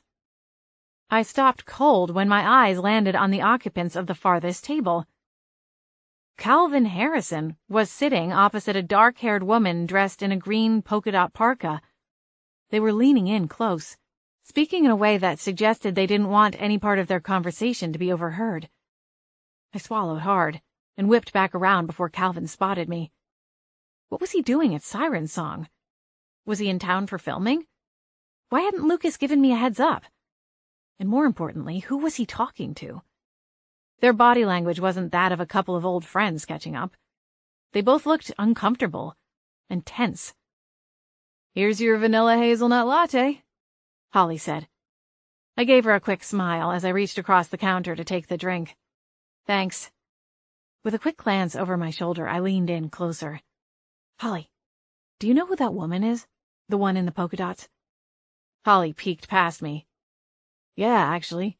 She's a regular. Wendy. I stiffened. The Wendy? How many Wendys would Calvin know? Thanks, I told Holly. Sure, she shrugged.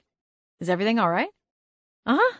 I'll see you later, I mumbled, trying to make everything click together. Okay, Holly replied, her tone edged with concern. She didn't press the issue, though, and I wandered over to the intricate driftwood table near the front door to put a dash of cinnamon on the rich foam of my drink. I capped it and slipped a cardboard holder around the cup. It was still raining, so I made a show of standing near the doors, watching the rain. People would assume I was waiting for a break in the downpour, and it bought me a few minutes to figure out what to do.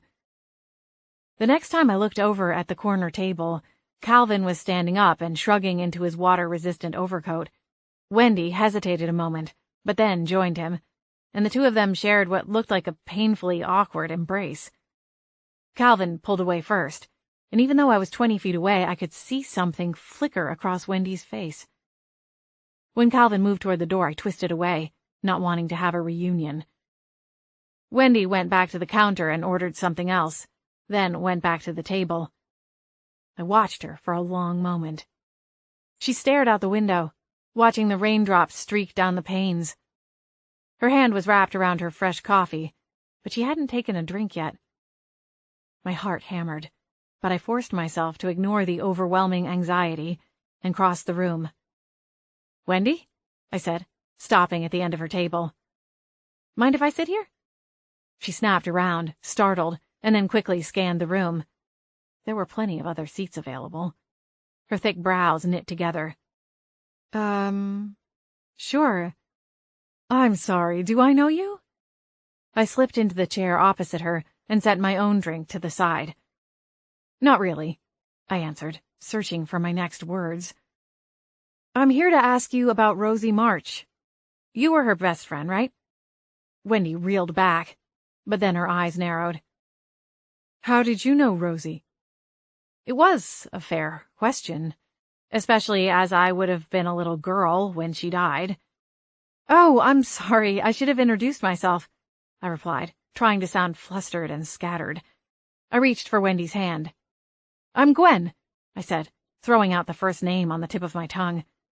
I work for the production studio. I help organize the historical voiceover, and I recognized you from pictures taken at the Lilac House. It looked like they were from a party of some kind. Maybe, Rosie's bridal shower, Wendy exclaimed. That must have been it. I snapped my fingers and flashed a relieved smile. I hadn't seen any pictures.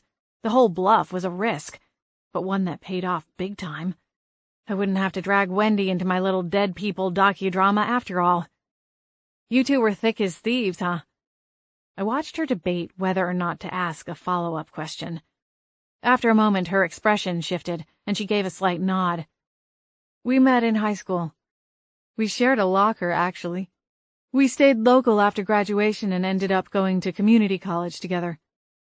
She was a hygienist, is that right? I asked, sprinkling in another factoid. Wendy nodded. That's how she met Calvin, her fiancé.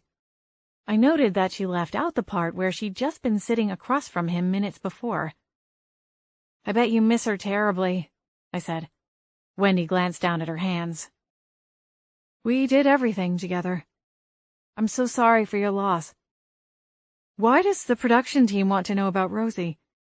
She lived at the Lilac House for less than a year. Surely there must be more interesting stories to be told about a century-old house. Wendy tilted her head, and my stomach sank. I was losing her. She was going to shut down. We're kind of, working our way backwards. I leaned in and offered a sweet smile. Tell me about Calvin and Wendy. We've had Calvin on the set. I only talked to him for a few minutes, but it seems like he and Rosie made the perfect couple. Oh, they were far from perfect, Wendy said, her voice suddenly bitter. She wouldn't tell me, but I knew the truth about what she'd been up to. Anticipation swelled like a balloon. What do you mean? I asked, trying to sound casual. Rosie was seeing her ex. I blinked a few times, unsure I'd heard her correctly. She didn't think I knew, Wendy continued. But I overheard her on the phone. She said his name, Mitch Calhoun. They were making plans for lunch or something. When I asked her about it, she denied the whole thing. Wow. The information tumbled around my mind. Was she going to leave Calvin? I mean, the wedding was so close. Wendy shrugged. I don't know.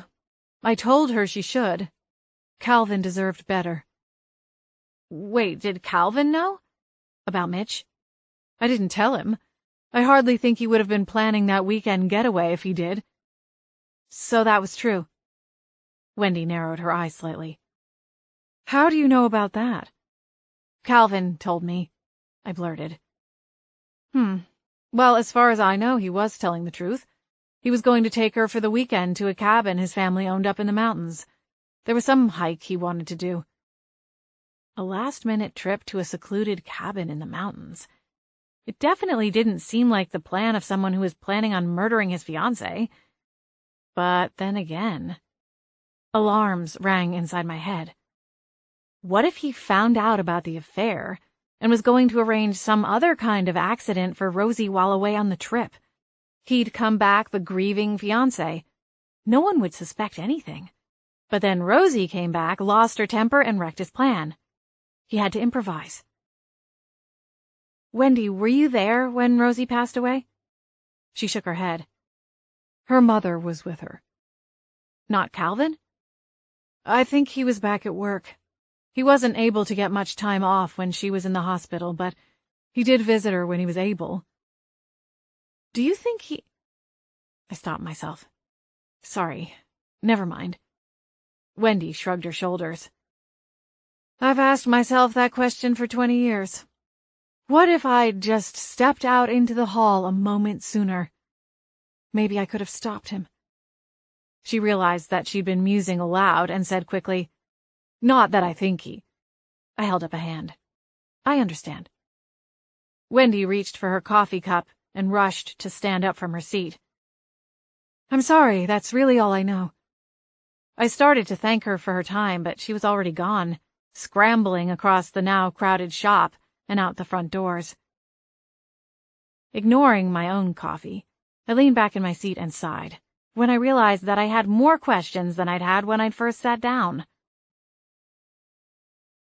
Chapter 16. Gwen was still waiting at the consultation table when I arrived back at Lily Pond. I was barely through the door before I asked, Does the name Mitch Calhoun sound familiar to you? Gwen sat up a little straighter, her lips parted. I'd seen this look before. It was something akin to a bloodhound catching a whiff of a rabbit. Councilman Calhoun, you mean? Councilman? I squinted. Mitch Calhoun is a councilman? He's good friends with the mayor. Gwen surged up and followed after me as I made my way around the front counter. Why? What did you hear? Wendy's name-dropping suddenly made a lot more sense. She'd wanted me to know exactly who it was that Rosie had been seeing on the side. But why? It was over 2 decades ago. How could it possibly be relevant now? It was clear she disapproved of the whole thing, but why would she care all this time later? I sipped at my coffee. Scarlett! Gwen barked. What happened? I saw Wendy at the coffee shop. She was sitting with Calvin. Gwen's eyes were approaching dinner plate size. What were they talking about? I don't know. I frowned at her. I don't have the perk of being able to literally sit in someone's lap unnoticed like some of us do. Right. Okay. Well, did they look happy to see each other? Calvin's been on the East Coast for several years, right? Maybe they were just catching up. It was weird. I paused, replaying the scene. I couldn't see her face from where I was standing, but it seemed pretty serious and intense. They did hug when they said goodbye. Although, I trailed off for a moment. It was quick. Safe to say the ex-lovers theory is off the table? I shrugged. Unless it ended badly and this was their first reunion. It did seem kind of one-sided. On whose part?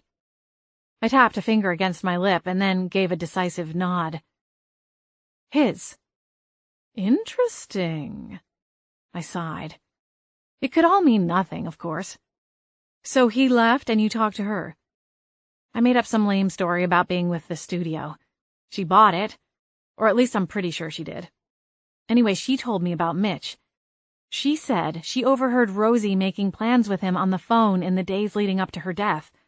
She's convinced that Rosie was cheating on Calvin, seeing her ex on the side. And you're sure they used to be together? Rosie and the councilman. I hitched a shoulder. She called him Rosie's ex. Wow. Gwen floated away, and then snapped back and soared just as quickly toward the opposite wall. Ghost pacing. This is huge. It might be, I corrected her. But it was too late. Gwen was off to the races. Her words came rapid fire, each one shifting around the puzzle pieces inside my head. Mitch and Rosie were seeing each other on the side, weeks before the wedding. Calvin found out she was cheating on him, and in a fit of rage, shoved her down the stairs. Gossip was her equivalent of food, the life force that kept her going. She stopped, looking to me for confirmation. It feels like we're discussing the latest episode of a corny soap opera. But I can't argue that at least in some ways it fits. Wendy confirmed Calvin's story that he was planning to whisk Rosie away on some last-minute weekend trip. Something about a family cabin. I hate to admit it, but when she said it, I couldn't help but think that maybe he was... I stopped myself. No, never mind, it's ridiculous. That he was planning to kill her on the trip? Gwen exclaimed. I didn't say that, I replied quickly. I twisted my hands together and avoided meeting Gwen's eyes. The dark theory hung thick and cast an ominous shadow on the normally bright and airy shop. We're just being paranoid. Gwen frowned but didn't voice her objection. Didn't Wendy's statement mention that she didn't actually see what happened that day? Wendy didn't see Rosie's fall, I replied, barely bringing my voice above a whisper. She also mentioned that afterward, when Rosie was in the hospital, fighting for her life, Calvin was back at work. How awful. Gwen shook her head. No wonder Rosie's pissed off. Not exactly the actions of the broken-hearted fiancé. I sagged against the counter, burying my face in my folded arms. After a moment, I peered up at Gwen. What am I supposed to do with it, though? I can't prove anything. A slow smile spread over her face, and she cocked a hip. Well, if it was me, I'd start by calling your boyfriend. He can find out where Councilman Calhoun lives, and you can go see if at least that part of Wendy's story checks out. He's not my... I stopped and flapped a hand at her. There was no point in arguing. She saw what she wanted to see, and there was no convincing her otherwise. Lucas had the name and address pinned down within the hour. It was actually kind of unnerving how easy it was for him to get his hands on the information. He picked me up after I closed Lily Pond for the day, and we set out of town.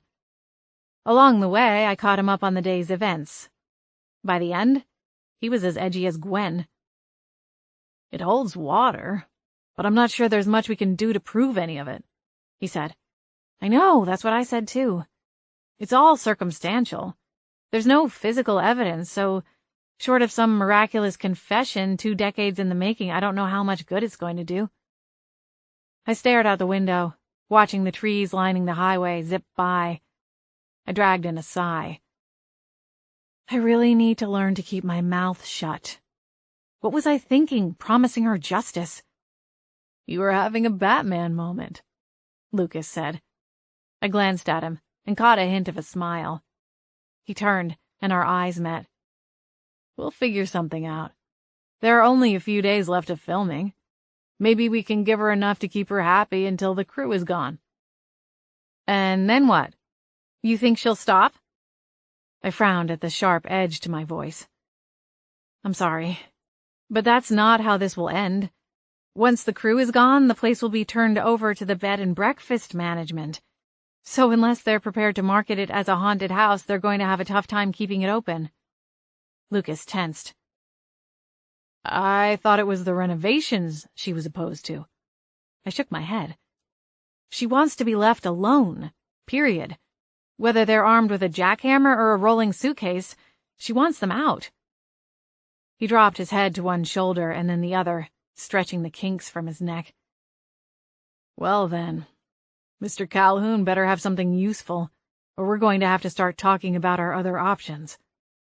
I stiffened in my seat. He was right, of course. This couldn't go on unchecked. If Rosie wasn't willing to come to her senses and let the whole thing go, I was going to have to put the safety of the neighborhood and future B&B guests at the top of my priorities list, and start researching ghost removal. Lucas took an exit off the highway, and we rolled quietly through another small town. It appeared similar to Beechwood Harbor, except on a more opulent scale. The houses were double and triple the size of the homes in the quaint seaside neighborhood we'd come from.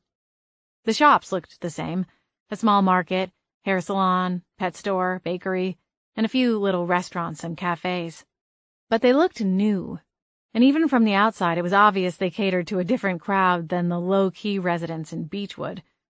There wasn't a doubt in my mind that at some point today there'd been a woman strutting aisle 3 in a pair of 5-inch heels, wearing an entire cosmetics counter worth of beauty products, and carrying a designer label bag with a teacup pup tucked in the oversized front pocket. That was a familiar world to me, the one I'd grown up in, but I had no desire to return to it any time soon. Lucas steered us up an incline, and the shops faded from view. The houses grew even larger and were more spaced out than the ones we'd passed on the way into town. "This is the place," he said, when we rolled to a stop opposite a sprawling mansion that dominated a good chunk of the hillside. In the dusky light, it glittered like a Mediterranean palace. Lucas let out a low whistle as he peered out the passenger window. "Damn. Imagine the views you must be able to see off the backside of this place." "No kidding."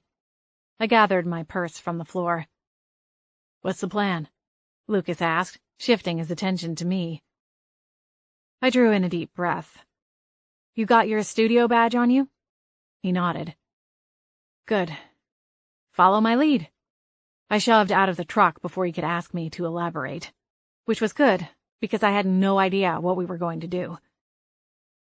Mitch Calhoun's driveway was steep enough that I was breathless halfway up. In between panting for air, my mind raced and churned through opening lines. Just like with Calvin and Wendy, there was no good way to broach the subject. The only reasonable excuse I had was the TV show. It was going to have to do. A tall man with a wiry frame stepped out of the house at our approach. "Mitch Calhoun?" Lucas asked. "Yes. And you are?" Lucas held up his security badge. "Lucas Green. This is my associate, Scarlett Sanderson. We're in town with Wildflower Studios working on a property over in Beechwood Harbor." Recognition dawned on Mitch's lined face. "Oh yes, I'd heard something about that." Lucas told me on the ride over that Mitch Calhoun was 62 and divorced with 3 adult children. When he and Rosie were together, he'd have been nearly 20 years her senior. Not unheard of by any means, but I couldn't help wondering if that had played a part in their eventual breakup. "If you're scouting out new neighborhoods, I'll save you the time and tell you that no one on this street is in desperate need of a designer," Mitch said, offering a tight-lipped smile. His dark eyes shifted to me. He had the kind of eyes that didn't miss much. One sweeping glance and I felt like he'd memorized every detail of my appearance. I cleared my throat. "We're actually here to speak with you, Mr. Calhoun." He slipped his large hands into the front pockets of his chinos. "I see." Lucas took a step forward. "Would you mind if we came inside?" The councilman eyed us, but then turned up the corners of his lips into a cordial smile and gestured toward the front door. "We'll have to be quick. It's poker night over at Mayor Casson's house." We followed Mitch inside, and if the exterior of the house was enough to make me do a double take, the interior was swoon-worthy. Every detail was seen to with care and consideration. Soaring ceilings, gorgeous tile work, and priceless tapestries and art pieces.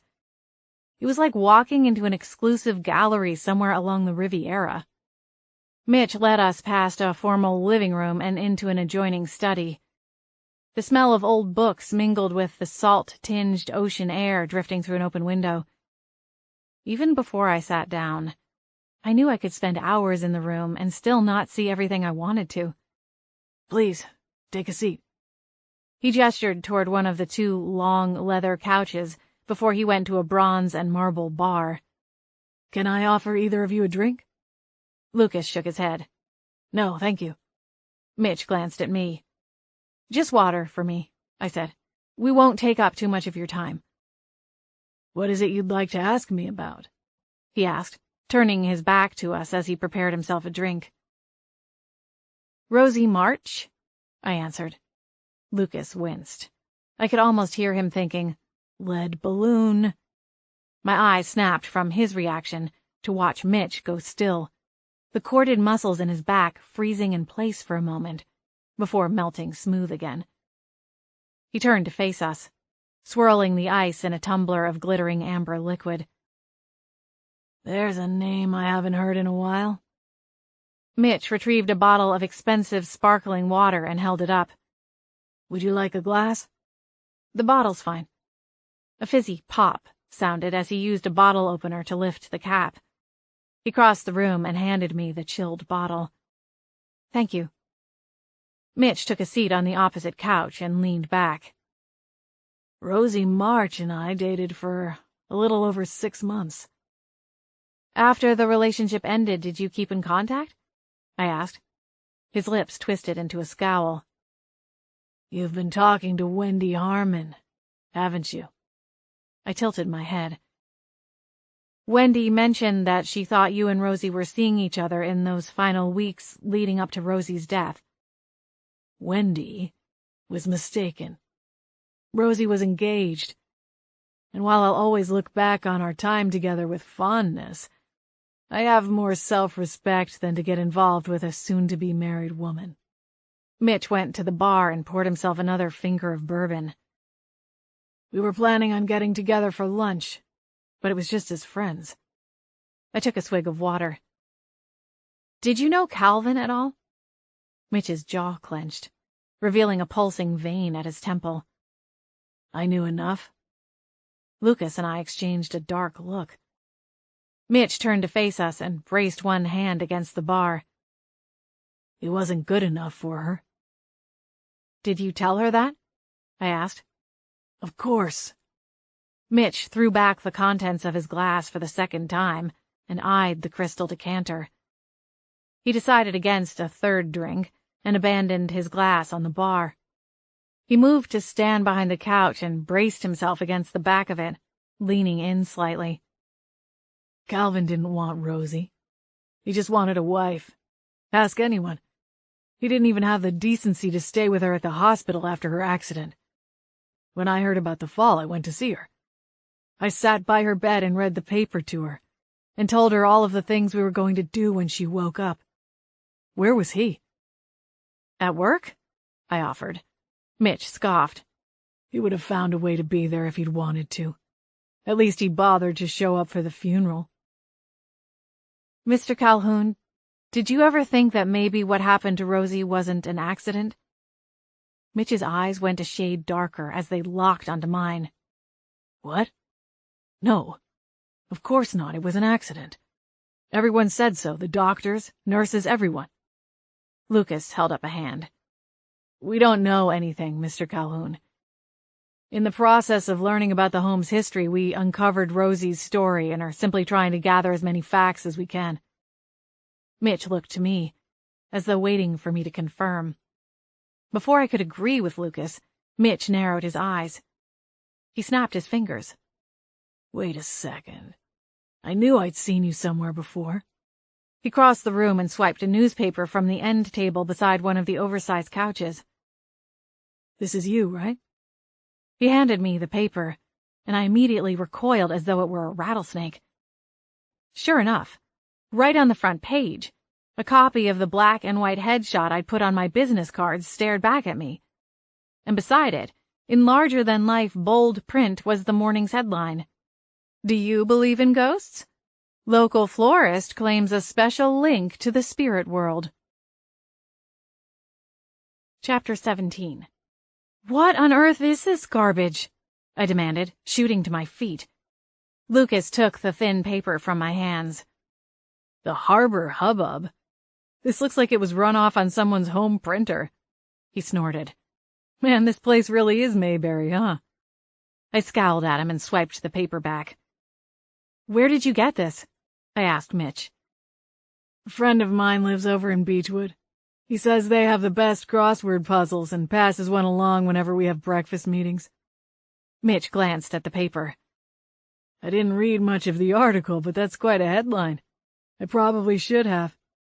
I tracked back to the couch and snapped up my purse.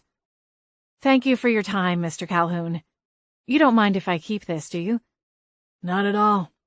I've never told Carl, but I actually despise crossword puzzles. Lucas followed my lead and stood. Thanks for answering our questions. Sure. Mitch led the way back through the house, though on the second trip I was too distracted to pay much attention to the ornate knickknacks or the sweeping views from the row of picture windows that made up most of one living room wall. He paused at the front door and looked back at me. I've got to ask, is it true? The article? You're some kind of ghost whisperer? I curled up the thin paper into a tight roll. Not that I expect you or anyone else who sees this to believe me, but yes, actually. To my surprise, Mitch's expression didn't change. He considered me carefully and then gave a slight nod. Rosie was an amazing woman. I sometimes wonder what might have happened if she'd listened to me and broken things off with Calvin. Especially now, considering what you've said. He dropped his gaze to the ground for a beat. Wherever she is now, I hope she finds peace. He pulled open the front door and ushered us outside. Good luck, Ms. Sanderson, Mr. Green. Can you believe this? I hissed, unrolling the paper again as soon as the door was closed. Lucas reached for my elbow and steered me down the front walk.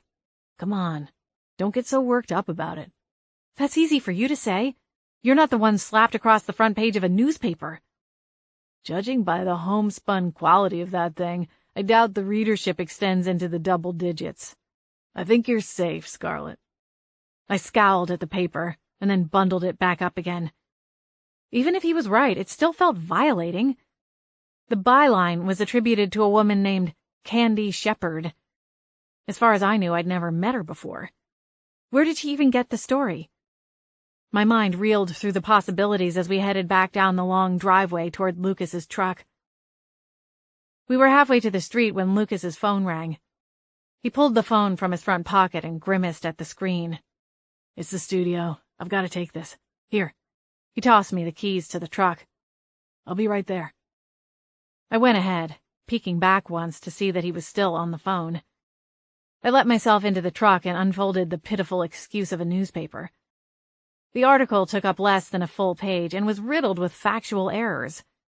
By the time Lucas joined me, my mouth was hanging open. "You should see this. They actually claim that I'm cozying up to you to gain access to the studio so I can pitch them on some kind of ghost hunter TV show. Can you even believe that?" Lucas grinned. "Well, if that was your plan, congratulations, because it worked."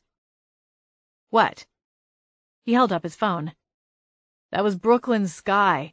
She's the head producer on the show. Sheila Carter got a hold of this article and pitched the idea of having you do a special segment for the show. According to her, if the ratings are good enough, they could see you having your own show." I sputtered for words. For air. "I gotta say, I'm a little hurt if you were only hanging out with me to get a studio contact." I wasn't. This isn't. Lucas chuckled and placed a hand on my shoulder. "I'm teasing, Scarlett. Listen, Brooklyn wanted your number, so I passed it along. I hope that's all right. You don't have to take the deal, but hey, maybe hear them out." My mouth slammed shut, and stayed that way until we got back to Lily Pond. Lucas left the truck idling outside the darkened shop. "You want to go get something for dinner?" "No, thanks." I shook my head and opened my door. "I'm getting a headache. I think I'm going to call it an early night." "Scarlett, are you mad about the TV show deal?"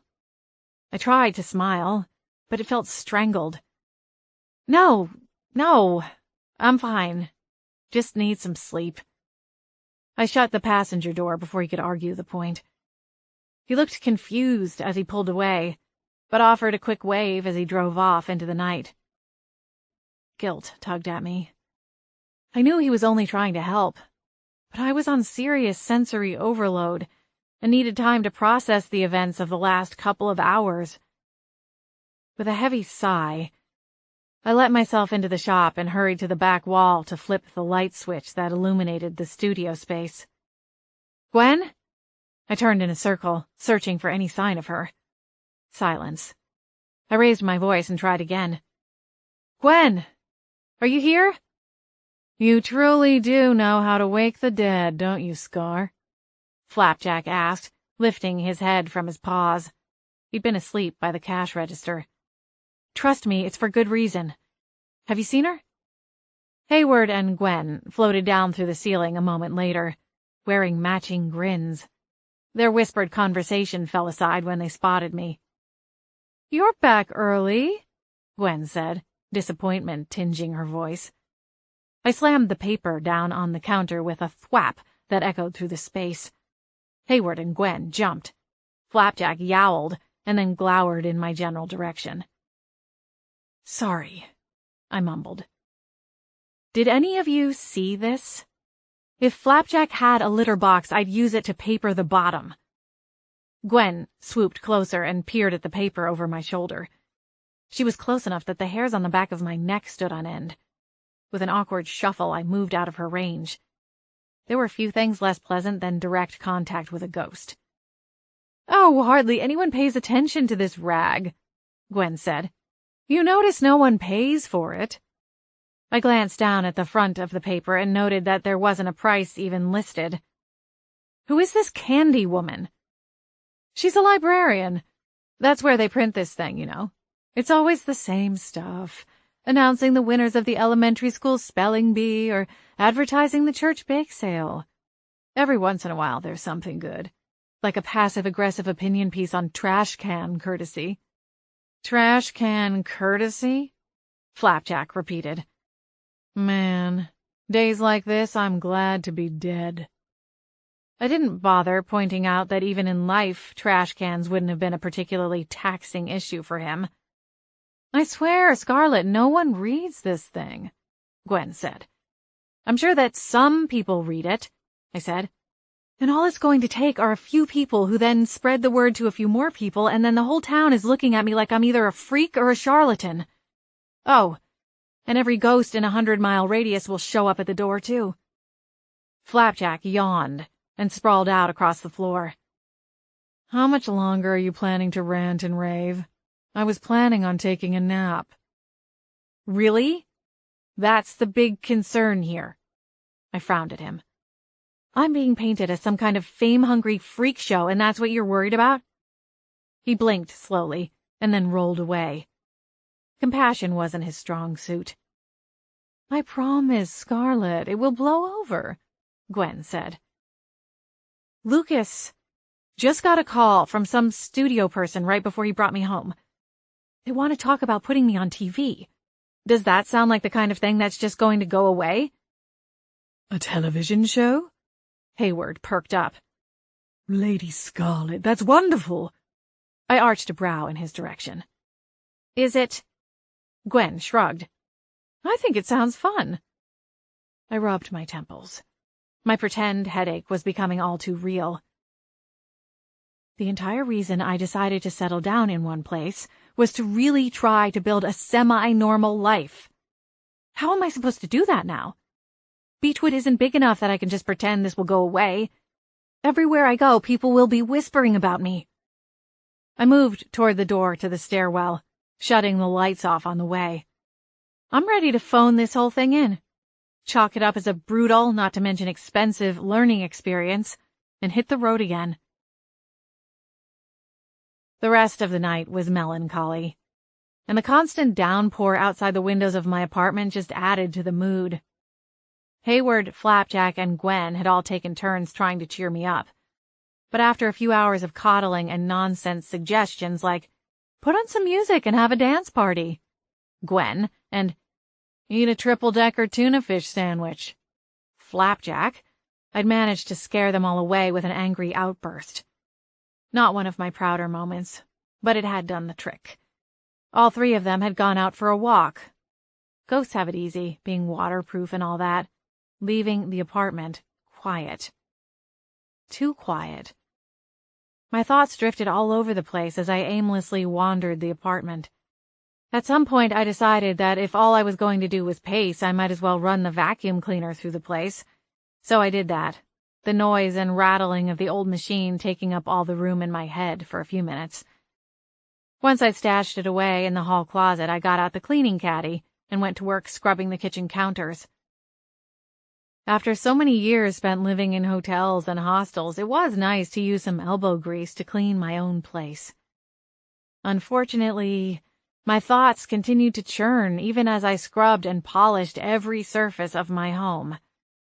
Instead of providing an outlet or release, it seemed that the harder I tried to banish the angst-riddled thoughts, the more they consumed my attention. From where I was standing, it looked as though I'd wandered into a giant circle. Everyone was telling me half-truths, maybe even some complete lies, and none of the pieces made sense anymore. The one story that bothered me the most was Rosie's. I still had no idea where things had gone wrong between her and Calvin. She was convinced he'd been the one to kill her, but hadn't been able to provide a motive. She said herself that she thought everything was fine between them, until she'd walked in on him and Wendy. But if she really thought everything was fine, why would she have made the leap from seeing her best friend and fiancé together to assuming they were having an affair? Then again, she said she hadn't been feeling well, and Calvin supported that claim. She must have been confused. Did that mean she could have been confused about what actually happened, and had been going off her wrong assumptions all this time? When I finally stopped and put away all the cleaning supplies and went off to bed, my mind was made up. I may as well have stayed up because sleep was elusive. At first, the bedroom was too warm, so I threw off the covers, marched down the hall, and turned off the furnace. I burrowed back under the covers, but within minutes my teeth were chattering. With a huff, I went back and cranked the furnace up again. I tossed and turned, my body and mind restless and churning. Finally, I slipped into darkness, only to have it ripped away all too soon by the loud chirping sound of my cell phone's ringtone. I'd forgotten to set it on night mode before crashing into bed. With one flailing hand, I retrieved the phone, answered the call, and smashed it against the side of my face. "Hello? Scarlett? Hey, wake up. I need your help." "Lucas?" I wiped a hand over my face. What time was it? Peeling my eyes open, I glanced over at the clock beside the bed. The digital numbers glowed a soft lavender color. 2:30 a.m. I groaned. "What's wrong?" "There's been another attack." Chapter 18. When I arrived, the Lilac House was illuminated with red and blue flashes from the line of emergency vehicles at the curb. I parked on the opposite side of the street and reached the beginning of the driveway just as 2 paramedics emerged from the house carrying a stretcher. What on earth had happened? Lucas's call had been brief and skimpy on details. Across the yard near the front porch, Lucas stood in the thick of it. He was a beacon in the middle of the chaos, at least a head taller than the 2 officers that flanked him. One of his associates, Roy, was at his left, looking like he was waiting for Lucas to send him into action. He glanced up and met my eyes, then gestured for me, and I started forward. The ambulance doors swung open and caught my attention. The paramedics were loading the stretcher into the back, and my heart lurched. Calvin's face was ashen, nearly matching the color of the crisp white linens. My heart stopped for a full beat, until I realized he was moving. I tore my eyes off of him and raced over to Lucas. The officers dispersed at my arrival, leaving Lucas and me alone in the swirling madness. "What happened?" I sputtered, still trying to take it all in. "I was in the van, taking the night shift," Lucas started, placing his hand on my arm and gently guiding me toward the front of the house. "Everything was quiet, and then out of nowhere I heard a scream. I swear, Scarlett, I've scrubbed the footage. No one went into that house." I glanced across the yard to where Calvin was being loaded into the ambulance. "I don't know how this happened because the doors were locked," Lucas continued, his voice tense. "Did the show change the locks when they took over the house?" I asked. Lucas paused at the front door, one hand on the knob. He swore under his breath, then rolled his eyes. "Damn. He must still have had a key to the place." I shrugged. He probably kept a spare. The ones the show got at the sale were likely the copies the real estate agent had in order to show the place. "The locksmith is coming tomorrow," Lucas growled. "It's always the last thing we do." The officers I'd seen with Lucas were busy processing the scene, their voices short and clipped as they worked. As we walked by the staircase, I noticed a smear of blood. "Calvin fell down the stairs?" I asked, raising a hand to cover my mouth. Lucas nodded, and quickly steered me out of the main room. When we were alone in the hallway, he lowered his voice. "This was Rosie, right? It has to be." I don't know. Maybe?" "Scarlett, I need you to find her. It's time to take the gloves off. She broke her promise to stay away, and she's gone too far. She needs to go, before she manages to kill somebody." The simmering rage in Lucas's eyes stole away what little breath I had left. His face was smooth, inscrutable, but just under the surface there was something dark, dangerous. I nodded. "Okay. Right. Once everyone is out of here, I'll do it. I'll banish her." "Good." Lucas released his grip on my forearm. "Calvin is being taken to the hospital. He hit his head pretty good. He was unconscious when I found him, so I called 911. Then, after I made sure he had a strong pulse and wasn't bleeding badly, I searched the house. No one else was here." My stomach flipped inside out. "I need some air," I told him. Without waiting, I hurried through the house, ignoring the barked orders of the officers, and let myself out the back door just off the kitchen. I stepped out onto the back porch and gulped in breaths of the chilled night air as fast as I could. "Rosie, why?" I breathed, scanning the backyard. The security lights were on, illuminating 3/4 of the large lot, but there was no sign of her. Questions fired off in rapid succession in my mind. What had Calvin been doing at the Lilac House at 2 a.m? What had he been looking for? Or was it who? He hadn't seemed all that open to the possibility that there even was a spirit world, but maybe he changed his mind? Or was he merely there to say a final goodbye to the home that had represented so many of his broken dreams? I glanced over my shoulder and realized Lucas hadn't followed me out, and a crazy idea popped into my head. I pulled my keys out of my pocket and hurried around the front of the house. No one noticed me as I climbed into the van, started the engine, and peeled out into the night. Finding Calvin's hospital room was relatively easy. One little white lie to the nurse and I was in. The nurse told me they were waiting on the results of some kind of scan. At best, he had a nasty concussion and a few broken bones. I followed the numbers until I found his room. He was awake, staring up at the ceiling, when I entered after a soft warning knock. He rearranged himself so he could see the doorway, then pushed himself up into a sitting position. "What are you doing here?" he asked, wincing. I shut the door with a soft click and perched on the edge of the chair beside his bed. I could ask you the same thing. I thought I caught a glimmer of a smile. "Fair enough." What were you doing at the Lilac House, Calvin? He hesitated, his eyes shifting from the ceiling to me and then back again. Staring up, he answered in a whisper, "I went to talk to Rosie." He tried to shake his head, but pain flashed across his face. His head was wrapped in bandages. "Rosie?" I repeated. "So you believe me?" "I don't know what I believe anymore." He heaved a weary sigh, and his eyes slid shut. "I couldn't sleep, so I drove into Beechwood. I don't know why. I parked downtown and wandered the streets for a while, just thinking. I didn't plan to end up at the Lilac House, but sure enough, that's where I wound up. I still had my old key to the side door.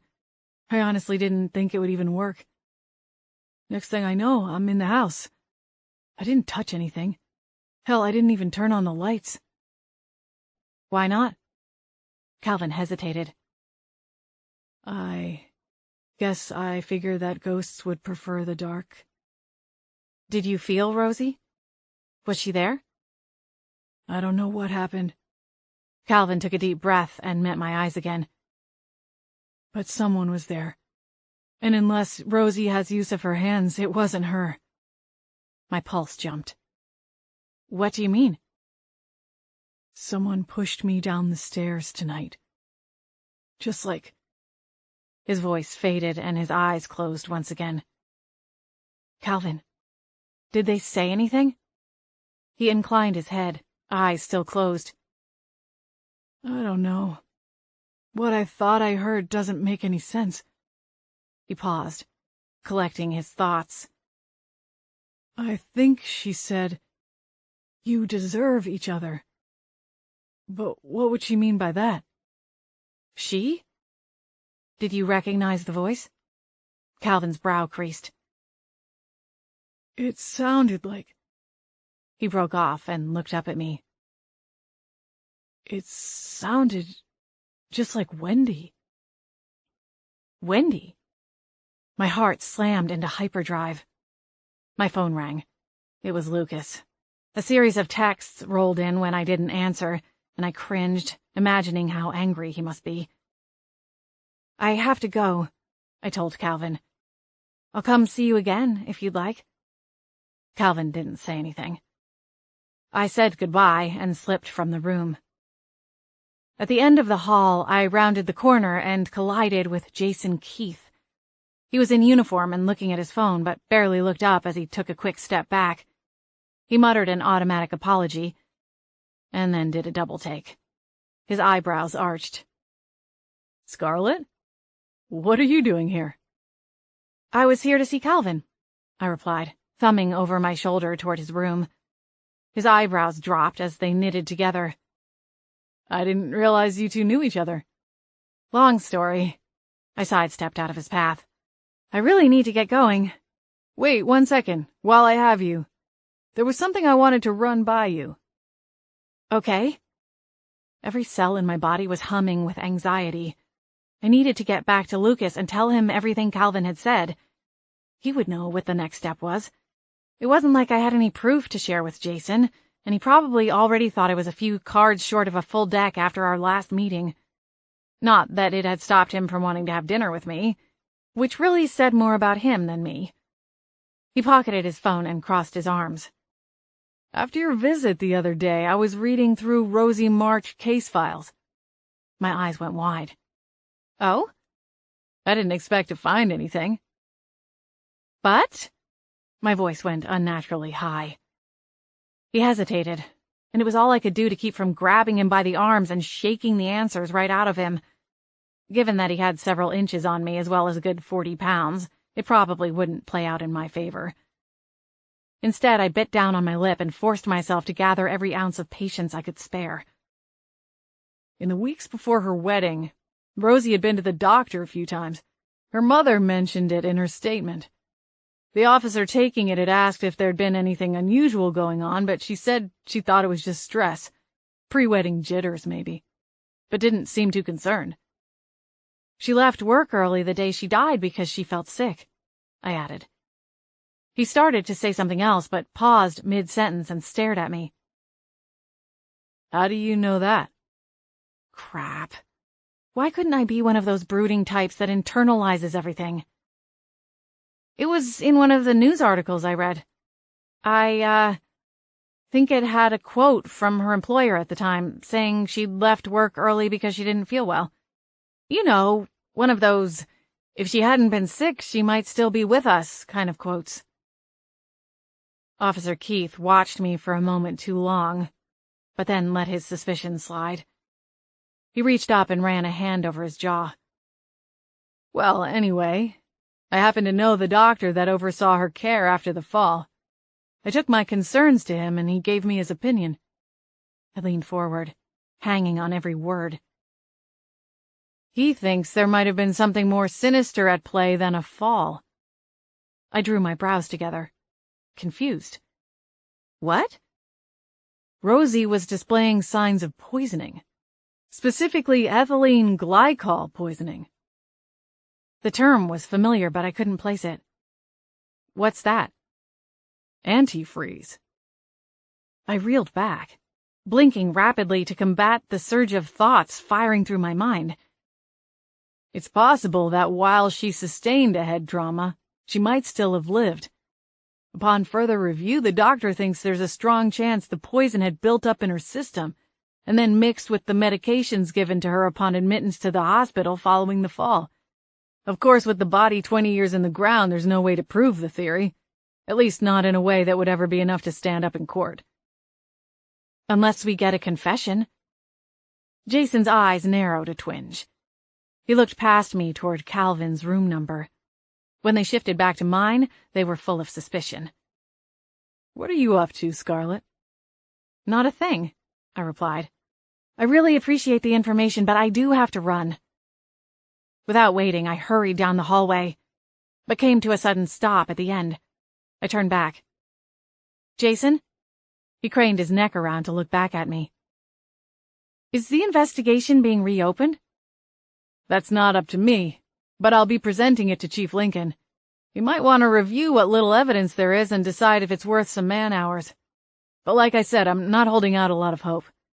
We have no way of collecting evidence from the scene or the body at this point. Her symptoms could be written off as a complete coincidence. Or it could have been murder, I muttered under my breath. Chapter 19. Nice vanishing act, Lucas growled when he met me at the curb where I parked my van for the second time that night. I shut the driver's door. I was gone for what, 20 minutes? Come on, Lucas said. The last officers are packing it in. I'm to lock up and leave the house alone. But, Lucas, it wasn't Rosie. His brows arched. How do you know that? I went to the hospital to see Calvin. You did? I planted my hands on my hips. Yeah. Where did you think I went? To hit up a 24-hour Starbucks or something? I thought maybe you needed some supplies, he replied. He pressed his lips into a thin line. I called you here to get rid of the ghost, not to play detective. I thought you were done with that anyway. I waved a hand. Are you going to shut up and listen to me? Lucas cocked an eyebrow and crossed his arms. All ears. It was Wendy. That got him. He blinked in rapid succession and dropped his arms. Wait, what? Yeah, exactly. Calvin said someone pushed him down the stairs and a voice said, "You deserve each other," and he said the voice sounded like Wendy's. But why? What would her motive be? And how on earth could she have gotten into the house? Maybe she followed him in. Then how did she get out? You were in the van when you heard the scream, right? It had to have taken you a few minutes to get inside. Lucas inclined his head, agreeing. She could have slipped out the same way they came in. Calvin said he used his old key to the side door, the one between the house and the detached garage. That still doesn't explain why, Lucas pointed out. There's only one way to find out. Lucas nodded. All right, let's go. We took Lucas's truck a few streets over and parked across the street from Rosie's mother's house. The lights were off, and the car I'd seen parked out front the night I'd gone chasing after Rosie wasn't there. Okay, so now what? I asked him. We can't just walk up, ring the doorbell, and ask her if she's broken into a house and shoved someone down a flight of stairs in the last 24 hours. Before Lucas could make a suggestion, a car rumbled around the corner, and my heart leapt into my throat. That's the one I saw here the other night, I hissed, making a stabbing motion at the windshield of the truck. Lucas cut the engine and killed the headlights. All right, hold back. The car pulled into the spot, and Wendy got out. I sucked in a quick breath and reached for the door handle. That's her. Scarlett, we have to... It was too late. Lucas's warning was cut off by the sound of my door closing, and I was halfway across the street before he was out of the van. Wendy! Wait! I called out. Wendy stiffened and slowly turned. She cocked her head as I stepped into the light from the street lamp a few yards away. What are you doing here? Are you following me? As a matter of fact, yes, I am. Lucas caught up to me, and Wendy gave him an assessing look. Who are you? He's head of security for the TV show working over at Lilac House. Have you been by lately? They're almost done with the renovations. Wendy paused. No, actually. I prefer not to go to that neighborhood anymore. I'm sure you can understand. I nodded and then glanced up at Lucas. That's odd, isn't it? Tell me, Wendy, do you have a twin? I shifted my gaze back to hers and watched her eyes grow wider. A twin? She shook her head and attempted a throaty laugh. No. I held out my palm to Lucas. Mind letting me borrow your phone? We can pull up that footage and show Miss Ferris here her doppelganger. See, Lucas has that whole property rigged up with security cameras, and someone who looks just like you was spotted there about an hour ago, sneaking into the house through the side door. Lucas gave me a wary look. He knew I was bluffing. If there'd been footage, he would have mentioned it already. I flipped the phone around so Wendy could see the screen. 8 windows showed the feed from the various camera angles on site. This is ridiculous, she said with a huff, even as she recoiled from the phone. She pivoted on her heel and started toward the front door. I don't have time for this. I took a step forward. I know about the poison, Wendy. She froze and stiffened her spine. Lucas gave me a wild look, his eyes alight with questions. You killed Rosie March, your best friend, some 20 years ago, and tonight you tried to kill the one man who's always loved her.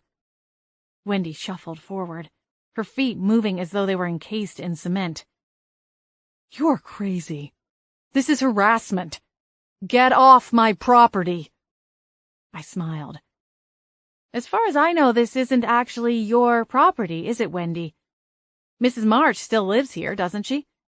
I suppose we could knock on the door, wake her up, and see what she would have to say about this video footage we have of you following Calvin into the lilac house moments before he pitched down a flight of stairs. Slowly, Wendy spun back around, her face beet red. Even from a few paces away, I could see she was shaking. Whether it was from fury or terror, I wasn't sure. I held up Lucas's phone, the screen still showing the live feed from the cameras positioned around the lilac property. "It's all right here, Wendy." "Rosie got what she deserved," she hissed, her voice nearly unrecognizable. "She got everything she ever wanted. A rich boyfriend, her dream wedding, a gorgeous house. And did she appreciate any of it? No. All she ever did was complain. She started seeing Mitch, and I knew Calvin was going to be heartbroken. I tried to warn her. I really did." She stopped, and a snort of laughter ripped from her. "She was such a liar. I couldn't let her ruin Calvin's life." "So you started slipping antifreeze into her food?" Wendy's eyes lit up. "Rosie was obsessed with losing weight for the wedding. It was all she ever talked about, fitting into that damned dress. We went for long runs every day, and afterwards I'd get us each a sports drink. The antifreeze blended right in. She never knew. At first I just wanted her to suffer. I thought maybe she'd get sick enough that she'd call off the wedding and I would save Calvin from her. But it wasn't working fast enough. The wedding was 2 weeks away, so I upped the dosage. That's why she came home from work that day. She came in ranting and raving at Calvin. He didn't push her down the stairs." Wendy laughed again. "She did that to herself, fumbling and tripping. She was too busy screaming to realize she missed the top step. Calvin tried to save her. Fool." Lucas shook his head. "If you were on Calvin's side, why follow him tonight? Why try to hurt him?" Wendy scoffed. "He's still in love with her." "And that's a capital offense?" I asked. Wendy rolled her head back. "I tried to help him. Don't you see that? I tried to tell him that Rosie was trouble. He should have thanked me. But no. All these years later and he can't even stand to be around me. I had to beg him to see me for coffee, and when we said goodbye he practically ran out of the shop." She stopped and looked down at her feet. "I loved him. I really did.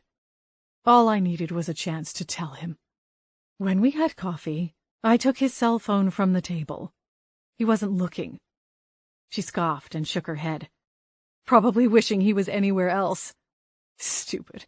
You're so stupid, Wendy." Lucas gave me a dark look. The woman was coming unhinged before our eyes. "I called his hotel and left a message for him at the front desk.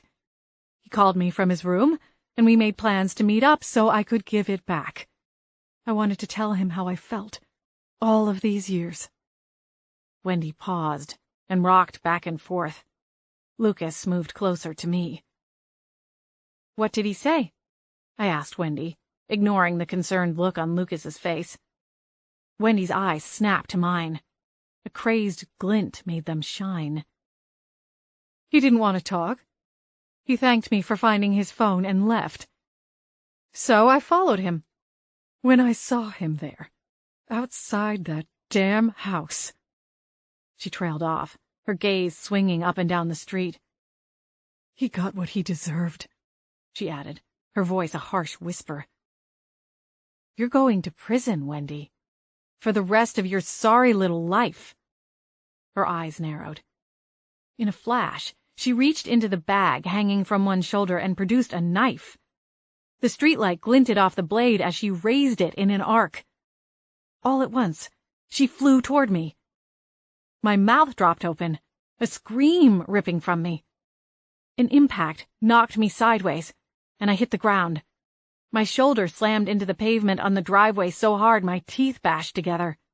Stars danced before my eyes, but through the haze I watched as Lucas twisted Wendy's arm, knocked the knife out of her reach, and took her down to the ground. Scarlett! Scarlett, are you all right?"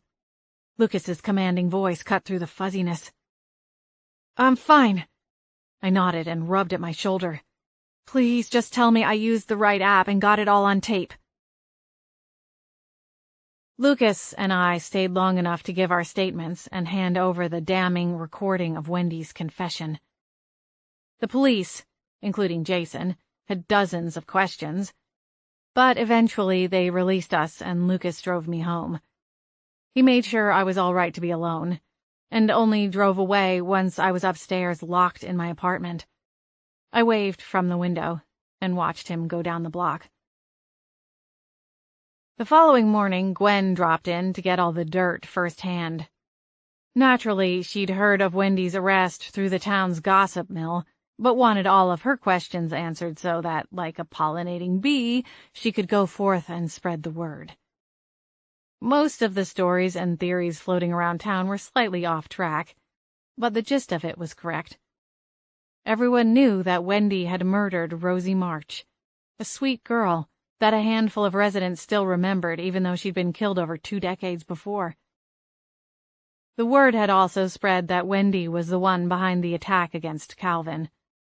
There was no mention of me or ghosts, and I was happy not to bother correcting anyone. Not that most of them would believe me even if I came out and told the truth anyway. The madness was coming to a close, and I was content to move on. Gwen fluttered off not too long after filling me in on the latest gossip.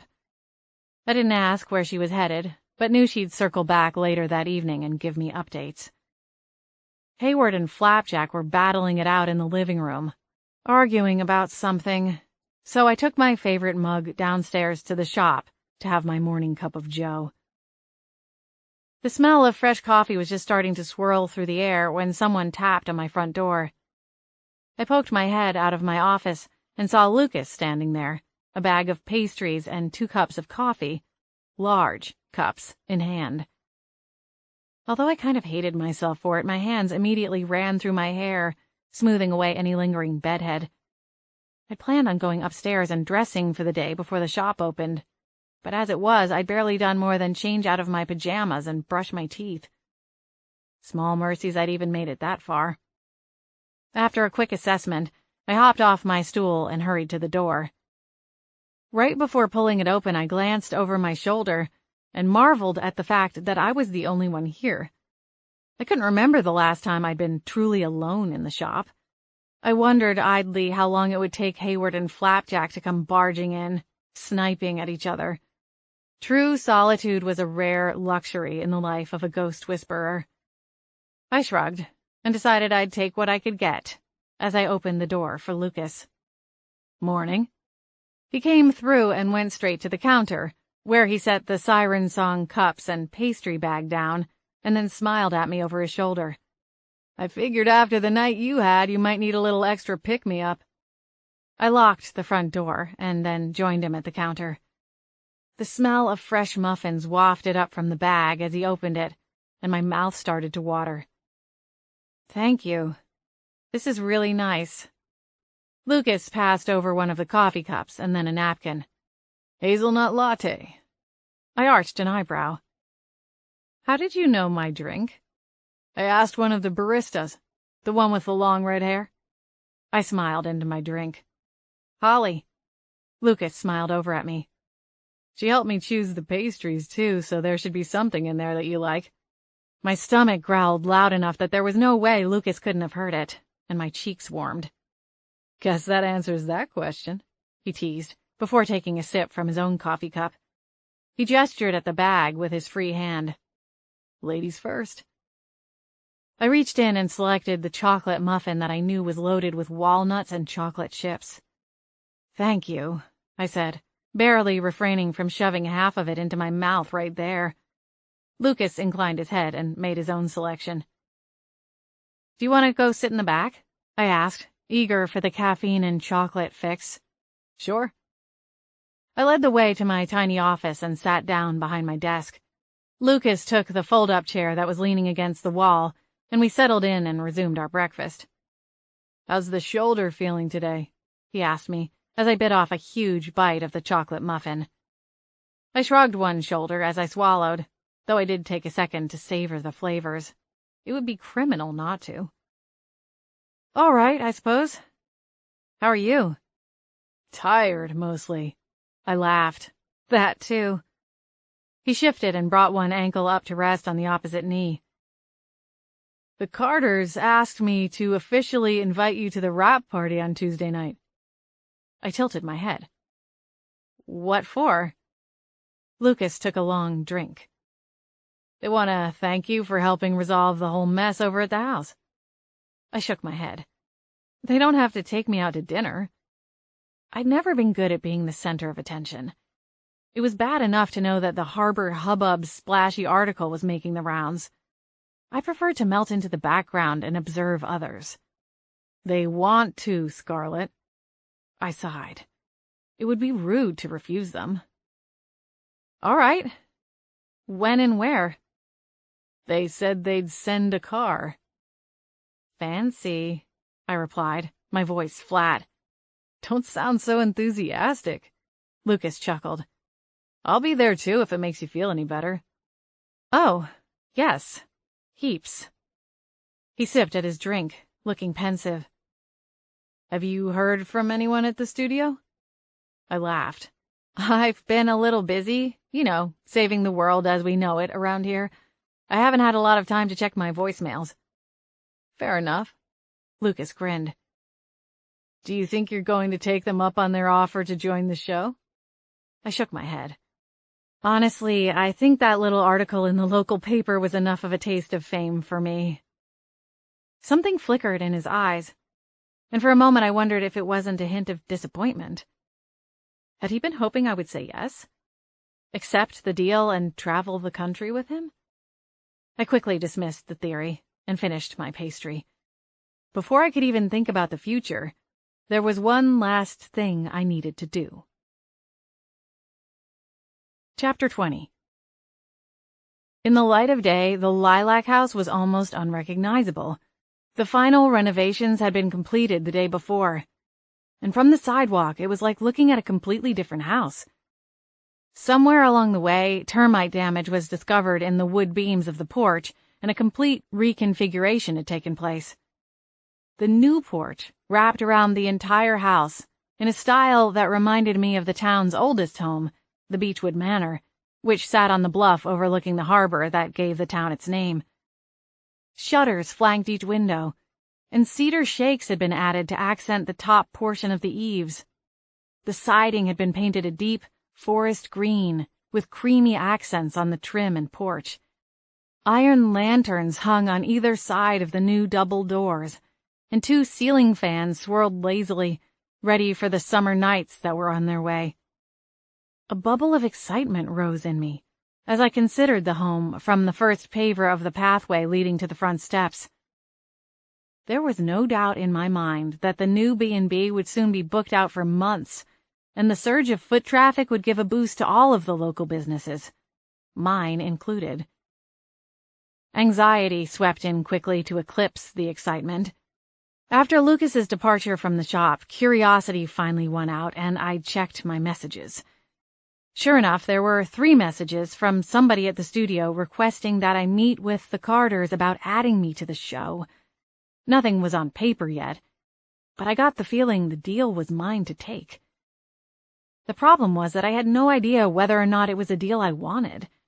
The prospect of traveling again had obvious appeal, and as it would be on some fancy studio's dime, it would likely be 5-star accommodations, not to mention a fat paycheck. Then there was Lucas. We'd spend a lot more time together, on and off the set. Neither of us had voiced it yet, but there was an undeniable chemistry between us. If I said yes to the show, it would mean I was saying yes to giving us a chance. Likewise, if I said no, we'd have a few days left together and then he'd be gone, most likely forever. "Do you think she's still here?" Gwen asked softly, appearing at my right. "I suspect there's only one way to find out," Hayward replied from my left. With a deep breath, I shoved the thoughts about the Carters as far away as I could and continued up the walk. "Lucas gave me the combination to the lockbox," I told them, as I planted my feet on the cheery welcome mat. It was nearing dusk, and the crew had already cleared out for the evening. A metal box hung from the door with a keypad on the front. I pressed the squishy buttons, and a green light glowed, accompanied by a soft chirp. I took the key from the secured compartment inside the box and unlocked the front door. Glancing over my shoulder at Gwen, then Hayward, I said, "Remember, keep her calm. We can't afford another freakout, all right?" They nodded in unison. With a firm press on the lever, I opened the heavy front door and made my way inside, keeping an eye out for flying objects or an angry ghost. The foyer area was set up like a hotel, with a small desk centered in the space. Wide archways opened on either side, one to the dining room and kitchen, the other to the living area. Behind the desk was the staircase that led to the guest suites. I took careful steps, my sneakers squeaking softly on the new hardwood floors. "Rosie? Are you here?" Silence. I turned to glance at Hayward and Gwen. "We'll go look around," Gwen said, keeping her voice soft. Hayward followed Gwen's lead, and the two of them floated up through the ceiling to explore the second story of the large estate. With a sigh, I headed for the kitchen.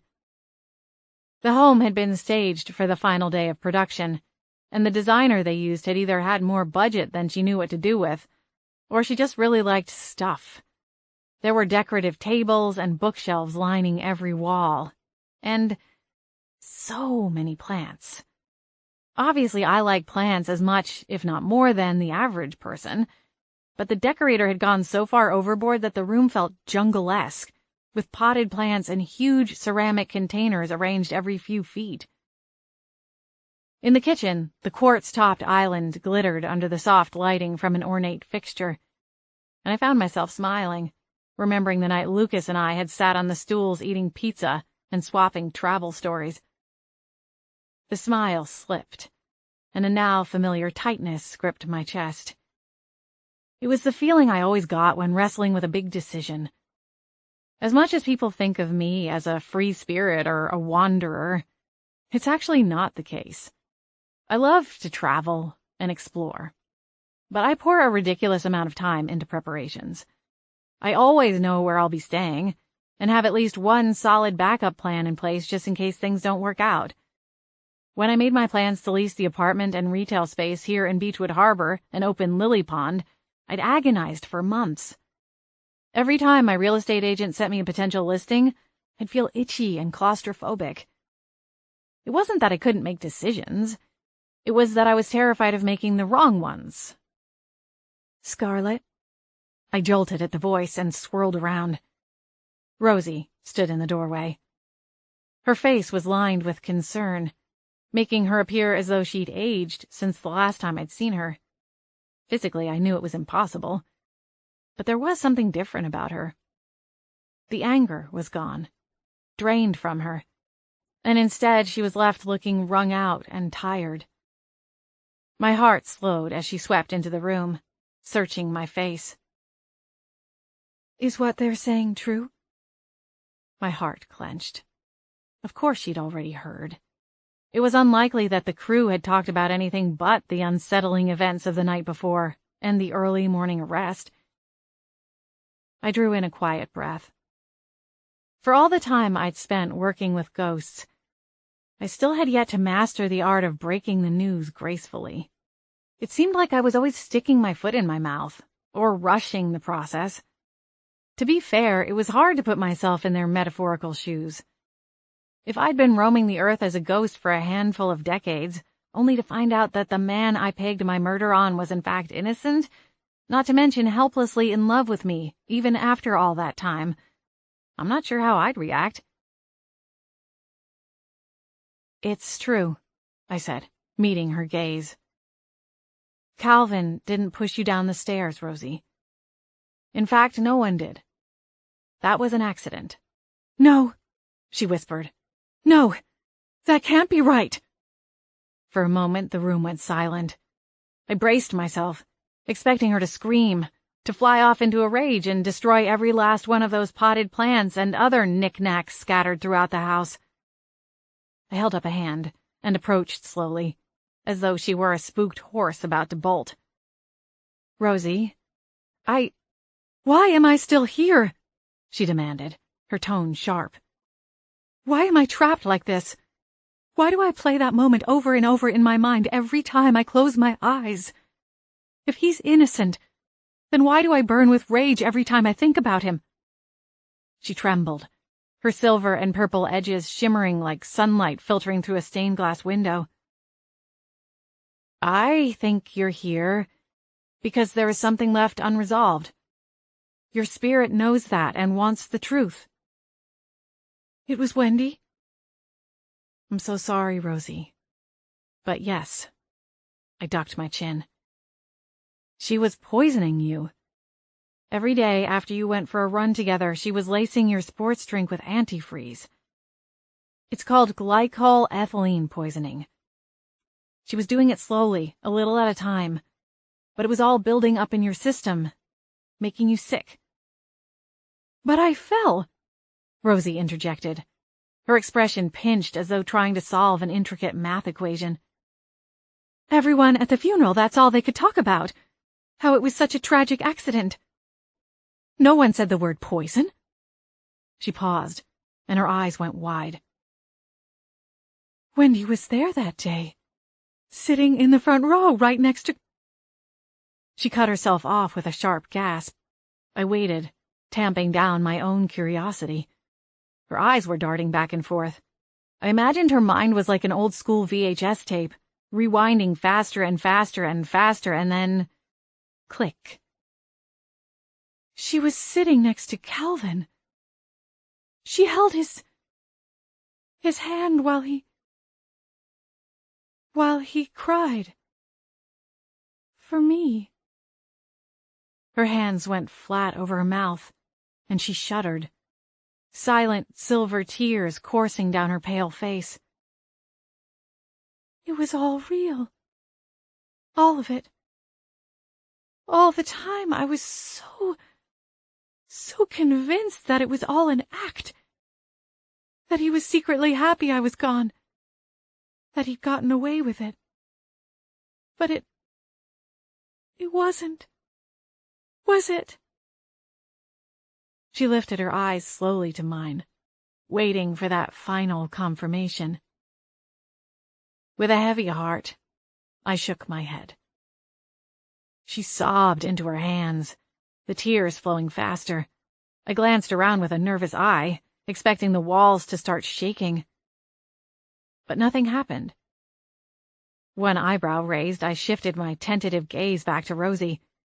She sniffled and wiped at her eyes.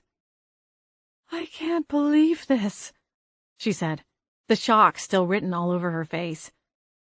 She floated down to the ground like a leaking mylar balloon. "I'm really sorry, Rosie. I can't even imagine how upsetting this must be for you." I tightened my grip on the flashlight. "Is there anything I can do to help you?" She considered my words and then shook her head. No, I don't think so. You've done enough. I hope you can find some peace now that you know the truth. If you ever want to talk, please come see me." "I will. Thank you, Scarlett." I opened my mouth to reply, but she vanished right before my eyes. No doubt she had a lot to think about. The aftermath was the hardest part of helping ghosts. I knew that I had helped Rosie, and in the end had helped to put away a murderer who'd been lurking just under the surface of the sleepy little town. There was no telling who else she'd hurt or tried to hurt over the years. With a shudder, I wondered if Rosie had been her first victim. Or, more importantly, her last. The dark thoughts and heaviness in the air drove me from the kitchen. "Gwen? Hayward," I called out in a hoarse whisper near the front door. They materialized through the wall opposite the kitchen, and from the looks on their faces, they'd overheard every word. The corners of my mouth lifted, and I gave them a slight nod. Come on, you two. Time to go home. Chapter 21. Tuesday afternoon, I got a cryptic phone call from Calvin Harrison. He'd been released from the hospital with a concussion and a badly sprained wrist, but shockingly little other damage besides some bruises. He asked if he could stop by after the shop closed for the day, offering no details. I agreed to see him, then burned with curiosity the rest of the afternoon until he appeared at my door just a little after 6. I greeted him with a smile, but it faded quickly as I took in his bloodshot eyes and haggard expression. A carry-on-sized suitcase sat at his feet, its handle extended. I ushered him inside and motioned for him to take a seat at the consultation table while I locked the door. "Hello, Calvin," I started. "Can I get you anything? I have water, tea, coffee." "No, thank you," he replied, taking the chair and stowing the suitcase at his feet. I slid into the seat across from him and kept my hands folded together in my lap to keep my nervous fidgeting to a minimum. "Are you feeling better?" "I am." He inclined his head. "Thank you for asking. I'm catching the red-eye out of town tonight. But before I go, there's something I wanted to ask you." "Of course." I nodded, although I wasn't sure exactly where the conversation was heading. "First of all, I want to apologize for being harsh with you when you came to see me at the hotel." "Oh, please, don't worry about that," I replied, waving it off. He considered me for a moment. "I also should add that it was my fault you ended up in the local paper." My eyebrows knitted together. "It was? How?" Calvin drew in a deep breath. "After you left, I ended up wandering through town, thinking about the things you'd said. I passed by the library and stopped in to see if maybe to see if they had any books on the matter." "Aha." Enter Candy Shepherd, stage left. "The woman working the counter had all kinds of questions, and I ended up telling her the whole story. I had no idea she would write that ridiculous article. I saw it the next morning. They deliver it to the hotel guest rooms, and was mortified. I am truly sorry, Scarlett." "It's all right, Calvin. I appreciate you telling me what happened, though. It was driving me a little crazy trying to figure out how that whole thing got started." "I guess I should have just gone directly to the source and asked you my questions." "It's all right." I tipped up one corner of my mouth. Most people don't want to admit to being curious about the spirit world. Heck, it's certainly not the kind of thing I bring up at cocktail parties. A hint of a smile flitted across his face, but faded quickly. He glanced down at his hands and then up at me. "So, it's all true then? You saw my Rosie?" My chest tightened at the sadness in his question. "Yes." Calvin let his gaze drift away for a moment, and I could see him working to fit the pieces together. "Was there something you wanted to know? About Rosie, I mean?" His eyes were glassy and shimmering when they came back to rest on mine. "I woke up this morning at my hotel and took a shower. She'd left a message for me. Right there on the mirror. Written in steam." My eyes widened. "What did it say, if you don't mind me asking?" "It said, 'I'm sorry, Calvi.' And she signed it with an XO." A single tear slipped down his face, and lines appeared at the edges of his eyes as he struggled to contain the rest. I reached over the table and laid a hand on his. "That's beautiful. She's at peace now, Calvin. She knows what really happened." He nodded, freeing another tear. "It's all thanks to you." Calvin reached into his coat and pulled out a white envelope. He pushed it across the table. His eyes couldn't meet mine as he whispered, "Can you see that she reads this?" "Of course." "Thank you." He stood and reached down to grab the handle of his suitcase. "For everything," he added, turning to leave. A lump swelled in my throat, and fresh tears sprang to my eyes as I watched him go. When the door swung shut, I reached for the envelope. It was thick, as though it contained several pages. I knew that I would have to be the one to open it since Rosie likely couldn't do it for herself, now that all of that angry energy was gone. But it still felt wrong, peeking into someone else's private letter. I tucked the envelope, unopened, into the wide pocket on my apron and went to lock the door. I paused, one hand on the deadbolt, and watched as Calvin shuffled down the sidewalk, his shoulders hunched. My heart twisted.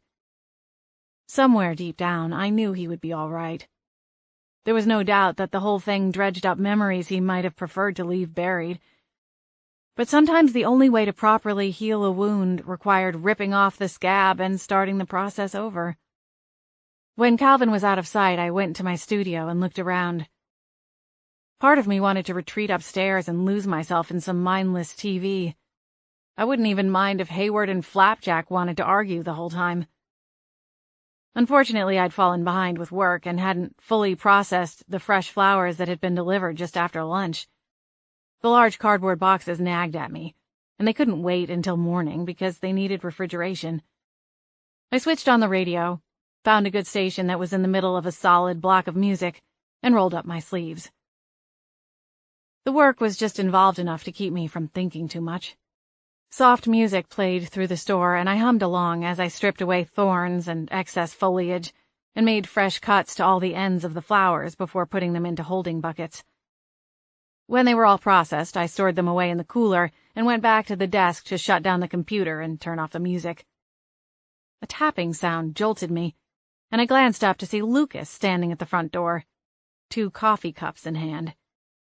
It was a shame he was leaving, for more than one reason. I could get used to having my coffee delivered right to my shop. I waved and hustled around the counter to go unlock the door. I pulled it open for him and he came inside, handing me one of the 2 cups. I grabbed you a hazelnut latte. This one is something called a live wire and has 6 shots of espresso, he said, raising his own cup. I laughed and took the latte. Planning for a late night? He gave a terse nod. Yeah. You sound thrilled about it. I stifled a laugh and took a sip from the paper cup. The work is finally done, but it's bound to be an all-nighter while they shoot edits and final scenes. Everyone is cranky and on edge. We've been on the road for 6 months straight, and this is usually the point where people start to lose it. Better keep that taser fully charged, I guess. Lucas rubbed his free hand over the back of his neck and glanced around the darkened retail space. How's everything here? Back to normal, I suppose, I answered with a slight shrug. Everything all right? I relaxed my face and smoothed a hand over my hair. Yeah. Sorry, I'm just a little distracted today. My brain is busy. He offered a crooked smile. Quarter for your thoughts? My lips twitched. Quarter? I'm pretty sure it's a penny. He shrugged. Inflation. I laughed and took my coffee back to the computer and finished shutting everything down. Aha! Lucas followed me but remained on the customer's side of the front counter. He leaned forward, bracing his elbows on the tall case that stood to the right of the cash register, and considered the assortment of pre-made offerings for the grab-and-go type of customers. When he looked up at me, he flashed a smile. Besides that, I'd say your thoughts are worth far more than the going rate. Very smooth, I replied, unable to stop the slow grin that spread over my face. He really was too good-looking. The kind of man who made women do crazy things, like periodically stop breathing. I folded my arms. For now, at least, I think I'll keep my thoughts to myself. A flicker of disappointment crossed his face, but he masked it half a second later. Fair enough. I'm here if you decide that you need a sounding board. Thanks. He pushed off the glass case and walked the perimeter of the shop, his hands in his pockets. He stopped at the carousel of greeting cards and idly considered them before spinning the plastic display. When he stopped, he looked up at me. You going to the wrap party tomorrow night? You got your invite, right? Yeah, I got it. I'm not sure if I'm going. I shifted from foot to foot. Why not? I'm worried the Carters will want an answer to their proposition, and I still haven't decided what I want to do. Aha. Lucas took a pensive sip from his heart palpitations in a cup of coffee. For what it's worth, I doubt they expect an answer so soon. These kind of deals take time. I'm not sure. They seemed pretty insistent. Lucas chuckled. They're excitable. It's just the way they are. Isn't the rap party more for the crew? I'm not sure I really belong in that category. I wasn't a part of the creation process or an assistant or anything. Lucas leveled me with a calm stare. They invited you, didn't they? It's their party, Scarlett. Obviously they want you there. I set the latte aside. I'll let you know, okay? Lucas started to say something, but stopped short. All right. What? I asked, trying to read his face. He shook his head, but just said, Hopefully I'll see you there. Gwen was one unhappy camper when she found out I was skipping out on the party. I don't understand you, Scarlett. You're being a real Cinderella here, and not in this sympathetic way. I wrinkled my nose. What does that even mean? It means that instead of some evil stepmother locking you away, making you miss out on a fabulous night with the prince, you're the one holding the key. I believe that's called self-sabotage, Hayward offered. Thank you, Hayward, I grumbled. He tipped his hat, either missing the sarcasm or choosing to ignore it. Likely the former. I sighed and bent so that I could prop my elbows on the counter, then buried my fingertips in my hair. I don't know, Gwen. I'm not good at this stuff. I thought about it all night, and I just don't think it's a good idea. I won't know anyone besides Lucas. And I still haven't decided what to tell the Carters about their offer to join the show. It was full-blown whining, and I knew it. It was also total crap. Knew that, too. The truth was that I'd never tried to fall in love. In high school, when all of my friends were interested in boys, I was busy studying different languages. They clipped pictures from Cosmo, and I scoured National Geographic. The boys that I thought were cute or funny were never interested in me. I wasn't an outcast. I had friends. But the guys on the basketball team or the baseball team were interested in the cheerleaders and dance team girls. They didn't pay attention to the girl who lived in the school library and brought books whenever forced to attend one of their games. Later in life, in college, I started dating. There were a few brainy and cute Clark Kent types, but nothing ever took off. Looking back, I could see that the common denominator in each failed relationship was me. I'd shut down when things got serious. I didn't want to stay in one place. Lucas was the first man who might actually make sense, and that terrified me more than anything. It was easy to find ways out or reasons why a relationship wouldn't work. The one problem I hadn't yet faced was what happened when there wasn't a good reason not to try. Well, besides the fact that one day we'd have to tell our grandchildren that their grandfather pulled a taser on their grandmother. Love at first tackle wasn't a common fairy tale beginning. Though in some ways, maybe that was a positive thing rather than a negative. As Gwen had already pointed out, I wasn't exactly following the princess formula. You want my advice? Gwen asked. Before I answered, she continued. You've got a real shot here, Scarlett. A chance at something real. Why would you turn that down? I met her gaze and answered in a soft voice. Because I'm scared. Gwen's face softened, and she floated a little closer. Oh, honey, don't let that stop you. Think of all the wonderful things that we'd miss out on if we let fear stop us. Sure, I'm not exactly the poster child for rational thinking. I get it. I stage dived off the back of the stage, where there was no one even there to catch me. I winced. You never told me that part of the story. She smiled. It's not my favorite part to tell. All I can say is that I'm grateful that my now forever face doesn't show the damage. Otherwise, I'd be spending eternity looking like a Pekingese. I stifled a laugh with the back of my hand. Gwen, unflappable as ever, waved a hand. It's all right. I laugh about it sometimes, too. Of all the ways to go. You've got style, babe. She laughed. I glanced at the clock. If I hurried, I could still make it in the fashionably late window. I set aside my apron and headed for the stairwell. "Where are you going?" Gwen called after me. I stopped and pivoted back to face her, a wide smile on my lips. "I've got a party to get ready for. You want to help me pick out my outfit?" I laughed as she zoomed for the back stairs. I'd never seen her move so fast. Chapter 22. 20 minutes later, decked out in a little black dress, purple pumps, and a shade of lipstick so bright I couldn't even imagine myself buying it in the first place, I made my grand entrance at the Carters' after-party. Sheila Carter pounced on me like a lioness chasing after a wounded gazelle. I barely made it 3 steps inside the fancy hotel banquet room before she sidelined me to make the official introductions. "Lucas has been raving about you all week," Sheila said, pumping my hand in a handshake that was borderline painful. She wore a black dress with a vibrant pink scarf tied around her waist. Her long honey-blonde hair was pulled to the side and tucked into an artful arrangement. "Brooklyn said you two have talked about the offer? Oh, here's Stu." Sheila motioned to her husband, and he came over, Lucas hot on his heels. My eyes soared past Stu Carter and locked on Lucas. He wore a navy blue suit with a crisp white shirt.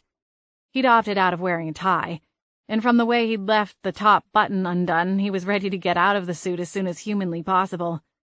Which, with flushed cheeks, I realized would be just fine with me. "There she is, our new star," Stu boomed, his voice carrying far enough to garner the attention of the clusters of people standing nearby. "Scarlett Sanderson, ghost hunter extraordinaire. I can see the branding now. A cool, updated Lara Croft look."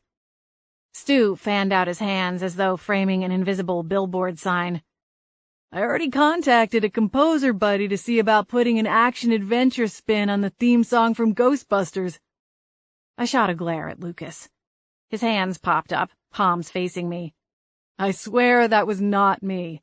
"Stu, Sheila, really, I'm flattered, but—" Both of them were too busy arguing about the color scheme for my soon-to-be graphics package to notice me. "If you go on the road with us, you're going to have to get used to this," Lucas chuckled. "On the plus side, we'll be able to see a lot more of one another." "Is that a plus?" I asked with a teasing smile. "Ouch. Honestly, though, I've been talking to Brooklyn and—" The sound of someone clinking silverware against a crystal glass caught the attention of the room, and a hushed silence swept through. Sheila held her glass high, and I realized she'd been the one to call for order. She beamed out at the crowd. Everyone, listen up. Some of you may not know Scarlett Sanderson, but you need to memorize her name because she's going to be a huge star." I forced a smile, but the edges felt pinched. Sheila beamed at me. "We still have a few details to work out, but this fall, Scarlett will become an official member of the Mints on the Pillows family as our resident ghost expert." A rush of whispers and soft laughter echoed through the room. Judging by the looks on the faces of those in the front row of the crowd, they thought Sheila was joking around. "Come on, Scarlett. Tell us your best ghost story." Sheila had stopped speaking, and all eyes were swiveled in my direction, waiting. I burst out laughing. Not a polite, nervous laugh. No, a full-on, tears-in-eyes guffaw. Lucas's expression shifted, his thick brows creasing together, which for some reason only made me laugh harder. "What am I doing here?" I heard someone ask, only to realize it was me. Sheila's face tightened, her smile remaining intact but pained. "Are you all right, Scarlett? I know it's a lot to take in." My eyes still on Lucas's, I started to shake my head. I'm so sorry, but no, I can't do this." My cheeks flared with heat. "I'm sorry, Sheila." I tugged out of her reach, and bolted back out the door I'd just come in. "Scarlet!" Lucas called, racing after me. I ignored him and continued to race down the sidewalk back to where I'd parked the delivery van as fast as my heel-clad feet could carry me. Should have worn flats, I cursed in a sing-song tune as I hustled into the darkness. Thanks a lot, Gwen. "Scarlet! Please wait!" Unfortunately, between my awkward baby deer running pattern and his athleticism, I didn't have a snow cone's chance in Hades of getting away. With a heavy sigh, I stumbled to a stop and then pivoted around to face him.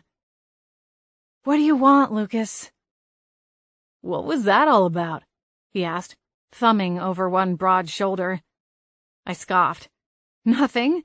I shouldn't have even shown up tonight. I don't know what I was thinking."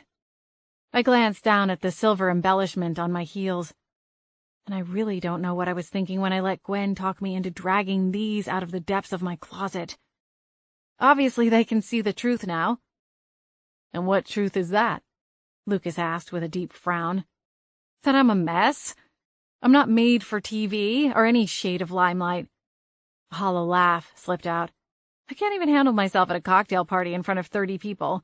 The odds of my performance getting better on a red carpet or something are a whole lot lower, I assure you." Lucas chuckled and shook his head. I scowled at him. "What's so funny?" "You're so lost in your ghost world you don't see what's right in front of you." I reared back as though he'd thrown ice water in my face. "Excuse me?"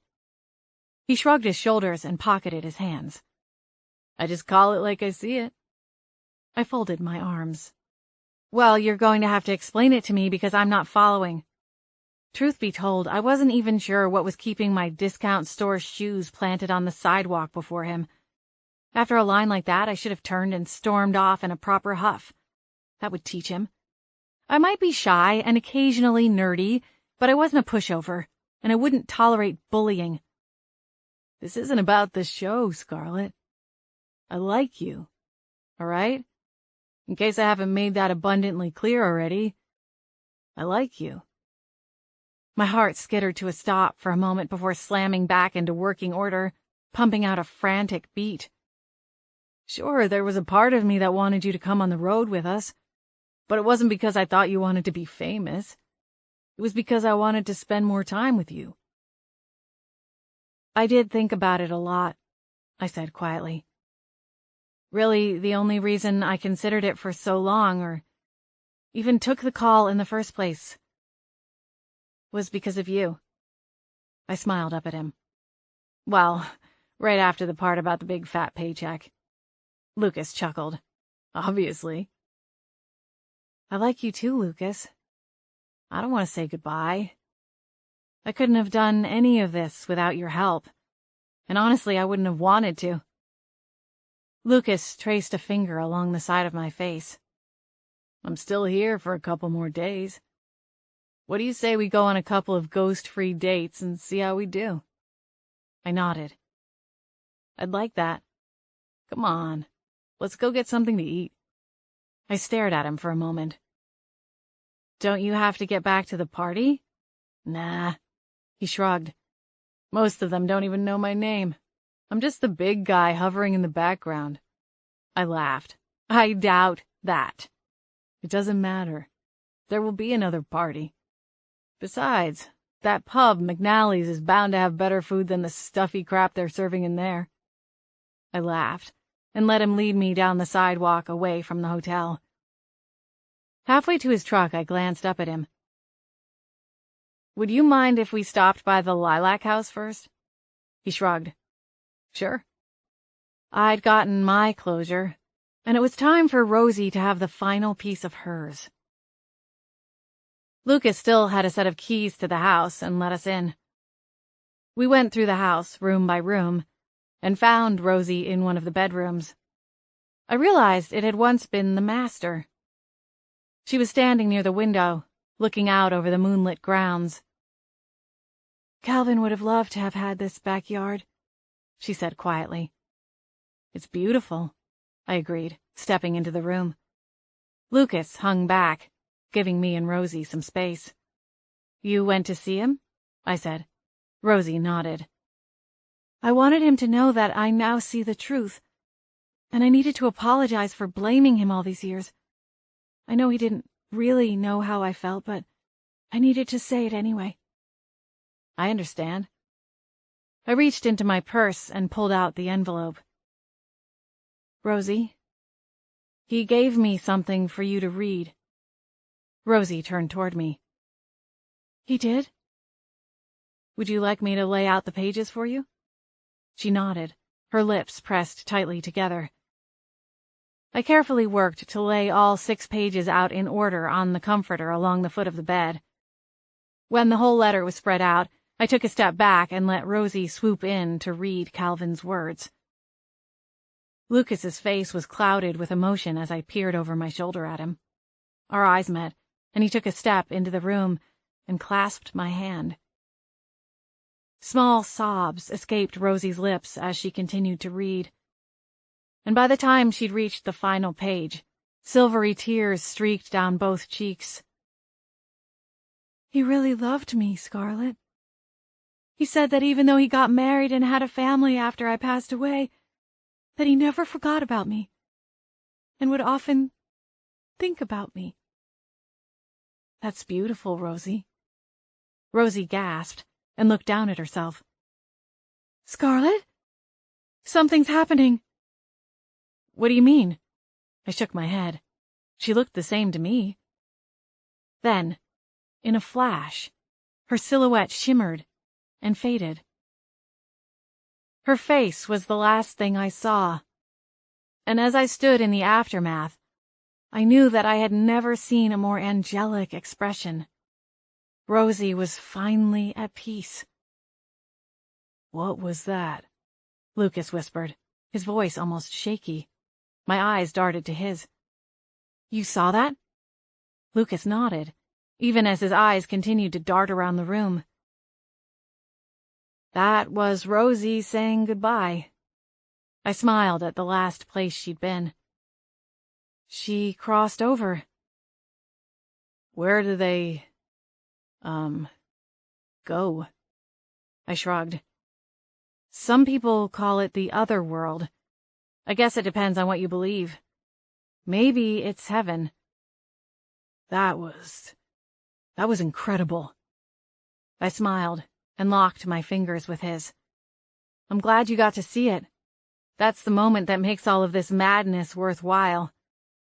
I can see why. He shook his head slowly, still marveling at the spot Rosie had last stood. Maybe it won't be the last time I see it. What do you mean? Lucas smiled down at me.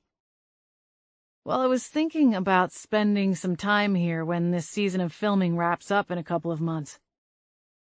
That's so. He brushed his thumb across my cheek.